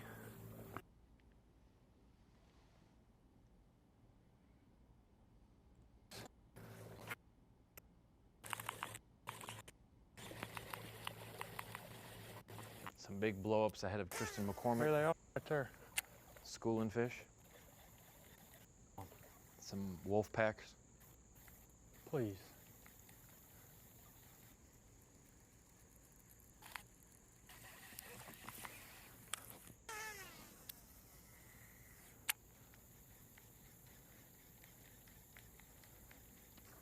Oh! Oh my God. A giant, dude. This is a freaking bass. It's a gosh dang giant. Stay on, stay on. Stay on.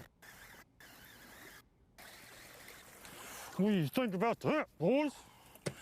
Dude, they're all that size. I saw him and I wish I could say something, but I can't say it. Nice stuff. Game changer. He called it. Could you see that? First one with 2 3-pounders Did today. you see that? It is 3-6, 3-6. 3-6. I gotta get back in there, boys. I got to get back in there.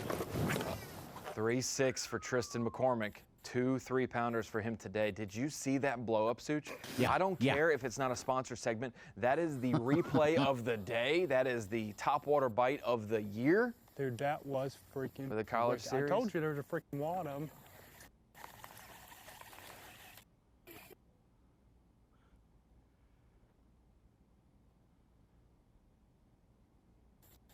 Just trying to go back to back now. Watch this There's the blow up, replay. Such. Yeah, I saw him blow He it up. bombs it out, lands over there on the side of your screen. I was like, oh my gosh. 3, 2, boom. Blew up, too at didn't first. get it, blew up Even when I again. hooked out, I was like, holy. Wow, what a fish catch by Tristan McCormick.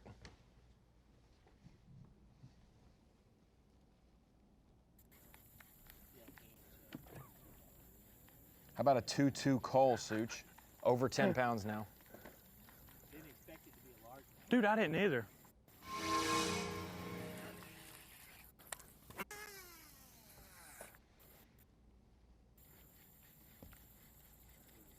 A 2-2 Oh. Cole will give him 10, 14. I had like 3 blow-ups before that one finally got.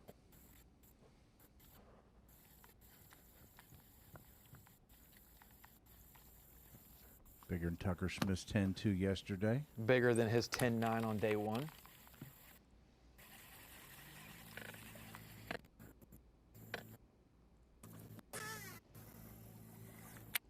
Him right there, him. That's a joke.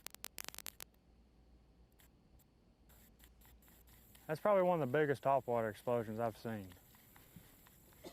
Found his freak, Ronnie. We called it. It wasn't a 4-pounder, but he earlier, would catch a nothing difference bang. maker. I don't know if y'all could see it like when I was down there, but it was a big explosion.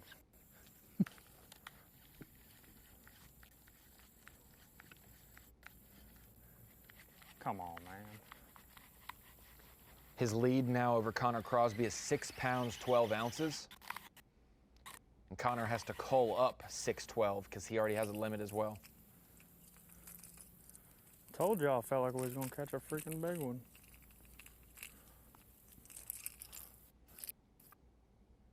Could you see it on the film? Oh, it's even better. Ha!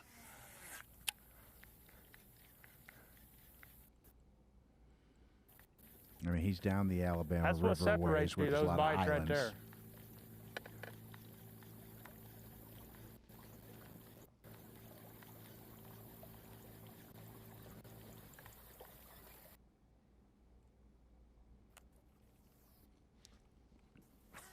I honestly can't believe they stuck for that long. For me, I was within casting distance of what happened.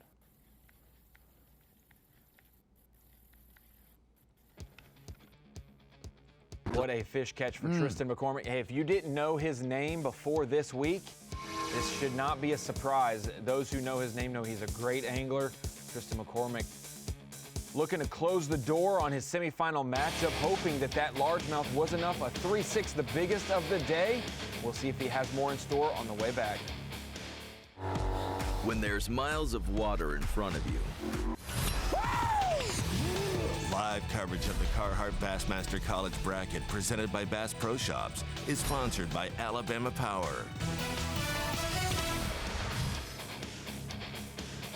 That's the bracket. The 4 anglers competing today, they're left. And only 2 will be standing after today's competition. Tristan McCormick widening that gap with a huge fish, a 3-6, one of the biggest fish we've seen at the bracket so far, a 2-pound, 2-ounce coal.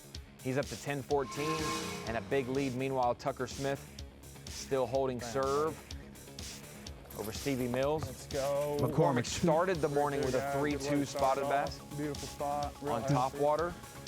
Filled out his limit up there by the dam. Caught some other fish, you know, some 1-3s, a 1-4, a pounder, a 1-5. He has since left that area. Nothing crazy. Looking for an additional bite, looking in a different region, trying to maybe find some fish for tomorrow. Boy, did he. Found a wolf pack and one blew up on it. And that fish was a 3-6 largemouth. I gotta get back in there, boy. Called it, said he was going to go looking for a freak. He had a couple nice ones at 3-2, 113. Hey, in the Alabama woods, you may find the freak, but it might not be a bass, so you got to be weary. Might find a Sasquatch or something else in this neck of the woods. But for McCormick, that is, I'm not going to say it's over, but that is the biggest bag we have seen get huge, caught man. this It week. me over my goal weight and kind of calms me down and lets me know I'm doing the right thing. That was so cool. First seen fish come up schooling like that. It was ridiculous. And they were probably all that size or bigger.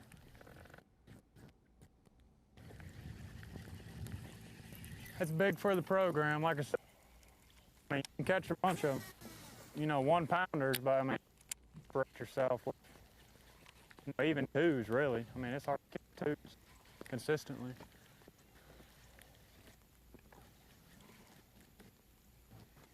It's beautiful conditions for its top water. You couldn't ask for much more.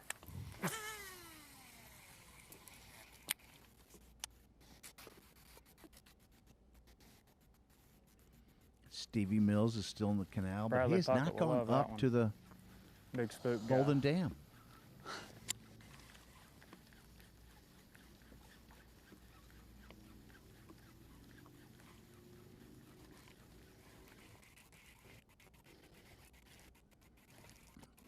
We got a few more places like this.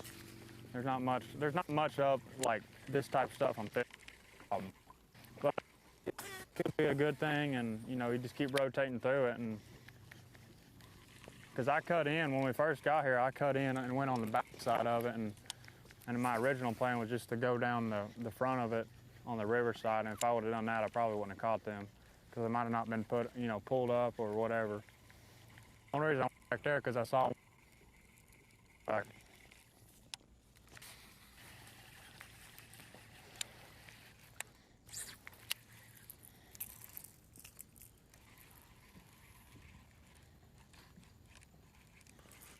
I don't like that little fray. I ain't sitting down again. My butt's just now getting dry.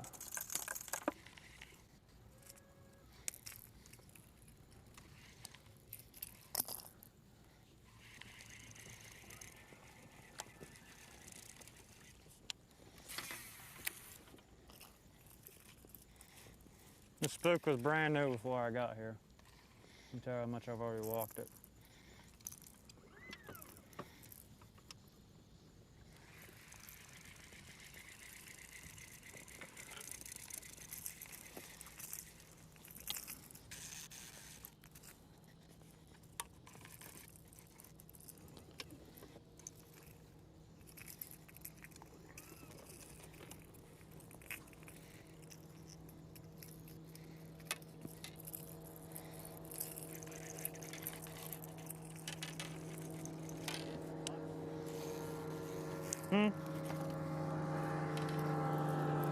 Looks like old Nolan Miner eating down there. Oh. That's my old boat.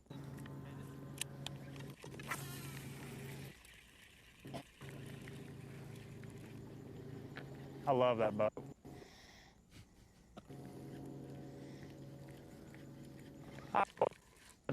Go see if we can catch another freak.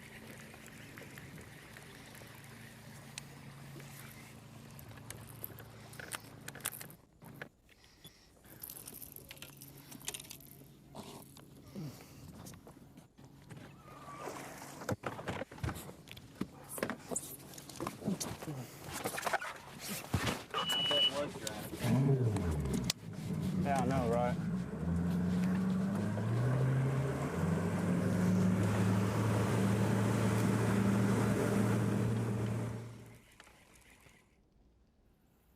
Back with Stevie Mills, still toughing it out in the canal.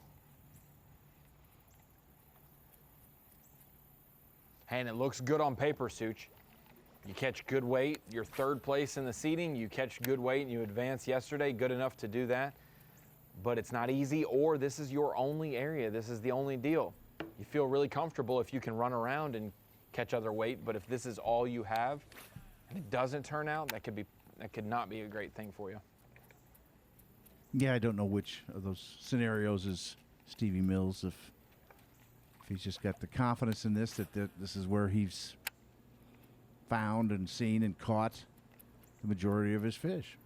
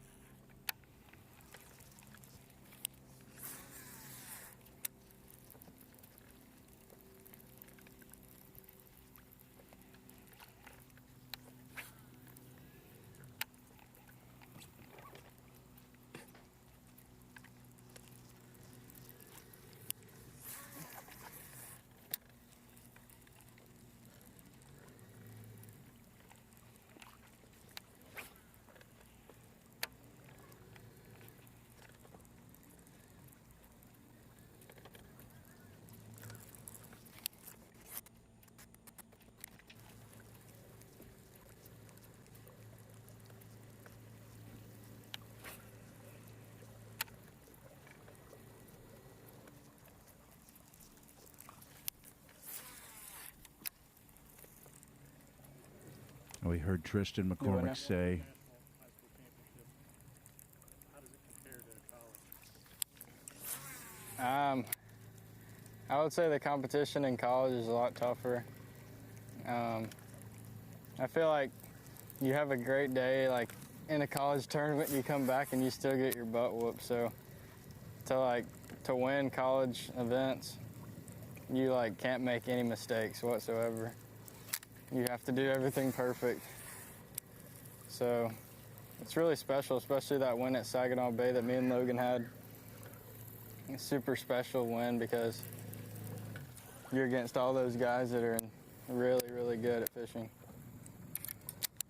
I think it means a lot.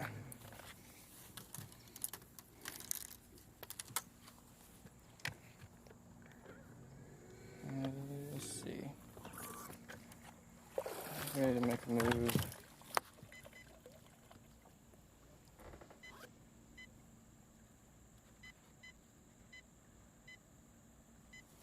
Contemplating where I want to go.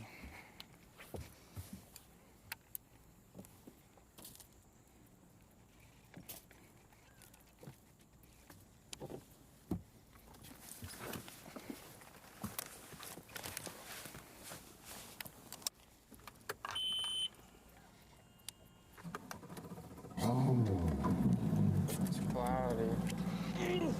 Oh my God! Get out of that brush. Get out of that brush. Oh my God. This is what I've been needing. Get out of there. Oh, it's a big spot. Oh my God, there's another one with it. Come here, baby. Let's go!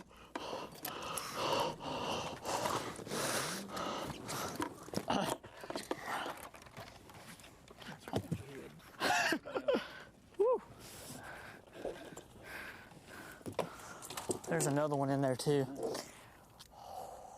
Oh my God. Oh, he really ate that, didn't he? Yeah.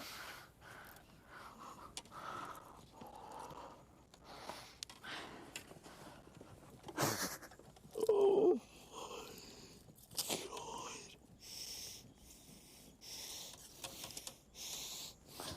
This would be a big call for Connor. I think it might be cool. Oh my God. I can get my jig out. I'll win with my jig in. Look at that, we're starting to see some fish come on some different Oh no, things. I'm gonna get it out. This one coming on wood, on a jig for Connor. We saw top water on flat banks for Tristan. Two of the biggest fish today in the last 5 minutes.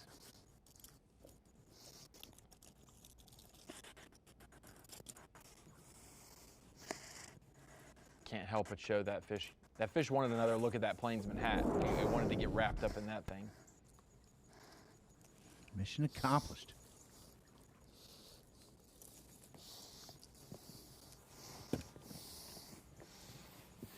Oh.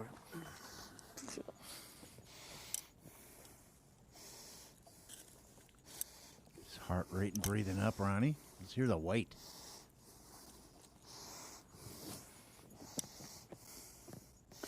If I can catch that other one, it's going to be an interesting afternoon. There we go. I got it.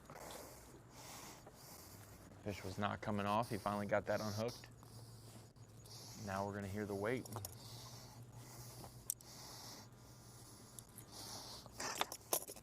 Ready? Got on. Yep. Hang on. Oh, sorry. No, that's all right. My bad. Okay.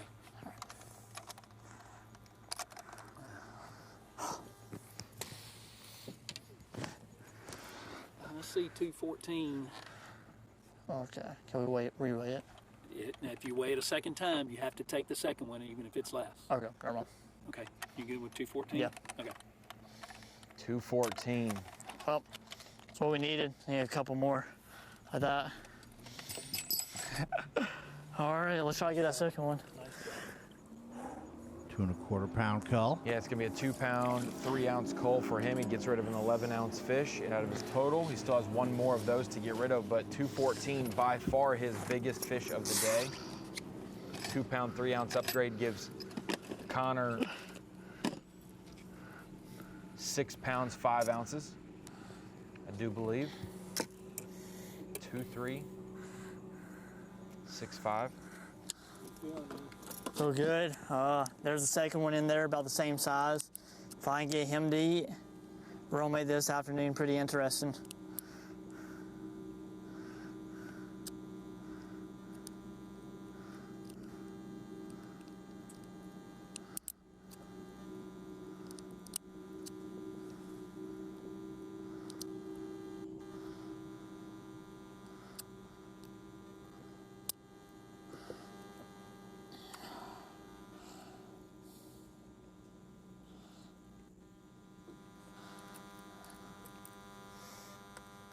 I just wanted that jig.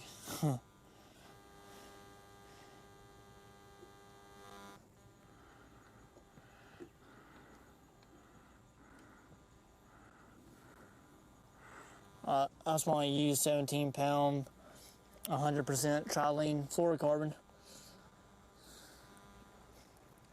Not nicking my line. I was very comfortable finding that fish if it got into the brush. But that's why you always use good fluorocarbon.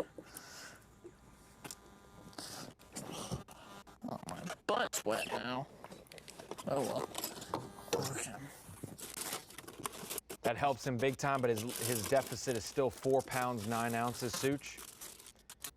He has 6'5" compared to Tristan's 10'14", but Connor's biggest fish of the last 3 days, I'd say.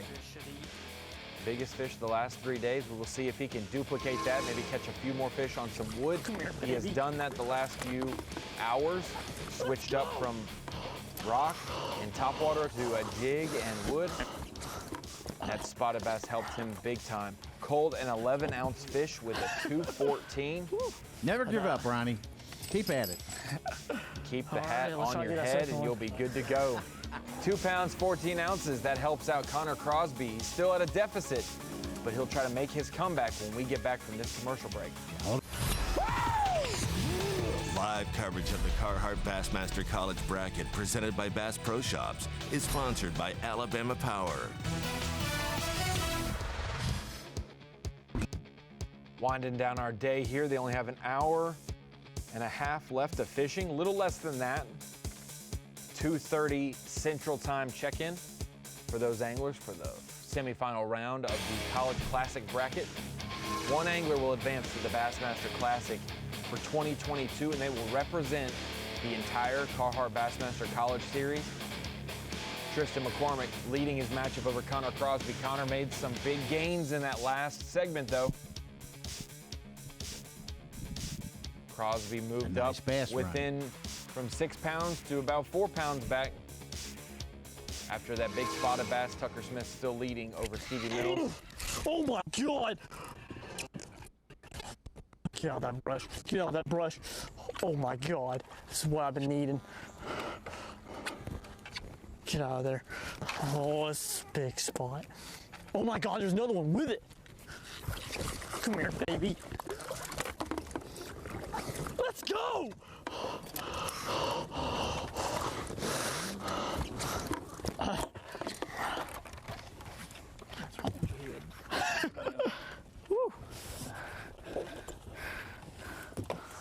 There's another one in there too. Get your heart rate going, Ronnie. Put that Rally Plainsman cap on. He has really had an uptick in production this afternoon. I don't need to get hung up. Don't be doing that to me. Okay, good. Probably gonna flip a Berkeley creature log in here next. See if I can get a bite on a max scent.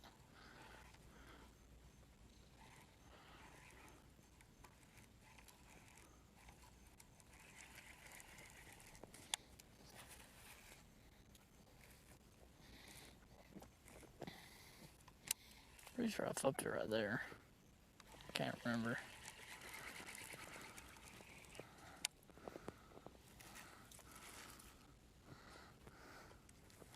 Tristan McCormick just flipped into the bush.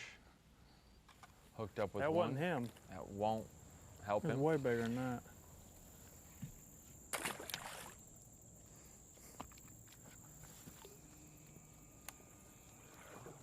Freaking sight fishing, Derb.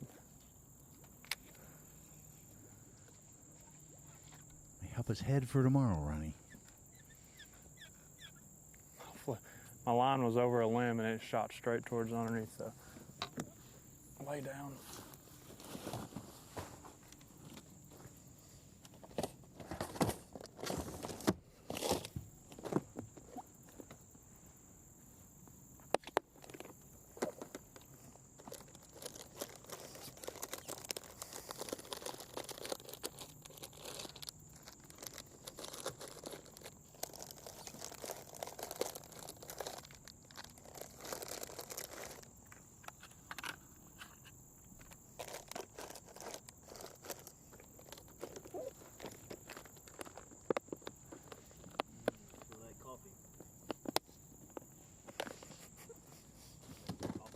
I love the smell of Strike King or them.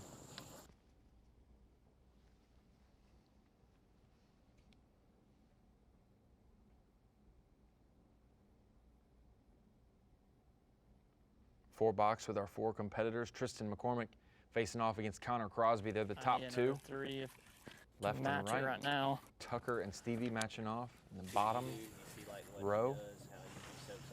It's all plastics and stuff for over a year. Yeah. He has like, it almost looks like vintage. Like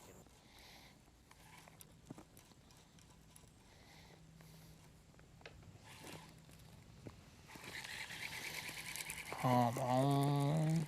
Little spotted bass.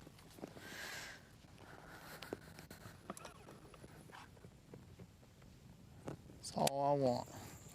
Give me another 3-pound spot. We'll really Like, to me, make this thing is a very, interesting. very high percentage, lay down. Because this is like one of the only ones down this whole bank. Yeah, that's the word. Bunch of bait fish in there too.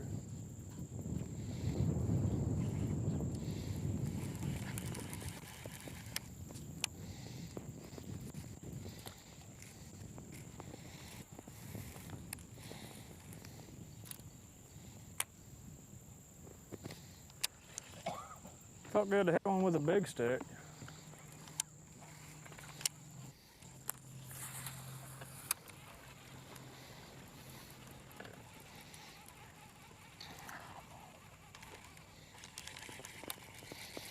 I know there's another one good in here. Who's to say there ain't multiple? We're gonna go down there. Got plenty of time. Far, but I just want to make sure I have enough time to hit that pocket down there at Montgomery. I'm sure you and Hayden hit it 17 times yesterday. Dude, there were so many of them there first day of practice. Holy cow.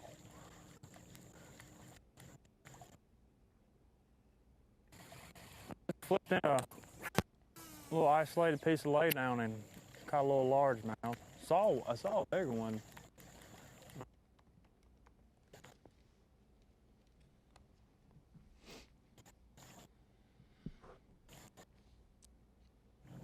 Tips like that, Ronnie. Sounds like Tristan knew that he could have told Stevie, hey, down in this area, there's a whole school of them if you happen to locate them.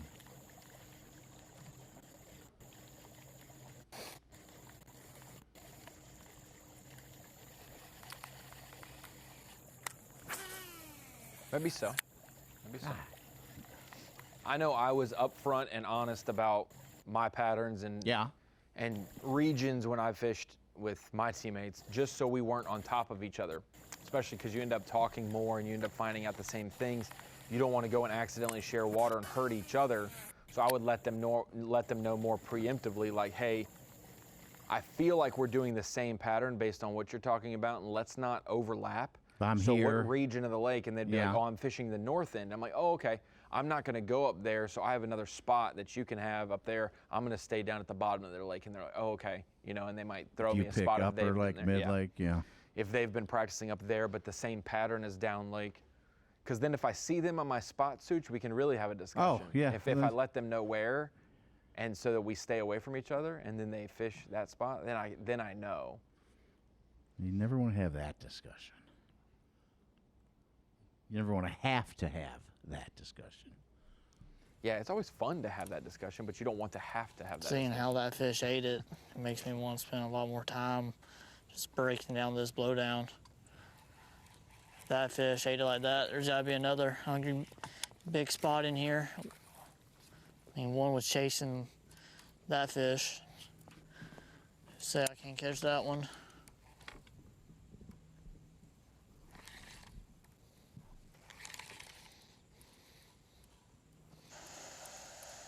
Just give me the chance. Just give me a bite. That's all I'm asking for.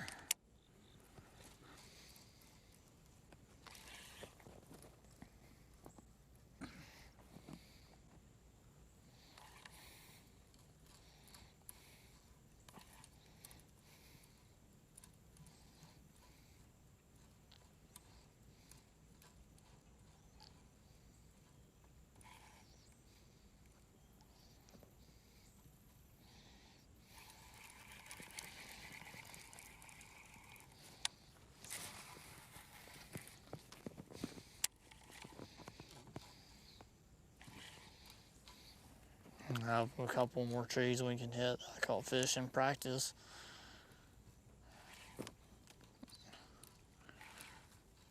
They're there. Just gotta get them to bite.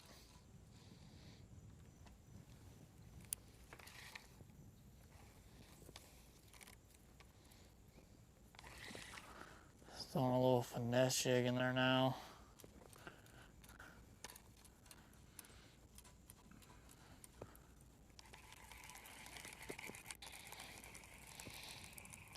Probably should try my other jig, see if that fish might want that one. Just give me the bite. Let's make things interesting. Let's make things interesting. Looks like there's some fish sitting on the side of this as well. See them on the pan optics.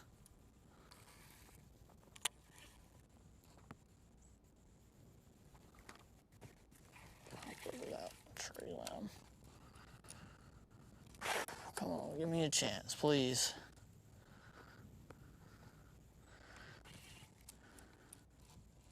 Win or lose, I just want to make things interesting.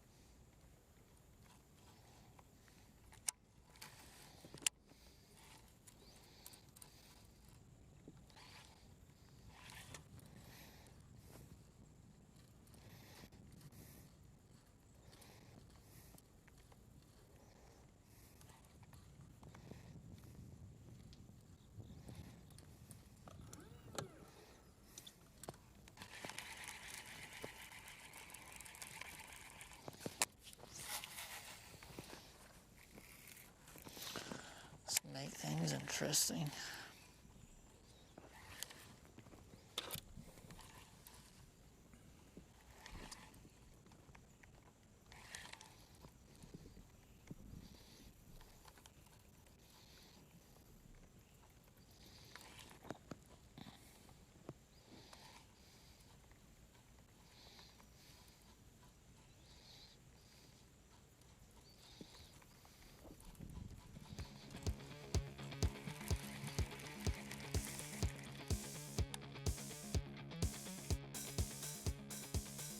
McCormick and Crosby.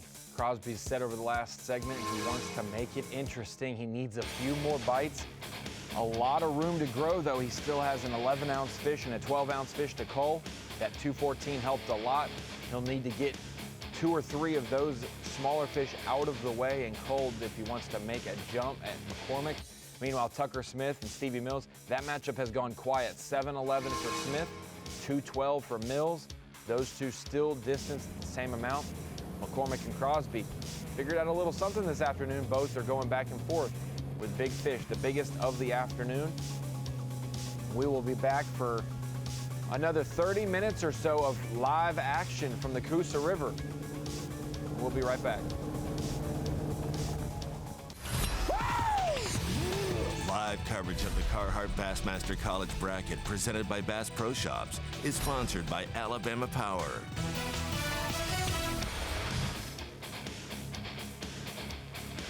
Carhartt Bassmaster College Series Classic Bracket presented by Bass Pro Shops. Semifinal round. I was almost about to jump out of my seat because of a touchdown, but these guys are about to jump out of their seat because of big fish coming across the board the last 30 minutes. And you're about to jump out of your seat. I need a little 5-hour energy, Ronnie. A little daily trivia. From which Texas fishery hotbed did Andrew Upshaw, the first college classic qualifier, hail? Was it Hemphill, Nacogdoches, Lufkin, or Conroe? You know this? Which Texas fishing hotbed did Upshaw hail from? I think he was from Nacogdoches. Nacogdoches and Lufkin are pretty close, but it's Hemphill. He's from one of the young Hemphill gang. I think he one of the picked their Hemphill brains. kids. Well, he just Hemphill moved kids. back. He just moved back to Toledo Bend, but I don't know if it's Hemphill. He might have moved on the Louisiana side. I'm not sure where he moved on Toledo Bend, but moving back to his roots, I guess. Get me tween there. Connor Crosby. Checking out, I believe that is Stevie Mills.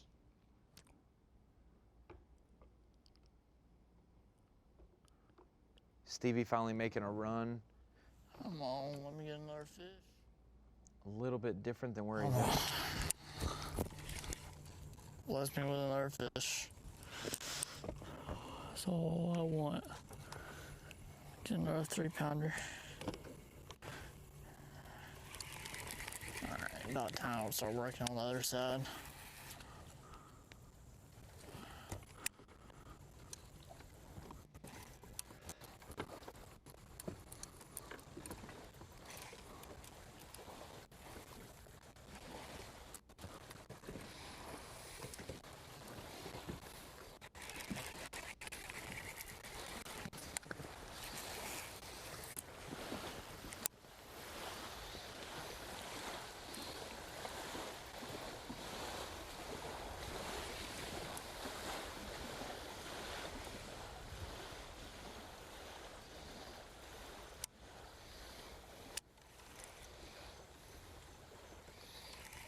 The hope might have been lost for Crosby, but he hasn't given up, and this afternoon has been big for him. Started slow this morning, trying to seemingly replicate a topwater bite that has happened every morning, and he did so, but it was a 12-ounce fish, a 1-3, a 10-ounce fish, 11-ounce fish, just very small fish We're not gonna be fishing tomorrow. to start his day. Making the adjustment from a fluke though and putting a topwater down, and he's picked up a jig and has caught 3 or 4 fish off of wood the last hour or so. This one approaching 30 pounds, got him excited, heart rate up. It's all wrapped up in the Plainsman, but a 214 to his credit, a 2-3 cull. That is a big time upgrade for him. All right, let's try to get that second one.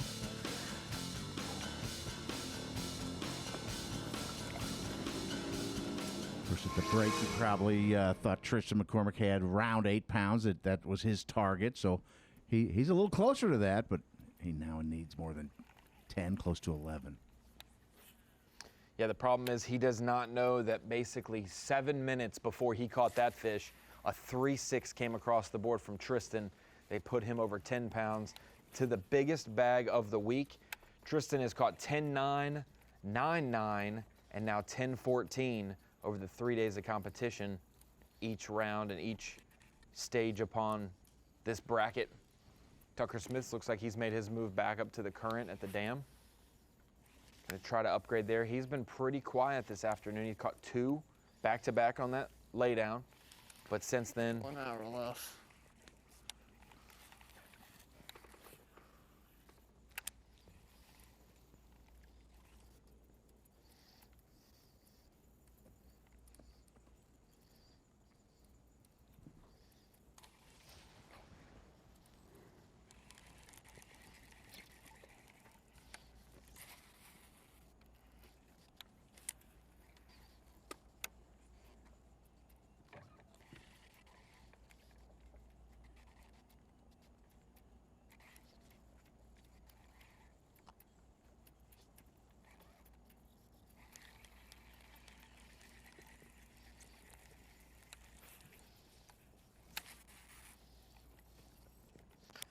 Come on, bless me.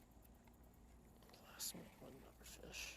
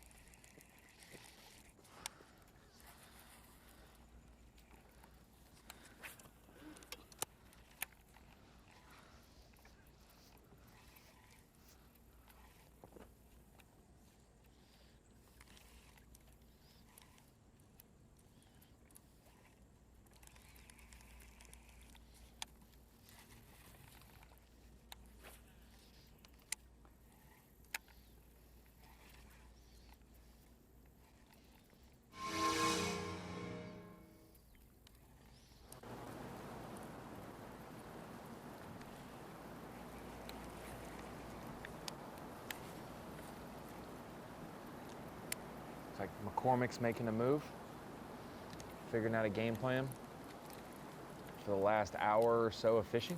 Is he looking for something there, Ronnie? What's he? I didn't realize he was running or idling.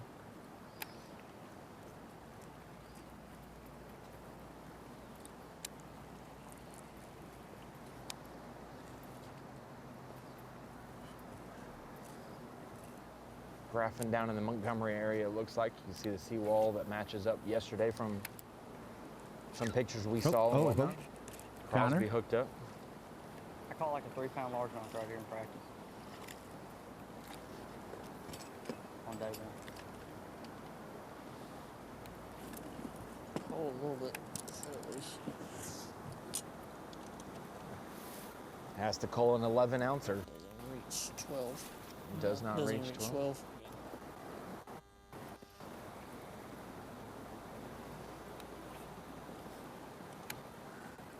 The electronic scale messing with our microphones. Yeah.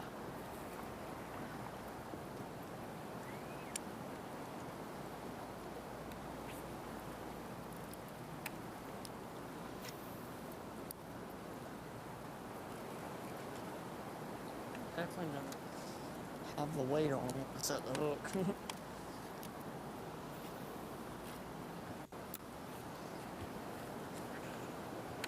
I heard say there ain't a big largemouth in here as well.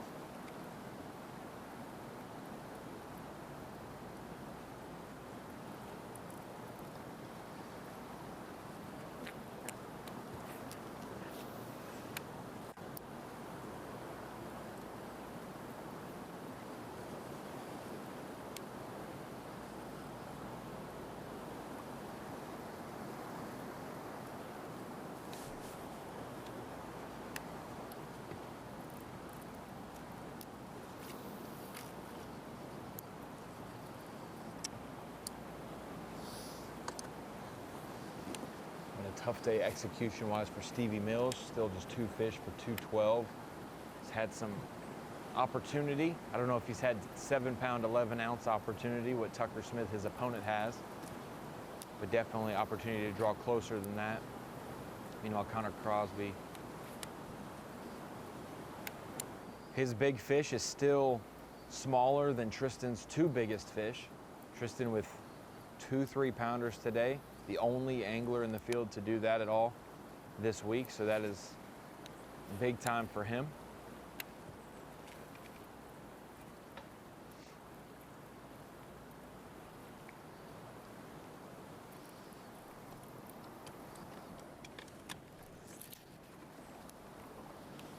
McCormick has 3 of the 5 over 3-pound fish last 2 days, Ronnie.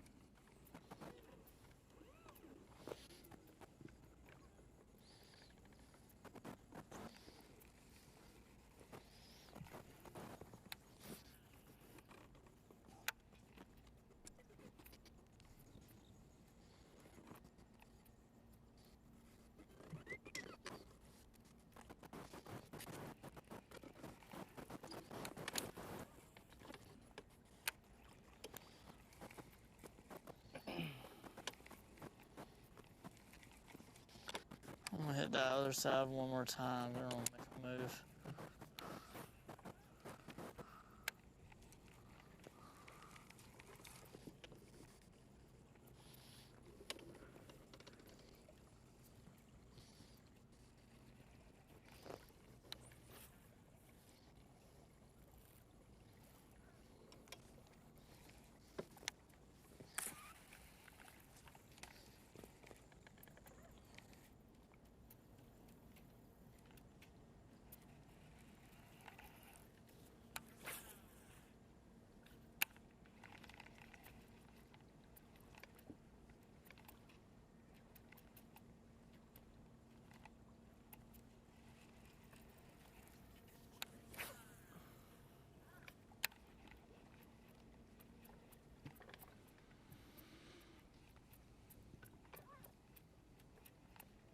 Watching the 2 pursuers, Stevie Mills, Connor Crosby, these 2 needing upgrades. They know based on the midday reveal, they do not even have the weight that their opponents had at the midday point. So if they don't upgrade past that, they know the result. They know that they have lost and won't advance. But if Connor can continue to upgrade like he has, he will have some hope and a shot at catching Tristan McCormick.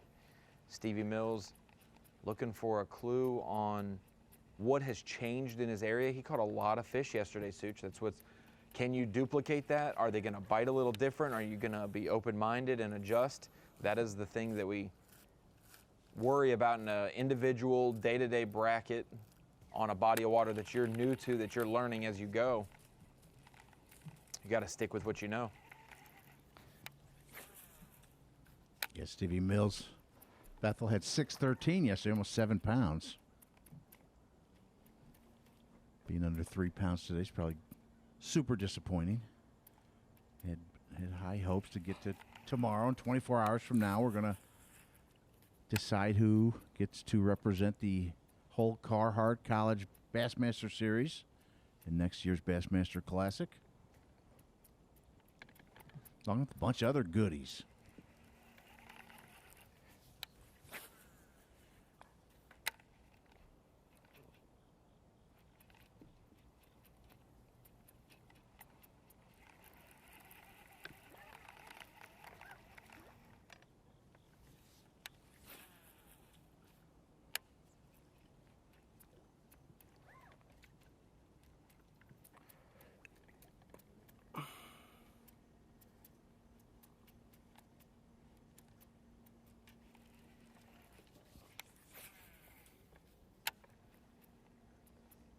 Steve,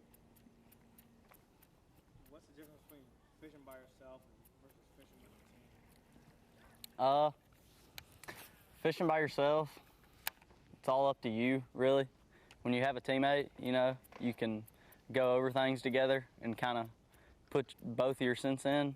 When you're by yourself, you know, you kind of are just only relying on yourself and your own judgment, so you really don't have any help or any, you know, you can't compare anything, and you definitely don't have as many people to talk to. I find myself getting bored. I love fishing with Tristan. You know, me and Tristan always have a good time out there. But yeah, it's just you can't really build on anything. You just have to build on what you know. And I definitely don't like it as much, but it's fun too. You know, I go out a lot by myself, just messing around. I don't ever really fish big tournaments by myself, little derbies and stuff, but it's good though. You know, if you want to do this for a living, you're gonna have to learn how. So.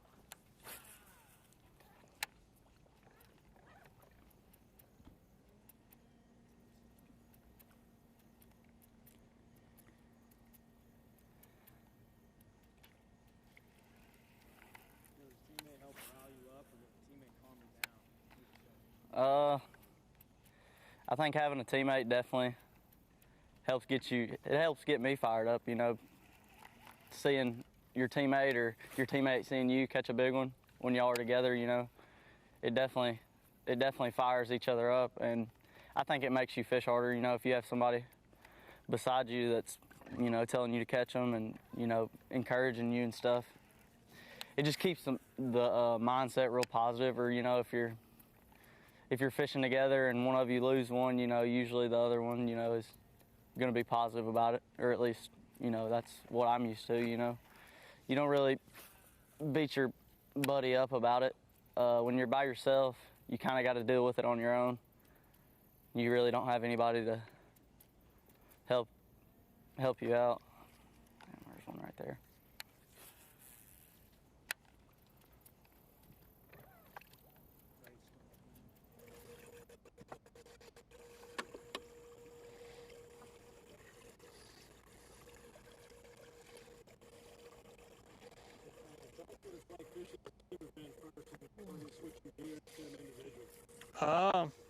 Basically, fishing a team event, like, you have two minds trying to put something that's just double thinking power.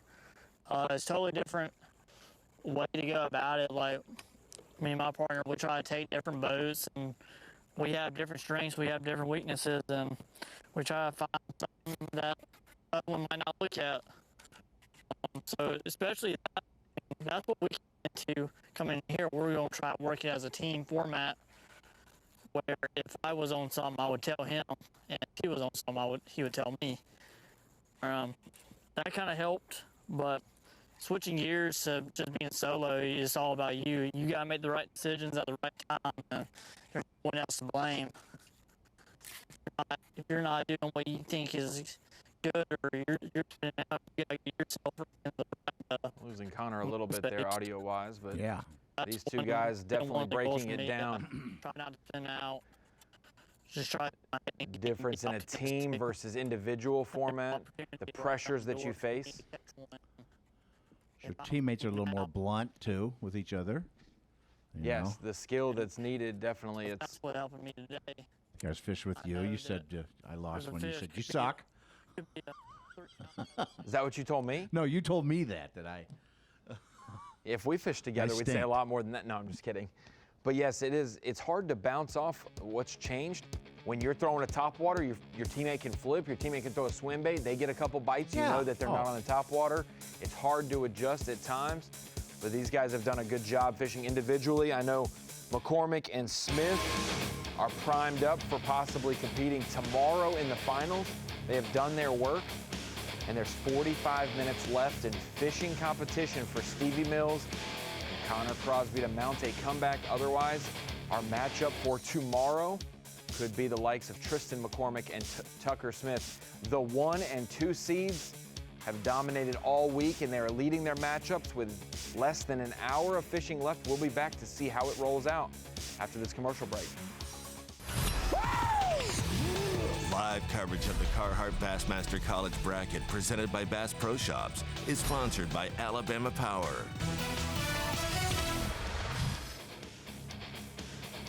Back here on the Coosa River, the Carhartt Bassmaster College Series semi-final portion of the Classic Bracket presented by Bass Pro Shops. Wetumpka, Alabama. 4 anglers vying for 2 shots, 2 opportunities to compete tomorrow so that we can crown a Classic champion berth. Not a Classic champion, a berth to the Classic. Connor She gets to Crosby go. trying to mount a comeback against Tristan McCormick. The time is winding down, though. 40 minutes left of fishing for these anglers. We saw Tristan scanning around, graphing, looking for some maybe practicing, scouting for tomorrow.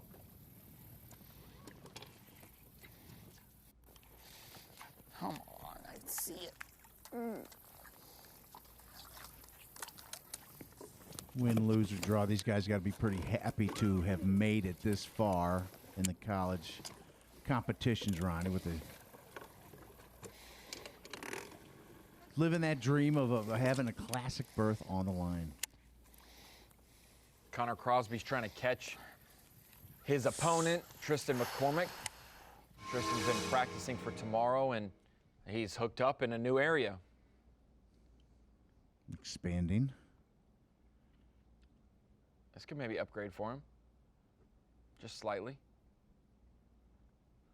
He has a 1-4.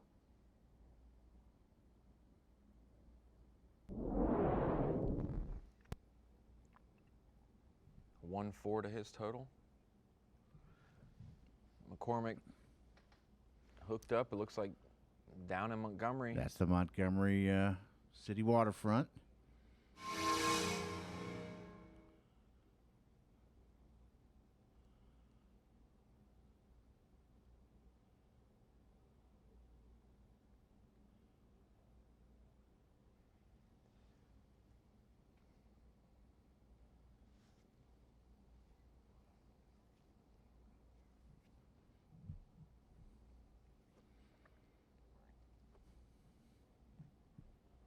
Live with Tristan McCormick now.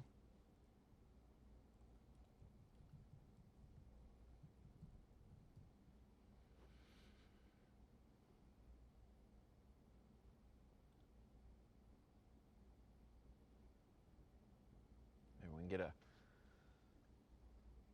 some conversation, see if that one actually cold for him. We'll look at Bass Track and see what it upgrades, what it could be. Tomorrow we're going to have an interesting shootout for sure. Tristan had the bites today, the best bites of the week. But Tucker knows this place better than most in the field and has been very, let's say, consistent. He's got a threshold of 8 pounds or more every day, but so has Tristan. So it'll come down tomorrow, if nothing else changes, to the two guys who have caught the two best weights each day of competition. Tucker hadn't really caught him this afternoon. I don't know if he's, knowing he had pretty good lead on Stevie Mills, if he's really tried, but I'm sure it wasn't that big a lead, Ronnie. Oh, Stevie's hooked up. Stevie hooked up with a small one. It'll go to his bottom line, though. This is third. It measures. Close.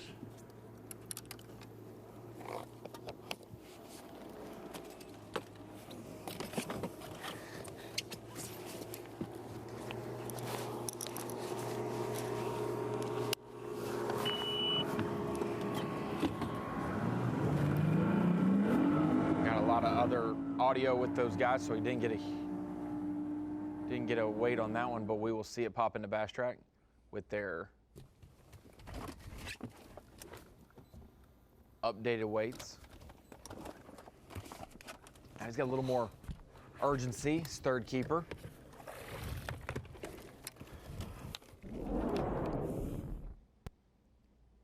That one looked like it was more of a flipping fish. Finally switching off top water for the day.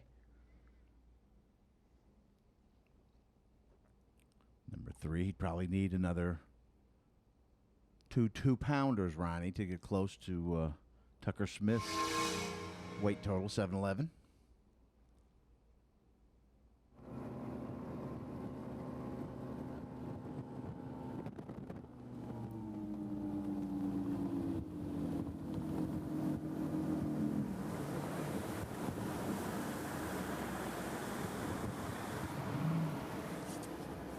Stevie Mills with that fish gets up to 3.9. That fish was a 13-ounce fish.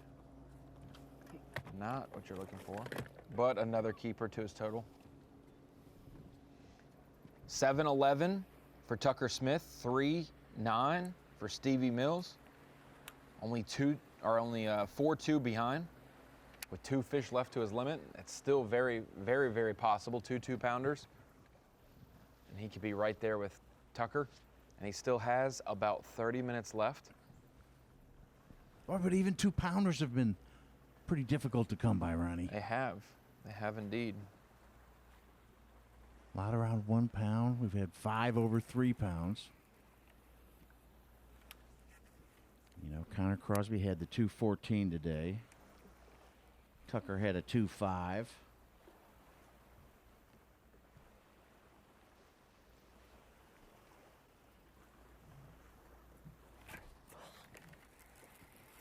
Just a few pounders yesterday as well.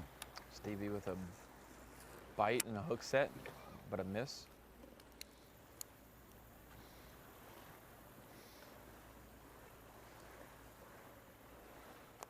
Yeah, we've only had 4 fish over 2 pounds weighed today. 2 of them over 3 pounds, both of those from Tristan McCormick.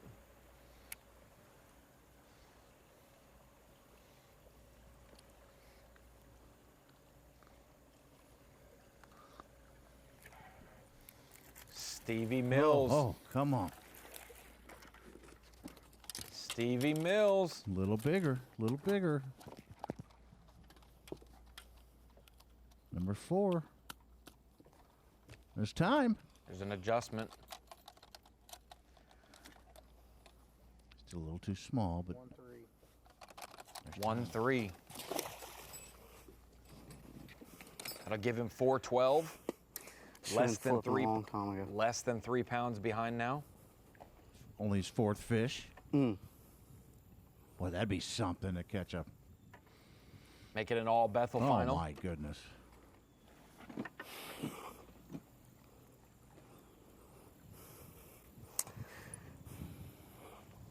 How much time do I got left?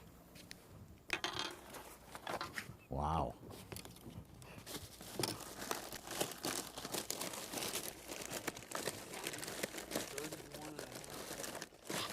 31 minutes? 31 and a half minutes.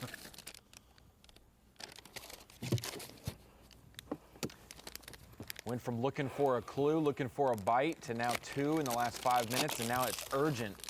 31 minutes left and less than 4 pounds down in his matchup. Or less than 3 pounds down. 3-2, guys. Good way to start it off. Very tight. Real healthy. Interesting day 2 of the bracket semifinal Sunday. Tristan McCormick, the star of the show today. 2 3+ pounders. Tucker Smith, plenty of numbers for him today.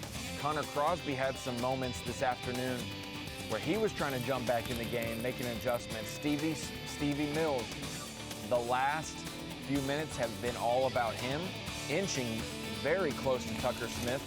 1 bite away from that, and these guys still have 30 minutes left of fishing. We will catch them at the weigh-in and the reveal, though. Be sure to get to Bassmaster.com. Check it out there, and we will have the final matchup all day tomorrow on Bassmaster.com starting at 8 a.m. Eastern Time. We'll see you there. Who's it going to be?